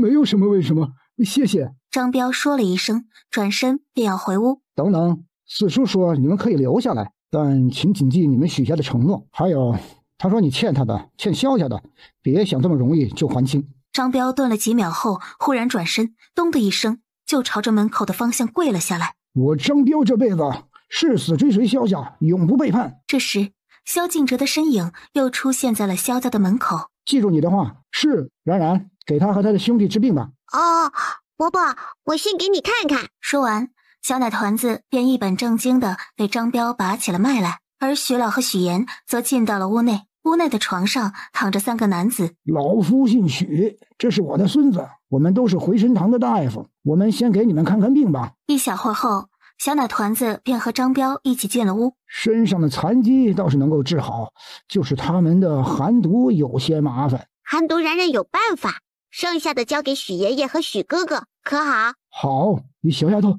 你真的能救我们？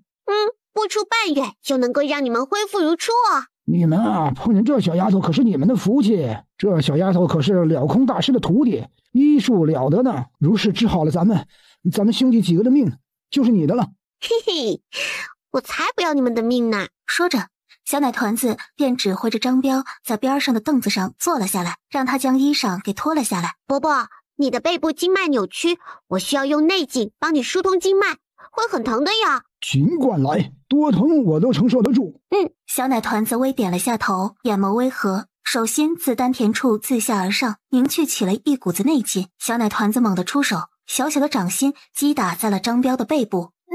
收回掌心后，小奶团子又迅速地将二师傅给的银针取了出来，迅速地落在了他背部的各个穴位之上。落针后，手心又凝聚起了内劲，轻轻地在银针的针尾一一地扫过。小奶团子不断地用内力灌入银针，随着内力的持续消耗，小奶团子的脸色也逐渐的苍白了起来。明小公子，你去边上的酒楼去打包一些饭菜回来。冉冉这小丫头动了内劲儿，容易饿。内劲足足的运送了1个多时辰之后，小奶团子这才缓缓的收回了自己的手。许爷爷，少雷火酒，小回血法。还是爷爷有先见之明，那是也不瞧瞧我是谁。来了，饭菜来了，这么快？是萧四叔买回来的，他说冉冉肯定会饿。尹慎行一边说着，一边搬了2张桌子去了门外，然后将饭菜一一的摆放在了桌面上。小奶团子见此，立即就像是一阵风似的就飞了出来，爬上凳子就开始嗷呜嗷呜的吃了起来。雷火酒进行了1个时辰的时间，徐老这才收了手。你这背部的经脉冉冉已经给你打通了，最少在床上躺5日，待会儿让小家伙给你开副药，10日差不多就能够全部恢复了。谢谢。许爷爷、许哥哥，先过来吃饭。他刚吃完，洪杏便领着2个婆子走了进来。冉冉小姐，是四爷让奴婢领着他们过来的，给里边的几位喂点吃的喝的。冉冉知道，四师傅这叫面冷心热，他这是在关心里边的伯伯们啊。待几人都吃过饭之后，小奶团子这才重新进了屋。小姐，我这张腿还能保得住吗？你的腿是因为毒才会溃烂的，解开了毒自然就好啦，新的肉肉也会很快长出来的。真的？当然啦，就这点毒，小意思啦。给几人治疗完，外面的天已经彻底的黑沉了下来。来，小丫头，开个药方。这时徐老直接将一支笔塞进了他的手中。快让我们好好看看小丫头能开出什么惊天地泣鬼神的药来。许哥哥，你的表情好假呀。冉冉，你该不会是不会开药方吧？谁说的？药方都记在这里呢，人家聪明着呢。就是咱们冉冉聪明着呢，不就是药方吗？那还不是想写就写的。徐老扭头就给了许岩一记暴栗子。冉冉，开个药方，狠狠地甩在他的脸上，看他还敢不敢质疑你。开啊，我等着呢。小奶团子一把将笔塞回了徐老的手中，昂着小脑袋报出了一串药名来。许爷爷写。冉冉，这药方怎么能随随便便让别人写呢？要是出了什么错，算你的还是算别人的？我怎么可能出错？我们当然知道你不会出错了，但给你写药方的人出错了呢。许爷爷、许哥哥这是在质疑你，揍他！徐老将笔塞回了小奶团子的手中。小丫头，写药方的事可不能偷懒，许爷爷自然是不会诓骗你。万一日后遇上个不怀好意的人呢？吃坏了人可就罪过了。不就是写个药方吗？这人都救了，也不在乎多一个药方了吧？写吧。许爷爷，人家手抖，不如今日你来帮我写。小丫头，你该不会是不会写字吧？哼，不会写怎么啦？哼，人家还这么小，不知道嚷嚷人家。人家还小，人家是天才，会学会写字的嘛，着什么急嘛？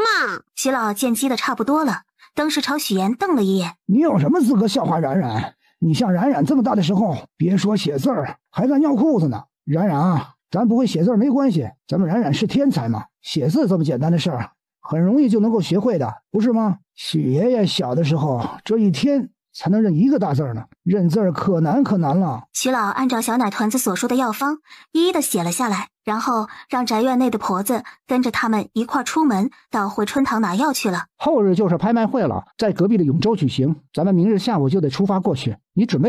好啊，太好了，卖了丹药就又有钱了。小财迷，丹药的事可别让人知道是你炼制的，否则会引来不必要的麻烦，可知道了？爷爷，你就放心吧，这事我有分寸，这拍卖行也不会随意的透露什么的。小心为上。是。衙门内，小奶团子回去吃了晚饭，洗漱好之后，早早的就睡着了。萧敬哲却是将张彪几人的来历说与了萧敬玄和金陵听。老四，你是什么想法？留还是不留？留。其他几个人我从前没见过，但这张彪从前可是北疆的副将，此人与咱们萧家的军队多次对垒，赢输参半，有勇有谋。当年三哥可是拿他当对手，对他很是佩服。即便是后来咱们萧家军遭人构陷战败，他亦未对咱们赶尽杀绝。还有，当年他应该是最后一个见过三哥的人。他们是北疆人，不行，既是北疆人，那便不能留。不，他们不是北疆人。若我猜的没错的话，这个张彪是南疆安插在北疆的奸细。南疆？怎么可能？南疆与北疆向来交好，且南疆与大周和北疆比起来，根本就不值一提。这张彪若真像你所说是个能人的话，留在南疆的国土上为国效力，岂不是更好？这便是南疆的狡猾的地方了。南疆自几十年前开始，便与其他三国都交好。这些年来，其他三国之间或多或少都有战事，亦或是摩擦，但偏南疆是风平浪静的。这南疆啊，这是在养精蓄锐呢。可按理说来，那一战北疆赢了，这张彪应该立下了大功，会留在北疆位极人臣才是，又何至于落得个如此下场？说到底不过是引子罢了，有些事脱离了掌控，自然是斩草除根来得更隐蔽。身为引子，任务完成得太过出色，这便是错。无论他们是南疆还是北疆人，留在咱们身边对咱们都不利。这倒是好办，大哥现如今是地方县令，随意的弄个户籍还是简单的，其他的大嫂也不用担心。张彪此人就善易容，没人会认出他们的。这几人真为咱们所用，利总归是大于弊的。那好吧。第二天，小奶团子破天荒的起来的特别早。四叔父，起床啦，屁股晒太阳啦，再不起床我要挠你痒痒了哟。话落，小奶团子的小魔爪就伸向了萧敬哲，可无论他如何挠，萧敬哲都没半点反应。为何起这么早？师傅说过，早起的鸟儿有虫吃，人也要认字，不能被人小瞧了去。萧敬哲听到这话，真的就差点信了。但这小家伙难得的如此斗志昂扬，又兴致勃勃的，他可不能打击他的自信，遂顺着他坐了起来。可让萧敬哲万万没想到的是，这才学了没一炷香的时间，某小奶团子忽然咚一声趴在桌面上睡着了。冉冉，好吃。早饭后，小奶团子又带着米慎行开开心心的出了门。今日这医馆怎么这么多人？这人都排到街上去了都。小奶团子拧了拧眉，不经意间扣住了其中一个病患的手。怎么样？什么病啊？该不会是肺痨吧？小奶团子没说话，穿过人群入了大堂内。冉冉，你来的正好，我正要去寻你呢。陆叔叔，我爹爹和娘亲是不是也在这儿？没错。陆青点了点头，弯腰将小奶团子抱在怀里，一边往楼上走，一边说道：这2日善堂那边陆续的有人出现了上吐下泻的情况，今日越发的严重了。原本昨日已经请了回春堂的大夫去看过了，但今日发病的人越来越多了，所以大人就想让徐老和你一起过去看看。可谁知来了医馆才知道，这城内忽然多了不少的病患，而且症状和善堂那些灾民极其相似。现在已经有人在传是瘟疫了。什么瘟疫？放心啦，不是瘟疫啊，不过这病也会传染哦，比瘟疫更加的严重呢。到了3楼，闵慎行和陆清自觉地站在了厢房门外。爹爹娘亲，许爷爷许哥哥，下面的那些病人可看了？看了。许爷爷许哥哥，你们觉得他们是什么病？从症状上看属于肺痨，但脉象上看又像是瘟疫，加上这1个晚上的时间忽然多了这么多的染病的人，是瘟疫的可能性更大一些。我跟爷爷的想法一致，小丫头你什么看法？中毒。中毒？那这是蛊毒哦，症状和瘟疫以及肺痨都很像啊。这种毒只要呼吸就能够相互传染呢。师傅说他游历南疆的时候见过，说是被当作肺炎和瘟疫来医治的话会更严重。蛊毒？这可是南疆的东西，怎么会出现在大周？冉冉，该如何解毒？针灸和普通的药食即可，天麻、川穹、银杏、黄芪。小奶团子一口气说了20几种药材出来，这些都是些降火祛湿以及治疗疟疾的药啊。不过这银杏的作用……小奶团子笑了笑，没回答，然后从自己的口袋中掏出了一颗药草来。嘿嘿，看看这是什么？雪洽。这雪洽少说也得有上百年了吧？有了这个雪蛤，就能够中和刚刚所写的全部药的药性啦。将这些药炼制成小还丹，只要1粒便可解毒了。冉冉，你这袋子里到底有多少珍贵的药材啊？不多呀，也就还有几10种而已，大多数都是上次在蛇雾山采的。蛇雾山？我怎么没有瞧见雪洽？人家都说了，那什么紫魂草就是杂草，你不听人家的嘛。哼，小丫头，你太不厚道了，怎么不提醒提醒我？这可不能怪我呀，药草都长着，谁让你只认识杂草的？怪我了。徐老朝许言瞪了瞪眼睛，胡须气得都翘了起来。丢人现眼，还不快点按照小丫头的去将药材找齐。另外那些拿过药材的人也都让他们先别吃，免得加重了病情。哦。许言点了点头，便跑出了门。那这些病患，徐老你们就多费心了，我尽快的让人去调查调查城中的人。爹爹，多查查有水的地方啊。这种蛊本身是没有毒性的呢，但需要寄居在体弱的人身上。夫人不如先待在医馆。不行，城外的暴民太多，光是一个陆清的话，恐怕还不能护住你。若真有暴民的话，单单是你们2个，谁也护不住。徐老昂了昂下巴，指着厢房外正在无聊地抠着手指头玩的闵慎行道：废物好歹也利用一下。老头儿，你这话倒是说的再大声点啊！老夫可没有指名道姓啊，是你小子非要自己承认的。金陵吩咐了闵慎行一声，闵慎行便转身回了家找人去了。而萧敬玄和金陵也先回衙门，带了10几个衙役，这才去往了城门口。此时城外的善堂内，瞧那些患病的人，有些上吐下泻的，该不会是这善堂的粮食出了什么问题吧？我看也是，听说这县令可是被贬到永陵来的，定是犯了什么错才被贬的。如今建立这善堂，明面上是为了咱们老百姓，但私底下指不定是将咱们这些老百姓当成滚刀肉呢。哎呀，可耻啊，实在是可耻啊！不行，咱们一定得进城，让这狗县令给咱们这些人一个说法。没错，咱们大老远的逃难至此，可不是来送命的。找那县令去，黑心肝的人不配做咱们老百姓的父母官。走，咱们一块儿去。这些个灾民说着，就带领着一群没什么脑子的人，齐齐地围在了城门口，想要入城闹事儿。忽然，有一个士兵迅速举着手中的枪，就杀了一名闹事的百姓。胆敢再闹事，此人就是下场。此话一落，那些闹事的人纷纷都往后退了2、3步。萧敬玄和金陵带着人到时，这一幕已经发生了。怎么回事？大人恕罪，这些人当众闹事，污蔑大人的清白，属下只好一枪解决了他，以示警戒。混账！那些闹事的百姓什么都不懂，拦着他们便罢了，何必取他们的性命？大人，属下不过是听从你的命令行事，闹事者杀。您如今这是想将罪责都怪罪到属下的身上来吗？胡说八道！本官何时下过这样的命令？这怕是某些人的计谋，先将人带回去再审问。来人啊，将此人押回去，捉典狱长吴通，迅速审理。是。萧敬玄，我等听从你的命令行事，如今你却卸磨杀驴，过河拆桥是吧？那些灾民说的对，你就是一个为了博个好名声，不惜踩着老百姓的血肉上位的无耻小人。今日我薛仁以死证明自己的清白，誓死也不让你这种奸人得逞。话落，薛仁手中的长枪一转，就要往自己的腹部刺去。想死？没那么容易！金陵冷喝了一声，矫健的身躯一跃而起，以迅雷不及掩耳之势抓住了那柄长枪，握在了手中。薛仁一震，眼珠子一转，迅速的往城门的墙上撞去。在他还未撞到墙时，陆清已提前觉察到了他的动机，迅速的冲了上去，一脚踹在了他的身上。薛仁砰的一声倒在了地面上。哼，薛仁，先别着急着死啊！怎么以为死之前喊几句空话就能冤枉我家大人了？陆清，将他押回衙门，给本官好好的审问审问。另外，将守城司的主相给本官请到衙门，本官倒是想好好问一问，本官何时下过这样的命令？是。陆清应了一声，压着薛仁就要往衙门而去。然而还没走几步，这薛仁忽然脖子一歪，整个人完全不受控制的倒了下去，死了。大人，将这具尸体给我抬回去。是。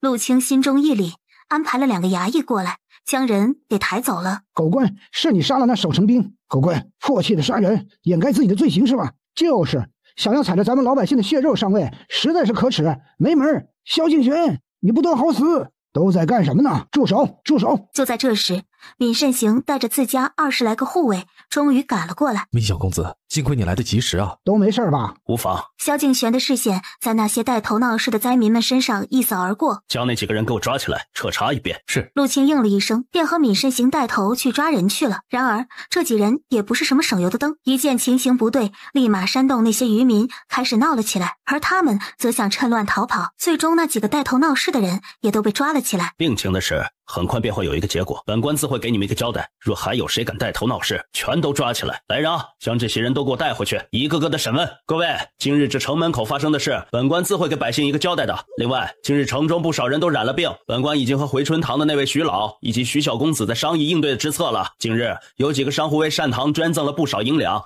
之后每一笔银两的花费，本官都会在善堂的门口进行公示。近日到回春堂看病的，确诊为染病的，所有的花费全部由善堂来支出，欢迎各位百姓监督。说完，萧敬玄便带着人离开，回了衙门，回春堂。爷爷，这样下去也不是办法，咱们整个永宁的百姓可有不少呢。先不说这丹药的问题，就是这药材，咱们医馆恐怕也不够啊。让管家去其他医馆看看，这边的情况说一说，让他们都过来帮帮忙。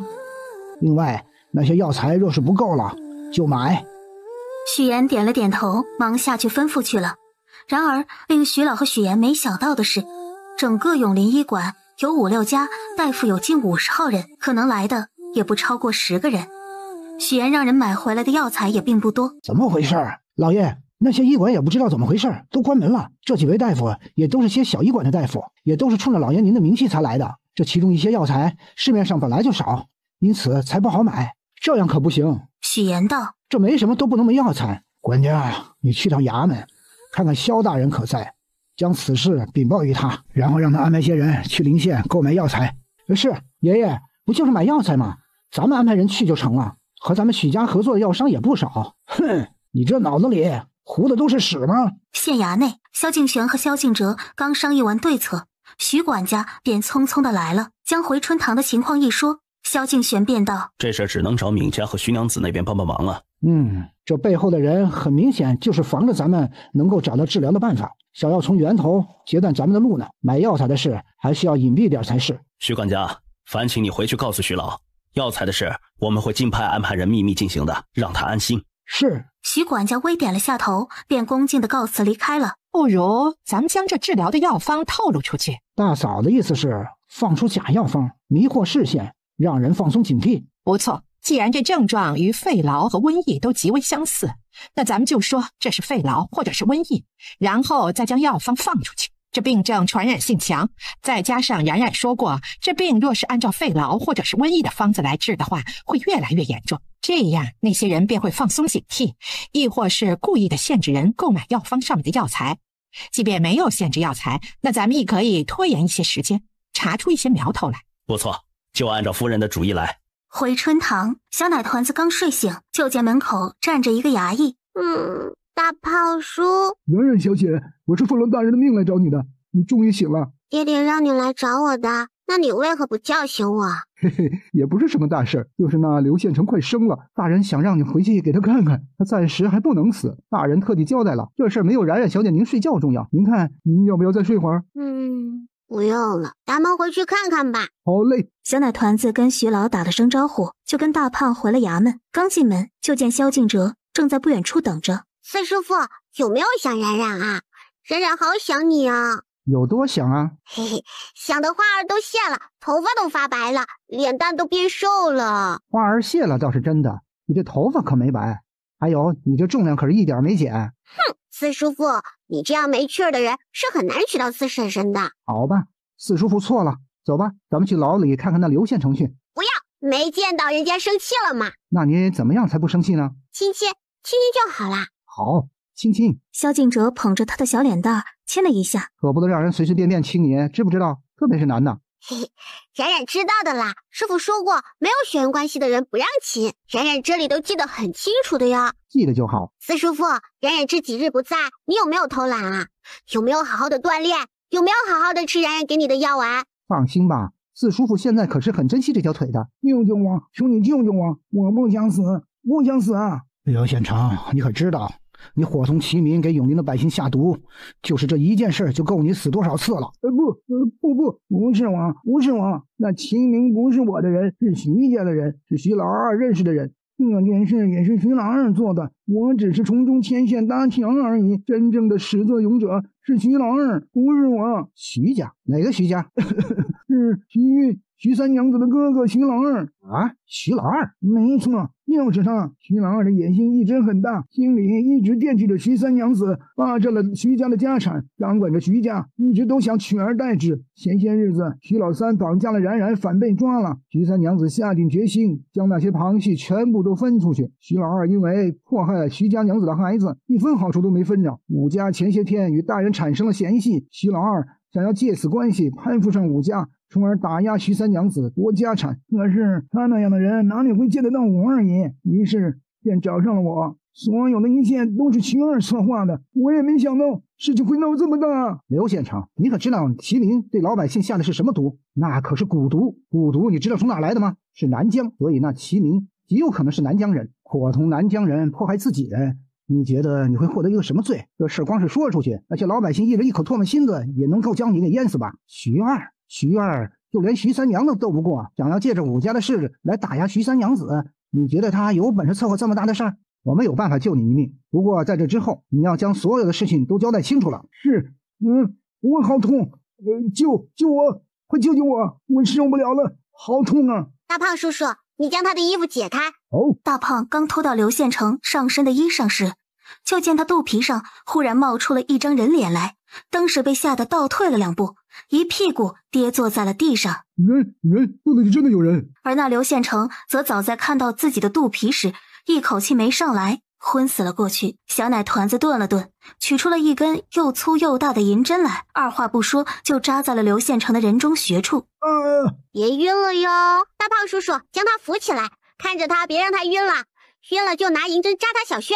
是。而这时，便见小奶团子从自己的口袋中取出了狼毫、黄纸、纱布、刀等一些用具来。只见他低头拿着笔，染上了朱砂，屏息凝神的在黄纸上画了起来。小奶团子那胖乎乎的小手指着其中一张黄色的符纸，轻喝了一声，当时那黄色纸张上的符号便闪烁起了一层层金色的光芒，十分的耀眼，缓缓地朝着刘县城的肚皮上方而去。在金光的照耀下，刘县城肚皮的一侧迅速地鼓起了一张人脸来。小奶团子见此，迅速地做了个手诀，另外一张符纸凌空而起，围绕在刘县城的周身转了起来，越转越快，越转越快。话音一落，第二张符纸上的图案忽然引入了刘县城的肚皮之中，迅速地消失不见。转。与此同时，第三张符篆已夹在了他的手指间。只见他双手合十，对着符篆念叨了几句，然后往空中一扔，空中的符篆唰的一声便燃烧了起来。小奶团子再次一声轻喝响起，那漂浮在空中的符篆再次引入了刘县城的肚皮之中。好啦，伯伯，坏事做多了，他还是会回来找你的哟。日行一善，功满3000，好人才会有好报呢。你招，我都招，所有我做过的事情我都招。萧敬哲看了刘县城一眼，然后吩咐大胖先给他找件衣裳穿上，再将他所有招供呢全部记录下来，让他签字画押，递到萧大人的手中。是。四叔父，我饿了，赶紧带我去吃好吃的，好久都没有吃娘亲做的大鸡腿了，好想吃啊。你忘了你娘亲的手还受着伤呢。不过你娘亲虽然不能亲自做，但还是亲自吩咐了厨房的萧婆婆给你准备了鸡腿，这会儿估计也差不多好了。真的？娘亲啦！四叔父，你也快点娶一个四婶婶回来吧，最好是能够给冉冉做好多好多好吃的那种。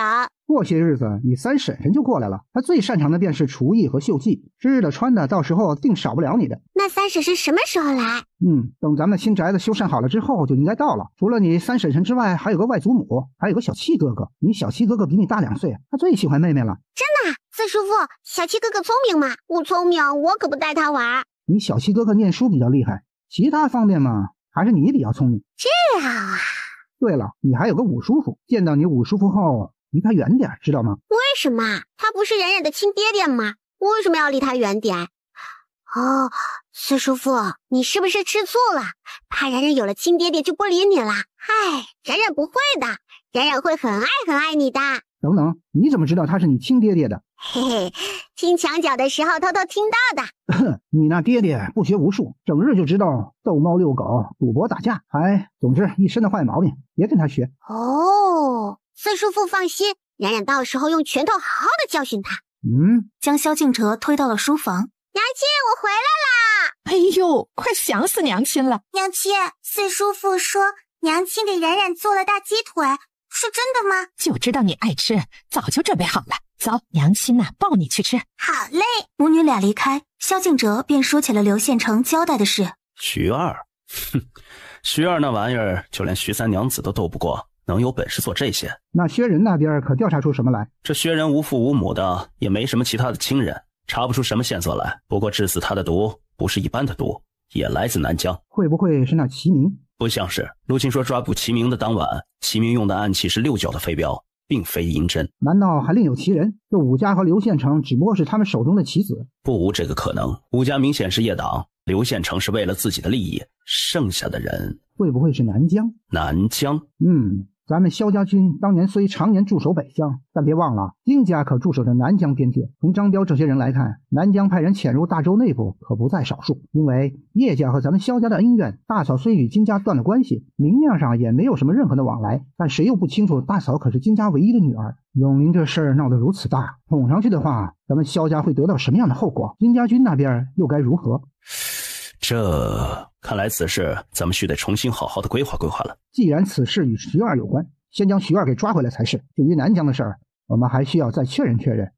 抓徐二的事交给陆钦去办，你去一趟新茶园那边打探南疆有关的事。好。萧敬哲从新宅那边回来，便见到吴通判刚从萧敬玄的书房出来，两人相互点了下头之后便擦肩而过。萧敬玄听到萧敬哲的车轱辘声，笑呵呵地走了出来，道：鱼儿上钩了。上钩的是小鱼儿，背后的大鱼可不一定这么快上钩。可是问到了什么？张彪说南疆确实培养了不少的细作，这些细作安插在各个地方，不排除是某些地方官员。南疆细作从小便开始培养的，想要调查很难。萧敬玄推着他入了书房。那几人同样是细作，可知这细作与细作之间是否有互相联系之法？他们各自单独行动，每一个联系他们的人方式方法都不一样，细作之间也都相互不认识。不过那根银针，那个叫赵虎的却是认识的，那是南疆三皇子身边的第一大护卫的暗器，此人善武善蛊。齐明？不，或许这齐明只是他们推出来的一个小小的诱饵，就怕此人一计不成，再生一计。不错，这也是我担心的。大人，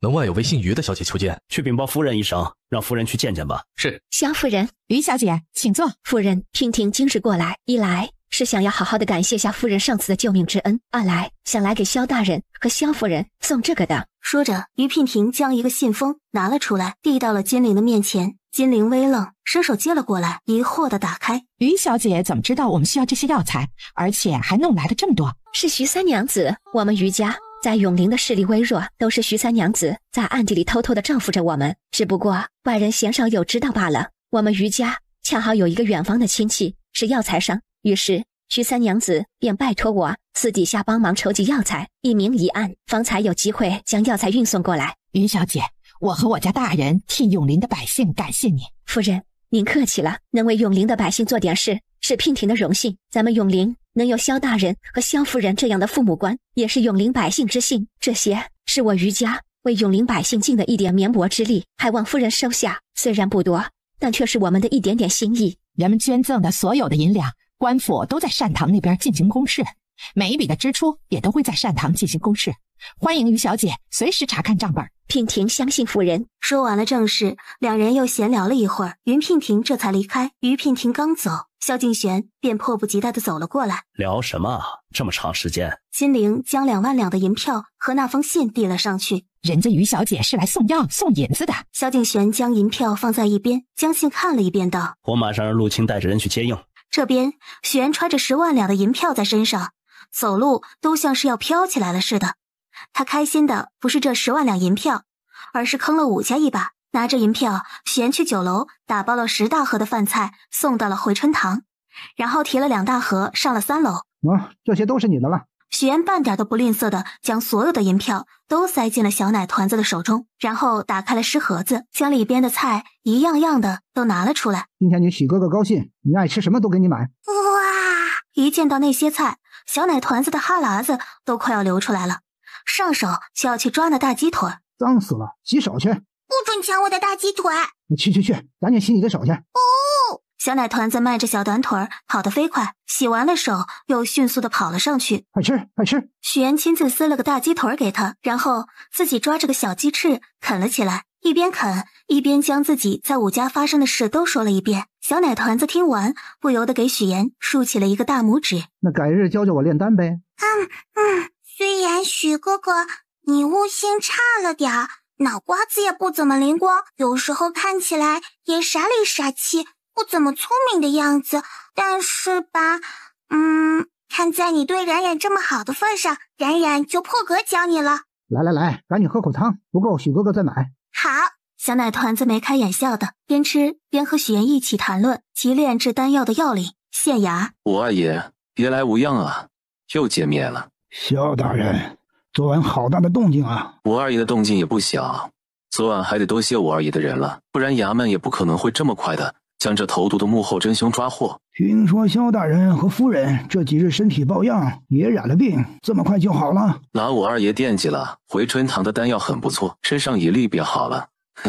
还是武家人身强体壮的，半滴药汁都没喝，家中竟无一人染病。那是自然，不是说这病只传给那些体弱之人，我武家是习武之人，身体好自然不会染病。是吗？那改日武二爷借个厨子给本官，也好叫本官好好的跟他学学武功。借个厨子多没意思，我武家的护卫可不少，萧大人需要的话随便挑2个便是。好啊，本官瞧着昨晚抓奸细的那2个就很是不错，不如就他们吧。萧敬贤说完，悠悠地瞥了武二爷一眼，跟武二爷开个玩笑罢了，武二爷不必担心。萧大人，明人不说暗话，我的人昨日也是急了些，没有通知萧大人就率先动了手。既然没给萧大人造成什么困扰，那草民今日就将人领回去了。另外，我大哥武知府本来是回乡寻亲，没想到也被传染了病，不知是否是体质特殊的缘故，因而如今还咳嗽吐血不止。听说这下毒者便是一名叫做齐明的人，还请萧大人开恩，逼问出齐明的解药来，也好尽快的让知府大人清醒过来。哎呀，没想到知府大人竟病得这么严重了，身为下属官员，竟现在才知道这件事，实属是不该。武二爷，本官现在便带你去牢中历练，顺便看看吴典狱是否将那齐明给审讯完了，能不能拿到解药为知府大人解毒。不多时，两人便到了牢中。大人，那2个南疆奸细审讯的如何了？回大人的话，那2人都是硬骨头，是下官没用。那齐明的身上可搜到了什么东西？大人，他那东西在哪？请您过目。吴通侧开了身子，将边上的一个木桌子显露了出来。此时的桌面上摆放着不少的东西，其中有荷包，还有几个瓶瓶罐罐的。大人，这些瓶瓶罐罐都是从齐明的房间内搜索出来的，那个荷包是他带在身上的，属下打开看过了，就只是些银两罢了。吴二爷可要打开那些瓶瓶罐罐看看，这里边有你要的解药。草民不懂药理，萧大人还是先找个大夫先确认一下吧。也行，去将武家的人全都放出来吧。另外找个人去一趟回春堂，请徐老亦或者是冉冉小姐去一趟武家。是。武二爷，让你的人拿上那些个瓶瓶罐罐的，咱们一起去武家吧，正好本官也去瞧瞧武大人。为何要我的人拿？难道要本官拿？武二爷被怼的话都说不出口了，然后给身后的那些人使了个眼色，都给我拿好了，小心点，若是磕坏了大爷救命的解药，有你们好果子吃。是。吴二爷，请吧。大人先请。这里边送的是什么东西？就是武家送来给夫人赔罪的那些东西，全都还回去罢了。这是夫人的意思吧？是，夫人的原话是，武家送来的东西她可不敢吃，留着也是占库存，正好废物利用了。像他做事的方式很好。冉冉和徐老那边通气了吗？大人放心，属下今日一早就过去了。徐老说冉冉早就想到了一个好主意，保证让那武知府牢牢的记住咱们不是好惹的。马车轮子咕噜的转着，萧敬玄坐在马车内闭目养神着。好一会儿之后，马车停了下来，外面陆青的声音也响了起来。大人到了。看着吴二爷下了马车，萧敬玄这才整理了下衣裳走了下去。没一会儿的功夫，徐老的马车也到了。徐老抱着一个睡得香甜的小糯米团子出现在了几人的眼眶中。徐老，吵！喊那么大声做甚？喊冤啊！喊冤找你边上这位，吵醒了我家小宝贝儿，跟你没完。吴二爷见谅，小女这起床气很严重，若是谁吵醒了她，指不定会挨揍。是草民不知情。徐老、萧大人，里边请。徐老，先将孩子放下来吧，不如就让我先抱一会儿。不用，等冉冉醒了再看病吧，暂时还死不了。萧大人，我伯父可是知府大人，此时更是危在旦夕。若是在萧大人您的地盘上出了什么事情，恐怕萧大人您也难辞其咎吧。武浩林话落，便见面前一黑，还未反应过来，便被人重重的揍了一拳。冉冉，别冲动。再吵吵，揍不死你！放肆！萧大人，你就是这么教养女儿的？随随便便就让她如此打人？我武家虽是商户人家，但也容不得你们如此欺负。抱歉。让什么让？让什么让？在门口就提醒过了，我家小宝贝儿有起床气，谁吵醒了他就揍谁。就你那儿子，这是喊冤呢，还是嚎丧呢？活该挨揍！徐老教训完，立即在众人的面前蹲了下来，大手抓住了他的小手，放在嘴边吹了吹。揍疼了没有？吴二爷，武夫人，虽然萧某事先已经言明了小女有起床气，谁吵揍谁，但到底是伤了武公子。回府后我便会让夫人送上薄礼，以示赔罪的。来人，将大公子先带下去。萧大人，方才是我儿冲动了，你有言在先，他活该挨揍，就当作是长教训了。赔礼就不用了，该是我们说抱歉才是。还是知府大人的病要紧。冉冉，你这起床气也出了，快去给知府大人好好的瞧瞧病。好嘞。小奶团子爬到床边坐下，将武知府的手拿了出来，两只小手指就那么随意一搭，片刻后就放开了手，从床上跳了下来。8到2斤，给他灌下去，便可药到病除啦。萧大人，这是在给知府大人瞧病，您怎么可纵容他如此放肆？就是，徐老还未看呢，他一个小丫头就敢上前，还胡乱的开药，真是大言不惭，还8度2斤呢，恐怕是8度是什么都没见过吧？那玩意儿，别说是2斤了，就是2钱，吃一点儿都得拉到虚，这不是来救命的，是来害命的吧？吴家丫头，你厉害，你来救啊！冉冉的医术，轮得到你在这里质疑？跟这些无知的人解释解释，为何开这样的药方？从这位伯伯的脉象看，他吃得多，拉得少，容易疲惫，容易饿，爱食荤腥，却半月都难以拉一次粑粑，是也不是？小丫头，这可有什么不妥的？当然不妥啦！你们摸摸他的肚子试试。其他人没动，倒是徐老上前去挤了挤武知府的肚皮，这一摸之下，心中便是一惊，忙又把了下武知府的脉搏。这是罕见的肠石症。他那肚子里装着的可是小石头，再拉不出去，就等着死吧。可这石块能拉得出来吗？简单。小奶团子冲他甜甜一笑，小手一扬，一股强大的内劲便缓缓地凝聚在了他的手心之中。隔着衣物，小奶团子一掌就拍在了那武知府的肚皮上。瞬间，整个房间弥漫起了一股子屎臭味。哇，好臭啊！小奶团子立即捏着自己的鼻子，像一阵风似的跑出了院子。冉冉，小丫头，你这是吃了多少啊？瞧你那圆滚滚的小身子，都快胖成一个球了。要你管！哼，你哥哥再挑食，你都要成麻杆子啦！你知道什么？现在的小姐姐都喜欢我这样的。娘亲，那些喜欢敏哥哥的小姐姐，怕是眼睛瞎吧？需不需要冉冉给他们看看？小姐姐们喜欢不喜欢你敏哥哥这样的，娘亲不知道，反正娘亲知道，小姐姐们大多喜欢文韬武略、气宇轩昂的男子，那种弱不禁风，一看就能被风吹倒的，定是没什么人喜欢的。走吧，娘亲抱你。不用，冉冉自己走。小奶团子摇头，将自己肉嘟嘟的小手放进了金玲的手中。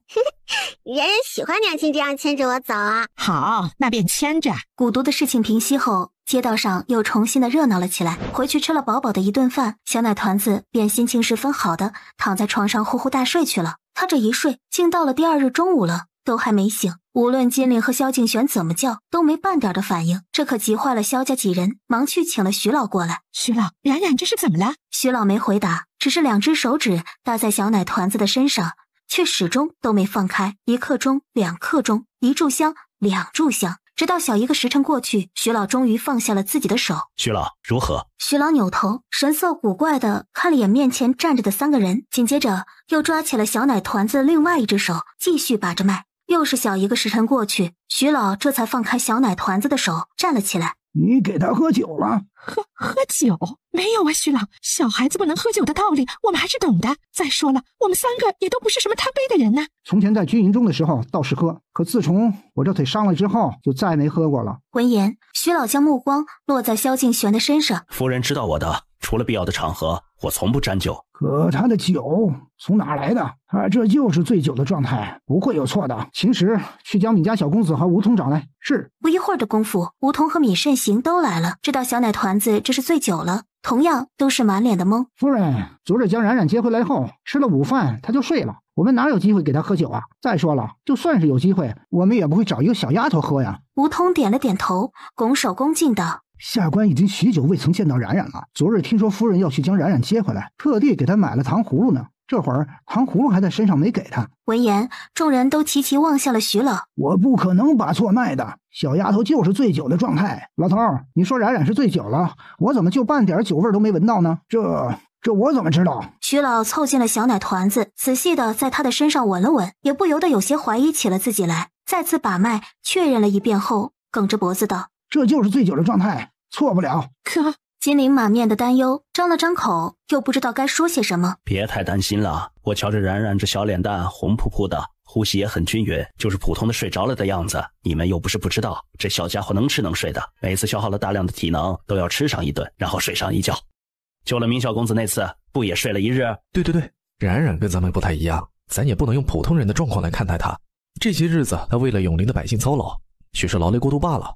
那既如此，我们就再等等吧，让他好好的休息。你们给老头子我准备一间房，从今儿开始，老头子我就住在这里，看着这小丫头。那我这就去准备客房，麻烦徐老了。行了，你们都出去吧，这儿有老头子我看着就行了。大哥，将冉冉昏迷不醒的消息放出去吧。为何？制造烟雾弹，迷惑视线。萧敬玄还是有些不解。想要保护好冉冉，就需要这么做。治疗蛊毒的小还丹，这可是中品丹药，大量的小还丹出现，不可能不会引起别人的注意。一个中品的丹药师在这片大陆上有多么稀缺，多么的抢手，大哥应该是很清楚的。眼下善堂那边出现了萧冉这个名字，再加上冉冉救过徐三娘子，救过武知府，在蛊毒流行期间又一直在回春堂，且深受徐老的深爱，种种迹象很容易便联想到冉冉身上。虽然这么小的炼丹师很难让人相信，但他这么小会医术也很值得人怀疑。眼下咱们萧家势力薄弱，一旦让人发现这个，我们不一定能保护住他。闻言，萧敬玄面容也逐渐的严肃了起来。只要放出冉冉昏迷的消息，很多事情便能解释得通了。捐赠30万两银子，咱们可以说成是为冉冉祈福。冉冉会医术，便说他从小身体不太好，送到别处养病，因此学了些医术，出现在回春堂，可以说成是旧病复发，托徐老照顾。至于武大人那边，也随意想个法子糊弄一下便行。一切有解释，才能打消某些有心人的顾虑，特别是叶党。四弟考虑的是武家。老爷，您让老奴调查的事儿有眉目了。据闻前些日子徐老和他那孙子许岩一直都在炼制丹药，还颇有成效。确定，十分确定。老奴还特意的跟回春堂周围的人打听了一下，据闻前一段时间他们炼制丹药时一直都不怎么顺利，医馆经常传来炸炉的声音。那许岩和徐老也常常是灰头土脸的，是在炼丹不错了。那小娃娃呢？回老爷话，听说那小娃娃是了空大师的小徒弟，出生时身体就很不好，恰好碰上了游历在外的了空大师，这些年一直都跟在了空大师的身边，也就前不久才被送回来的。老爷，那小丫头内劲功夫十分浑厚，可不像是她这个年纪能够练出来的。奴才想，定是那了空大师将自己的功力传给了他。奴才特意打听了，徐娘子母子3人的病也确实是他出的手，用的就是了空大师独创的还阳九针。徐老此人颇为崇拜了空大师，护着点了空大师的徒弟也是情有可原的事儿。听完这话，武知府觉得有什么不对，但又有些说不上来。刘管家微微抬头瞧了武知府一眼，又垂下了眼帘，补充了一句：老爷，奴才刚刚回来时还打听到一个消息，那小娃娃昏迷不醒了，说是旧疾复发了，这病还没好，不是了空大师的徒弟吗？不知娘胎里带来的病兴许没那么好治，待会儿你亲自准备一份礼送到衙门去，就说是本官感谢那小丫头的。是。刘管家，实不相瞒，我这女儿先天有些不足，从小也是体弱多病的，就那一身的武功也是她师父传给她护命的。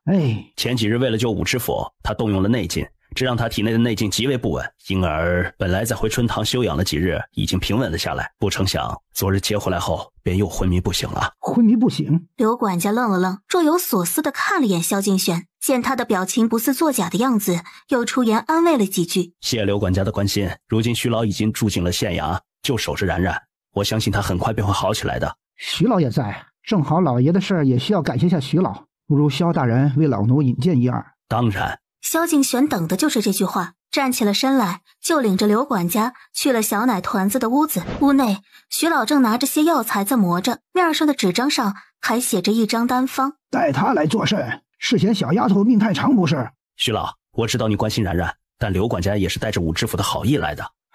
好什么意？别来打扰他，看一眼就赶紧滚。刘管家看了眼躺在床上昏迷不醒的小奶团子，又上前恭敬地给徐老拱手行了一礼，起身时眸光不自觉地扫到了那张单方。徐老，此次前来主要还是多谢徐老和冉冉小姑娘出手相救我家老爷，如今我家老爷的病已经大好了，多谢。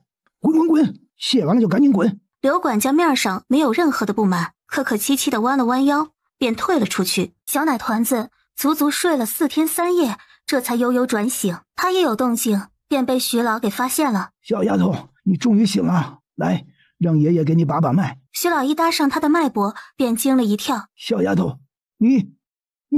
我？爷爷，你怎么了？说话都不利索了。小奶团子一张口，便袭来了一阵酒味儿。小丫头，你是不是喝酒了？小奶团子从自己的乾坤袋中取出了一个小水壶来，递到了徐老的面前。爷爷说的可是这个？徐老看着那水壶，接过来，打开闻了闻。小丫头，这是什么酒？好香啊！这是我武师傅酿的药酒啊。这可是下山的时候我偷偷的从武师傅那拿的。我武师傅说了，喝一口可以延年益寿呢。这可是武师傅用几十种珍贵的药材所酿造的。二师傅说这酒有病治病，无病可以延年益寿。不过对于冉冉来说，可以增长功力哟。小丫头，爷爷平日里对你好吧？爷爷对冉冉最好啦。小丫头，爷爷平日里有好东西会第一时间跟你分享吧？爷爷和许哥哥都会给冉冉买好吃的，冉冉喜欢你们。那咱们算是一条船上的人了吧？那咱们是不是应该有福同享，有难同当？原来爷爷是想尝尝我的酒啊。当然可以给爷爷尝尝啦。不过这酒爷爷不能直接喝的，需要兑其他酒才行的，不然爷爷会醉倒的。爷爷就喝一口。武师傅说了，一滴酒得兑20斤酒水才行。真的？当然啦，大师傅说了，我六师傅从前不相信，偷喝了一口酒，足足睡了1年才醒呢。那你怎么喝的？我直接喝的，冉冉酒量好，这个酒喝了可以给我助长功力。那好，待会儿爷爷就去买20斤酒回来。对了，小丫头，你明明喝了酒，为何你睡着的时候闻不到酒味儿？因为师傅教过冉冉一个功法，睡觉的时候这个功法会保护冉冉，谁若是伤害冉冉的话，就会被反噬哦。小奶团子醒来，金陵和萧敬玄几人均松了口气。小姑娘家的，从哪儿学来的喝酒？今后可不许沾了。你娘说的没错，你沉睡这几日，爹娘和你四叔父那是吃也吃不好，喝也喝不好。你瞧瞧你娘亲，是不是憔悴了许多？知道错了没有？去，你们知道什么？就训斥他，喝酒怎么了？老头子我就支持他喝。徐老，怎么，萧家小子，你是不是想要连老夫也训斥？徐老，夫君他不是这个意思，他也是关心冉冉，毕竟冉冉是个小姑娘。现在这事儿是发生在家里，喝醉了睡醒了就没事了，但若是在外面喝了酒，那岂不是名声都要被败坏了？是啊，徐老，我们都知道您关心冉冉，喜欢她，我们是她的家人，关心她的心跟您可是一样的。教训闺女可以，但也得弄清楚前因后果再教训。小丫头自己偷偷喝酒，还睡了这么多日，让大家担心了，是她的不对，但你们不知道的是，那酒是小丫头的师傅酿的药酒，对小丫头的身体大有裨益。小丫头睡了一觉，这功力可长了不少。闻言，萧敬玄三人均是一愣，坐在轮椅上的萧敬哲更是迅速地扣住了小奶团子的手腕，发现正如徐老所说的一样时，向来淡定的他也不由得惊了惊，朝萧敬玄和金陵点了点头。你们自己孤陋寡闻了吧？还有啊，你们可知道他明明喝醉了酒，你们却为何闻不到一点酒味儿？几人相互看了一眼，都没开口。那是小丫头练了特殊的功法，自动的屏蔽了自己。谁若是害她，谁倒霉。冉冉，徐老说的都是真的。姐姐，我错了。爹爹也有不对的地方，爹爹该给你道歉。不过爹爹和娘亲也说的没错，你不该一个人偷偷的喝酒，让关心你的人担心，知道吗？虽然那个酒对你有益，你即便是睡着了也能够保护好自己，但若是在外面呢，爹爹和娘亲没有办法第一时间找到你，岂不是要着急死了？你说说你，闺女做错了，好生的训斥一句就行了，你说话干嘛那么大声啊？啊，冉冉乖啊，别哭了，来，冉冉到娘亲怀里来，娘亲来抱抱娘亲的小宝贝儿。你爹爹啊太凶了，改日娘亲给你换个爹爹，今晚呢，咱们就给你爹爹吃鸡屁股，好不好？人家才不要换爹爹。好，不换。娘亲，我饿了。哎呦，娘亲的小宝贝儿饿了，娘亲这就带你去吃好吃的去。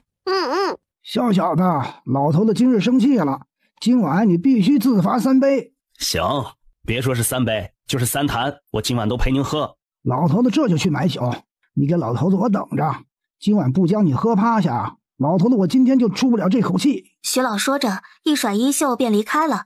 萧敬玄哪敢让徐老去买酒啊，忙吩咐了秦时和陆青跟上去，然后又亲自去请了吴通判父子。不多时，陆青和秦时就买了2车的酒回来，足足有200来斤，留下了40斤，晚上他们自己喝，剩下的酒则分给了衙门的诸位衙役。小奶团子看着运回来的酒，打开看了一眼，便撇了撇嘴。小奶团子挑了一坛大的，往里边滴入了1滴的药酒，然后又晃了晃酒坛子。可以喝了吗？爷爷你尝尝看，可有什么不同的？徐老闻言迫不及待的便倒了一碗酒，就像是在品茶一般，先放在鼻子下闻了闻，然后再轻轻的抿了一口。爷爷，好喝吗？徐老刚想说话，可谁知才张了下口，便咚的一声，脑袋砸在了桌面上，呼呼的睡着了。爷爷，别动脑子，小丫头，喝。这是喝了多少啊？这老头平日里也不是什么贪杯的人呢，今儿个怎么嘴馋？陆青轻咳了一声，没好意思的举起了一根手指头。一弹，老东西真是不要命啊！这么大岁数也不知道悠着点，真是越老越不尊。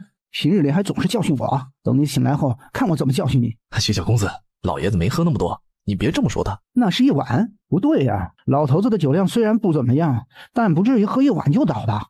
这什么酒啊？在哪儿买的？陈记酒家买的，就普通的酒。陈记？那不至于吧？许岩闻言，忙不迭的伸手抓住了徐老的手腕，开始给他把起了脉来。陈记的酒，老头子常喝，最烈的还能喝上个3、5斤的，不至于一碗就这样了吧？老头子这么不中用了？许哥哥，爷爷喝的不是一碗，是一口。一口？师傅明明说过，1滴药酒对20斤普通的酒就能喝的，谁知道许爷爷一口倒了。冒昧的问一下，你师傅的酒量如何？我师傅从来没喝醉过，倒是二师傅醉过一回，好像是喝了1坛。就你那酒，不再兑个30斤酒水进去，那就不是人喝的。陆青有些不相信。你别不信，我家老头子最是崇拜那个了空大师，他说过，了空大师出家前醉喜酒，1坛子千里醉下肚，对他毫无影响。千里醉这酒如何，你应该很清楚吧？陆青愣愣的点头。所以说呀，了空大师那可是海量，就陈记这酒对他来说就跟水一样。你们按照了空大师喝酒的标准来衡量我们普通人喝酒的标准，那哪行呢？了空大师不是出家很多年了吗？还喝酒？出家了就不能喝酒吗？可是二师傅喝呀。我六师傅说的嘛，酒肉穿肠过，佛祖心中留。对酒。陆青按照许岩说的，再兑了30斤的酒进去。不然陆叔叔先尝尝这酒的味道。我喝了。喝吧。我真喝了。喝呀！陆青看了小奶团子一眼，像是下定了决心，要去赴死了一般，手一伸，眼睛一闭，端着碗就喝了一口。陆叔叔，陆叔叔，怎么有2个冉冉啊？不是3个。冉冉，陆叔叔跟你说，这酒真不错。陆叔叔觉得这酒有点烧头。陆青说完，脖子一歪，两眼一闭，就倒在地上呼呼大睡了起来。众人进来时，便见到了倒在地上呼呼大睡的陆青和坐在椅子上摇晃着自己的小短腿悠哉悠哉的小奶团子。冉冉，这是怎么回事？娘亲，冉冉没事的，陆叔叔喝了一口酒睡着了。跟进来的红杏抬脚在陆青的身上踢了踢，真是没用。红杏嘀咕了一声，忙让秦石进来帮着他一块儿将陆青弄走。还是一口倒？也不是的，还站着说了几句话的。那看来今晚想要喝的这酒还需要再兑上10斤。最后小奶团子一滴药酒兑了60斤的普通酒水，但尽管是这样，这酒喝进肚子里还是有些上头。几杯酒下肚，众人便觉得晕晕乎乎的了。翌日萧敬玄一醒来，便觉得自己身上黏黏糊糊的，浑身不得劲儿，一摸自己的身上竟出了一层的沙，就跟那掉进了泥坑里似的。当时将自己给吓了一跳，金陵被他吵醒，迷迷糊糊的睁开眼。夫人。萧敬玄扭头看了眼金陵，也被金陵这浑身脏兮兮的模样给吓了一跳。夫人，昨晚咱们该不会换了失魂阵，去地上滚了一圈吧？冉冉说那酒是药酒，能够强身健体，延年益寿，还能有效的排出体内的毒素。依我看呢，大抵是这酒起了作用。还真别说，现在除了浑身黏黏糊糊的，但却也感觉轻松了不少。早饭时，小奶团子一见到金陵，眼睛便亮晶晶的道：哇，娘亲今天好漂亮啊，脸蛋红扑扑的，像红苹果似的。夫人，您看，就连冉冉小姐都发现了，奴婢说的没错吧？哪有那么夸张啊？这还得多亏了冉冉的药酒，这效果立竿见影，浑身轻松。娘亲喜欢喝可以多喝一点，那酒冉冉也会酿的。好，娘亲，上次冉冉给你送的用七色花炼制的丹药会更有效果哟。那娘亲就先留着，待日后到了40、50的时候，娘亲再拿出来吃。冉冉可以再给娘亲炼制的。娘亲知道冉冉很爱娘亲，但娘亲也知道冉冉炼丹很辛苦，还要耗费精力。娘亲呢也心疼冉冉，知道吗？娘亲现在不是很漂亮吗？娘亲最漂亮啦。早饭后，门口便有衙役送来了一张帖子。赌石，你不是跟那玉大夫人关系还不错，过去瞧瞧。听说玉大老爷因为孩子的事儿有些颓废，如今玉家的生意大多是玉二老爷在经营着。这赌石会应该是玉二老爷举办的，这玉二夫人可是个令人讨厌的主，若是在这种场合给我使绊子，我还真不一定能应付得来。而且这种地方去的大多都是男子，不如就让老四去吧。老四沉稳，咱们去也算是给玉家一个面子。那玉二夫人也不好跟老四计较什么。这赌石会在永陵和永州交界，我估摸着再过几日，娘他们也快到了，到时候就让老四带着冉冉去接一接。听夫人的。小姐，夫人和四爷要去新宅院看看，你可要一起去？好啊好啊，红杏姨姨、张彪伯伯他们好了吗？放心吧，许公子给他们施针，药也让他们按时吃着呢，如今都好着呢。他们若是知道小姐你这么惦记他们，心中定会欢喜的。嘿嘿，红杏姨姨，你是不是快要过生辰了？冉冉小姐，你怎么知道？陆叔叔说的呀。嘿嘿，陆叔叔还给红杏姨姨买了礼物呢。说完，又下意识地捂住了自己的嘴。陆叔叔说了，让我别告诉红杏姨姨的。红杏姨姨，你能不能别告诉陆叔叔，是冉冉说漏了嘴啊？放心吧，姨姨不会说的。冉冉就知道红杏姨姨最好了，陆叔叔说的没错，红杏姨姨是世界上心地最好的姑娘。嘘，红杏姨姨，陆叔叔送你礼物的时候，你可要假装惊喜一下哟。其实也不是不可以的，不过嘛，我有一个条件。什么条件？冉冉小姐得告诉我，你陆叔叔还跟小姐说了哪些关于我的话。哇，那可多了。你陆叔叔还跟小姐说了哪些关于我的话。哇，那可多了，10根手指头都数不过来呢。这么多啊？就是加上冉冉的脚趾头都数不完呢。红杏姨姨，你可千万别喜欢陆叔叔哟。为什么？因为陆叔叔太抠啦，他说他要将自己的银子都给自己的媳妇儿，不能给冉冉买东西。红杏姨姨，你脸怎么这么红啊？红杏正想着，便见自己的脑门上竟忽然多了一只软乎乎的小手来。哎，没生病啊？那个，冉冉小姐，我们还是快点走吧，夫人都等着急了。哦，好吧。走到前厅，小奶团子便抢着给萧敬哲推轮椅。上了马车后，那闵慎行就神神秘秘地凑了过来。小丫头，你那酒真将徐老和陆青给放倒了？嘻嘻，闵哥哥，你这打什么鬼主意呢？我哪敢打什么鬼主意啊！我家老头好酒，他这不是快要70大寿了吗？所以啊，我想给他弄壶好酒。闵老70大寿了？恰好在端午过后，5月初7，不到1个月的时间了。你爷爷喜欢喝酒，那就送他一坛好啦。送就不用了，我买，毕竟是寿辰礼，可不能太小气了，不然我爹和娘都得说我了。四叔父，娘亲，卖多少银子合适啊？200两1斤。冉冉这酒可不是普通的酒，这可是延年益寿、能治百病、排毒养颜的酒。按你这么一说的话，200两1斤倒真是不贵。得2000两银子，我要10斤酒。闵慎行立马就递上了1沓的银票，小奶团子一看，便笑眯眯的收下了。娘亲，咱们今后就卖酒吧。到了新宅，金玲带着红杏去忙别的了，萧敬哲则带着小奶团子去了张彪他们所住的院子。还未走多远，小奶团子荷包内的金钱剑又嗡嗡嗡地晃动了起来。小奶团子顿了顿脚步，撑起了一把油纸伞，然后将黑影放了出来。冉冉，你又将大伯放出来了？冉冉，你这是？冉冉取了几张符纸出来，在闵慎行和秦时以及萧敬哲的身上一人拍了一张，当时黑影的身影立即就出现在了他们的眼前。呵，他是鬼？萧四叔，你们不用怕，我们黑影大哥是只好鬼，是不会伤害人的。你是周巡抚？我是周巡抚，你认识我？我没见过你，但你身上的衣服就是巡抚的官服，还有你看起来的年纪，像是几年前逝去的周巡抚。我不知道我是谁。黑影的眸光逐渐的暗淡了下来，眼神在这宅院内巡视了一圈，旋即指着不远处的一棵大树下道：那里有些熟悉，地下好像被埋了东西，埋了什么？不清楚，不确定。秦时，你去挖挖看。是。秦时找了个工具过来，对着那边的那棵大树就挖了起来。黑影伯伯怎么会跟着你？是闵哥哥跑去了坟地，然后冉冉就在那里遇见了好多好多的鬼，在那里认识了黑影伯伯呀。很多鬼，所以你都养着？没有的，冉冉都送他们去投胎了，只是黑影伯伯的尘缘未了，他也不想去投胎，而且他很厉害，还修炼出了剑，所以我就暂时收留他啦。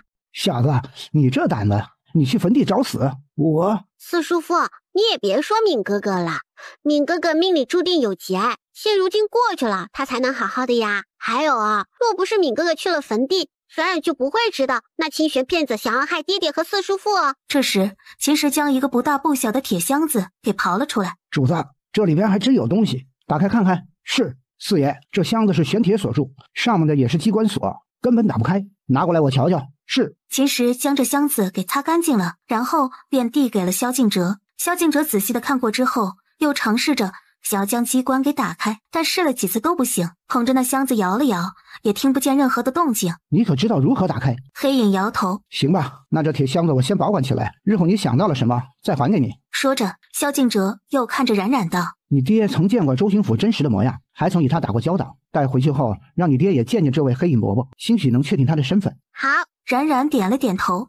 黑影抿了下唇瓣，身影一闪，再次回到了冉冉的金钱剑中。到了张彪他们所在的院子，便见张彪正拿着一杆长枪，正与孙越对峙着，而赵虎和李迅则坐在边上观看着。几人一见萧敬哲和冉冉他们进来，立即就停下了手上的动作，迎了上来。四爷，小姐，伯伯们好啊！你们身上还有伤，都坐吧。是。几人应了一声，相继坐了下来。小奶团子走了上去，一一的给他们把了下脉搏。都好的差不多了，不过赵虎伯伯和李迅伯伯还要喝药哦。小姐放心吧，你开的药我们这些天一直都喝着，伤口已经好的差不多了。四爷有何吩咐？你们4人的本事都不凡，若将你们都拘于这宅院之中做护卫，实在是太过于屈才了。四爷有何吩咐，尽管吩咐便是。前些日子是蛊毒的事闹得沸沸扬扬的，你们或多或少应该也知道了一些。我们虽然顺藤摸瓜抓了2个，但却被人灭了口，那真正的幕后之人还依然逍遥法外。四爷的意思是想通过我们来抓幕后真凶？不，幕后真凶还不着急，既然他是冲着我们萧家来的，那一次失败肯定会再次出手，咱们等着便是。那四爷的意思是？我是想让你们都明白我萧氏现在的处境，我们眼下最应该做的事，在此处站稳脚跟，我们萧氏所要面对的敌人，可不仅仅是你们所知道的南疆奸细，还有如今的叶氏一党。叶氏利用一些下三滥的手段，将我萧氏一步步的逼迫至此。我们如今也是时候要还击了，逐渐扩大我们萧氏的势力才是重中之重。但凭四爷吩咐，我们兄弟4人赴汤蹈火，在所不辞。我观你们兄弟4人各有所长。张彪性格爽朗，但为人心细如尘。我知你曾也做过情报兵，既如此，这建立情报的事、收集消息的事，便交给你来办了。是，四爷。赵虎，你性格温和，说话做事迂回，也有头脑。眼下我们萧氏有一桩生意需要做，这生意场上的事便交给你来办。江南之地以商贸为主，商会在本地独占鳌头，你跟他们打交道需要慎之又慎。是，四爷。李迅，我看你这手和你们之前藏匿的那个院子的布置，里面的机关都是你设计的吧？是。既如此，我想让你去边疆。去边疆？不错，你们应该也清楚，我们萧家军当年便驻守于北疆的边防之地，当年因军中出现奸细，再加上朝廷中某些人特意的构陷，这才致使我萧家军惨败。此事之后，我萧家军被人分散收编，在军中也受到排挤。今后我萧家想要重整门楣，少不得也需要萧家军的支持，所以我需要李迅你去军营暗中联系我萧家旧部。是。至于孙越，今后你便是我萧家的大管家吧。你为人处事周到，做事也很细致，迎来送往的你也擅长，你来担任大管家，替大人处理一些人际上的事，很合适。另外，接下来我跟大人要在永陵创办免费的学堂，也需要你来打点一些。是，四爷。安排好了各自的职能之后，萧敬哲便看着李迅的：你也不着急这么快就走，好好的养伤。过了端午之后吧，我会准备一些东西交给你。是。张彪这边需要尽快，眼下我们需要调查的是整个永陵秀才及进士的一些情况。明日我便会让秦石给你送上一份名单来，上面的人事无巨细，你都给我调查清楚。是。孙越养好伤后去找大夫人便是。是。生意场上的事儿，赵虎你没事的时候就出去走走逛逛。我们的第一桩生意是药酒，药酒的详细情形我也会一一的罗列好，该如何办交给你。是。从张彪他们所在的院子出来后，萧敬哲的面色一直都不好。四爷，然然小姐，你们的院子都收拾出来了，夫人让你们去瞧瞧。好啊，四叔父，冉冉带你看院子去啊。好。这时便见小奶团子哼哧哼哧的爬上了萧敬哲的轮椅，坐在了萧敬哲的大腿之上。红杏姨，你来推我们。是，小姐。四爷，小姐要走了，你们可抓稳了。快点快点。喜欢吗？喜欢，这里好漂亮啊，冉冉好喜欢。有了院子，到时候再去挑选几个小丫头放在院子里，让他们给你打扫伺候你，好不好？娘亲，有了自己的院子，是不是就不能跟爹爹娘亲还有四叔父睡一起了？当然可以了，不过冉冉是个小姑娘，不能一直都跟着爹爹和四叔父一起睡，不然是会被笑话的。不过娘亲还有你三叔母、祖母，今后都可以陪着冉冉一起睡。好吧。参观完了院子，金陵便带着他们认识了下府中的下人。萧敬哲与金陵说了下让孙越当大管家的事。明日我便让红杏将咱们府上的银两和账簿交给他，之后这宅子里的大小事情就交给他了。对了，赌石会的事儿，你大哥跟你提了没？提了，大嫂放心，届时我会去看看的。不知大嫂可否再要一张请帖？再要一张？是。冉冉的酒生意我交给赵虎了，这生意我们不能明面上的放在咱们萧氏的名下，所以这明面上咱们不能与之有任何牵扯。正好咱们开府是要宴请客人的，我尽快的让人挑选一个黄道吉日，今日便制作好请帖，御府那边我亲自去送。有劳大嫂了。哎呦，什么有劳不有劳的，咱们是一家人。这边小奶团子刚跑过来，便听到金陵说要挑选黄道吉日，当即掐了掐自己的手指头。4月26大吉宜。冉冉还会算这个？会的呀，看相算命、捉鬼画符、补吉凶、观测天气，这些冉冉都学过的。4月26 10日后，时机倒是合适。那好，便4月26吧，你去准备准备。是，夫人。就在这时，闵慎行的声音出现在院门口。小丫头，你快给我看看，我这腿是不是要瘸了呀？众人扭头望去，便见秦石面无表情的扶着一瘸一拐的闵慎行走了进来。怎么了这是？小奶团子看了看他的腿，然后用手指头去戳了戳。疼。哎呀，这是怎么弄的？冉冉，你闵哥哥这腿……娘亲放心，就是扭伤了而已。小奶团子说着，已经抓住了闵慎行的腿，然后缓缓的往他的脚跛处输送了一些内力进去。内力一进去，闵慎行便觉得脚跛处暖洋洋的。可就在这时，小奶团子忽然抓住了他的脚跛，用力的一拧。好啦，闵哥哥，你站起来走2步试试看。真的好了？就是一点点小伤罢了，还难不倒我。闵慎行看着小奶团子那亮晶晶的眼神，试探性的动了动脚脖。真的好了？闵慎行不敢相信的站了起来，欣喜的跺了跺脚，笑得跟地主家的傻儿子一样。真的好了？慎行，你跟人打架了？被人推坑里了。谁呀？光天化日竟敢做这种事儿！慎行，你告诉你金姨，谁做的？金姨帮你出这口气。金姨，不用了，秦师哥已经帮我好好的教训他们了。金陵望向秦时，是吗？一些被家里宠坏了的小孩，属下已经教训过了。夫人放心吧。既如此，那便算了。若是他们今后再敢来，你告诉金姨，金姨给你出头。谢谢金姨。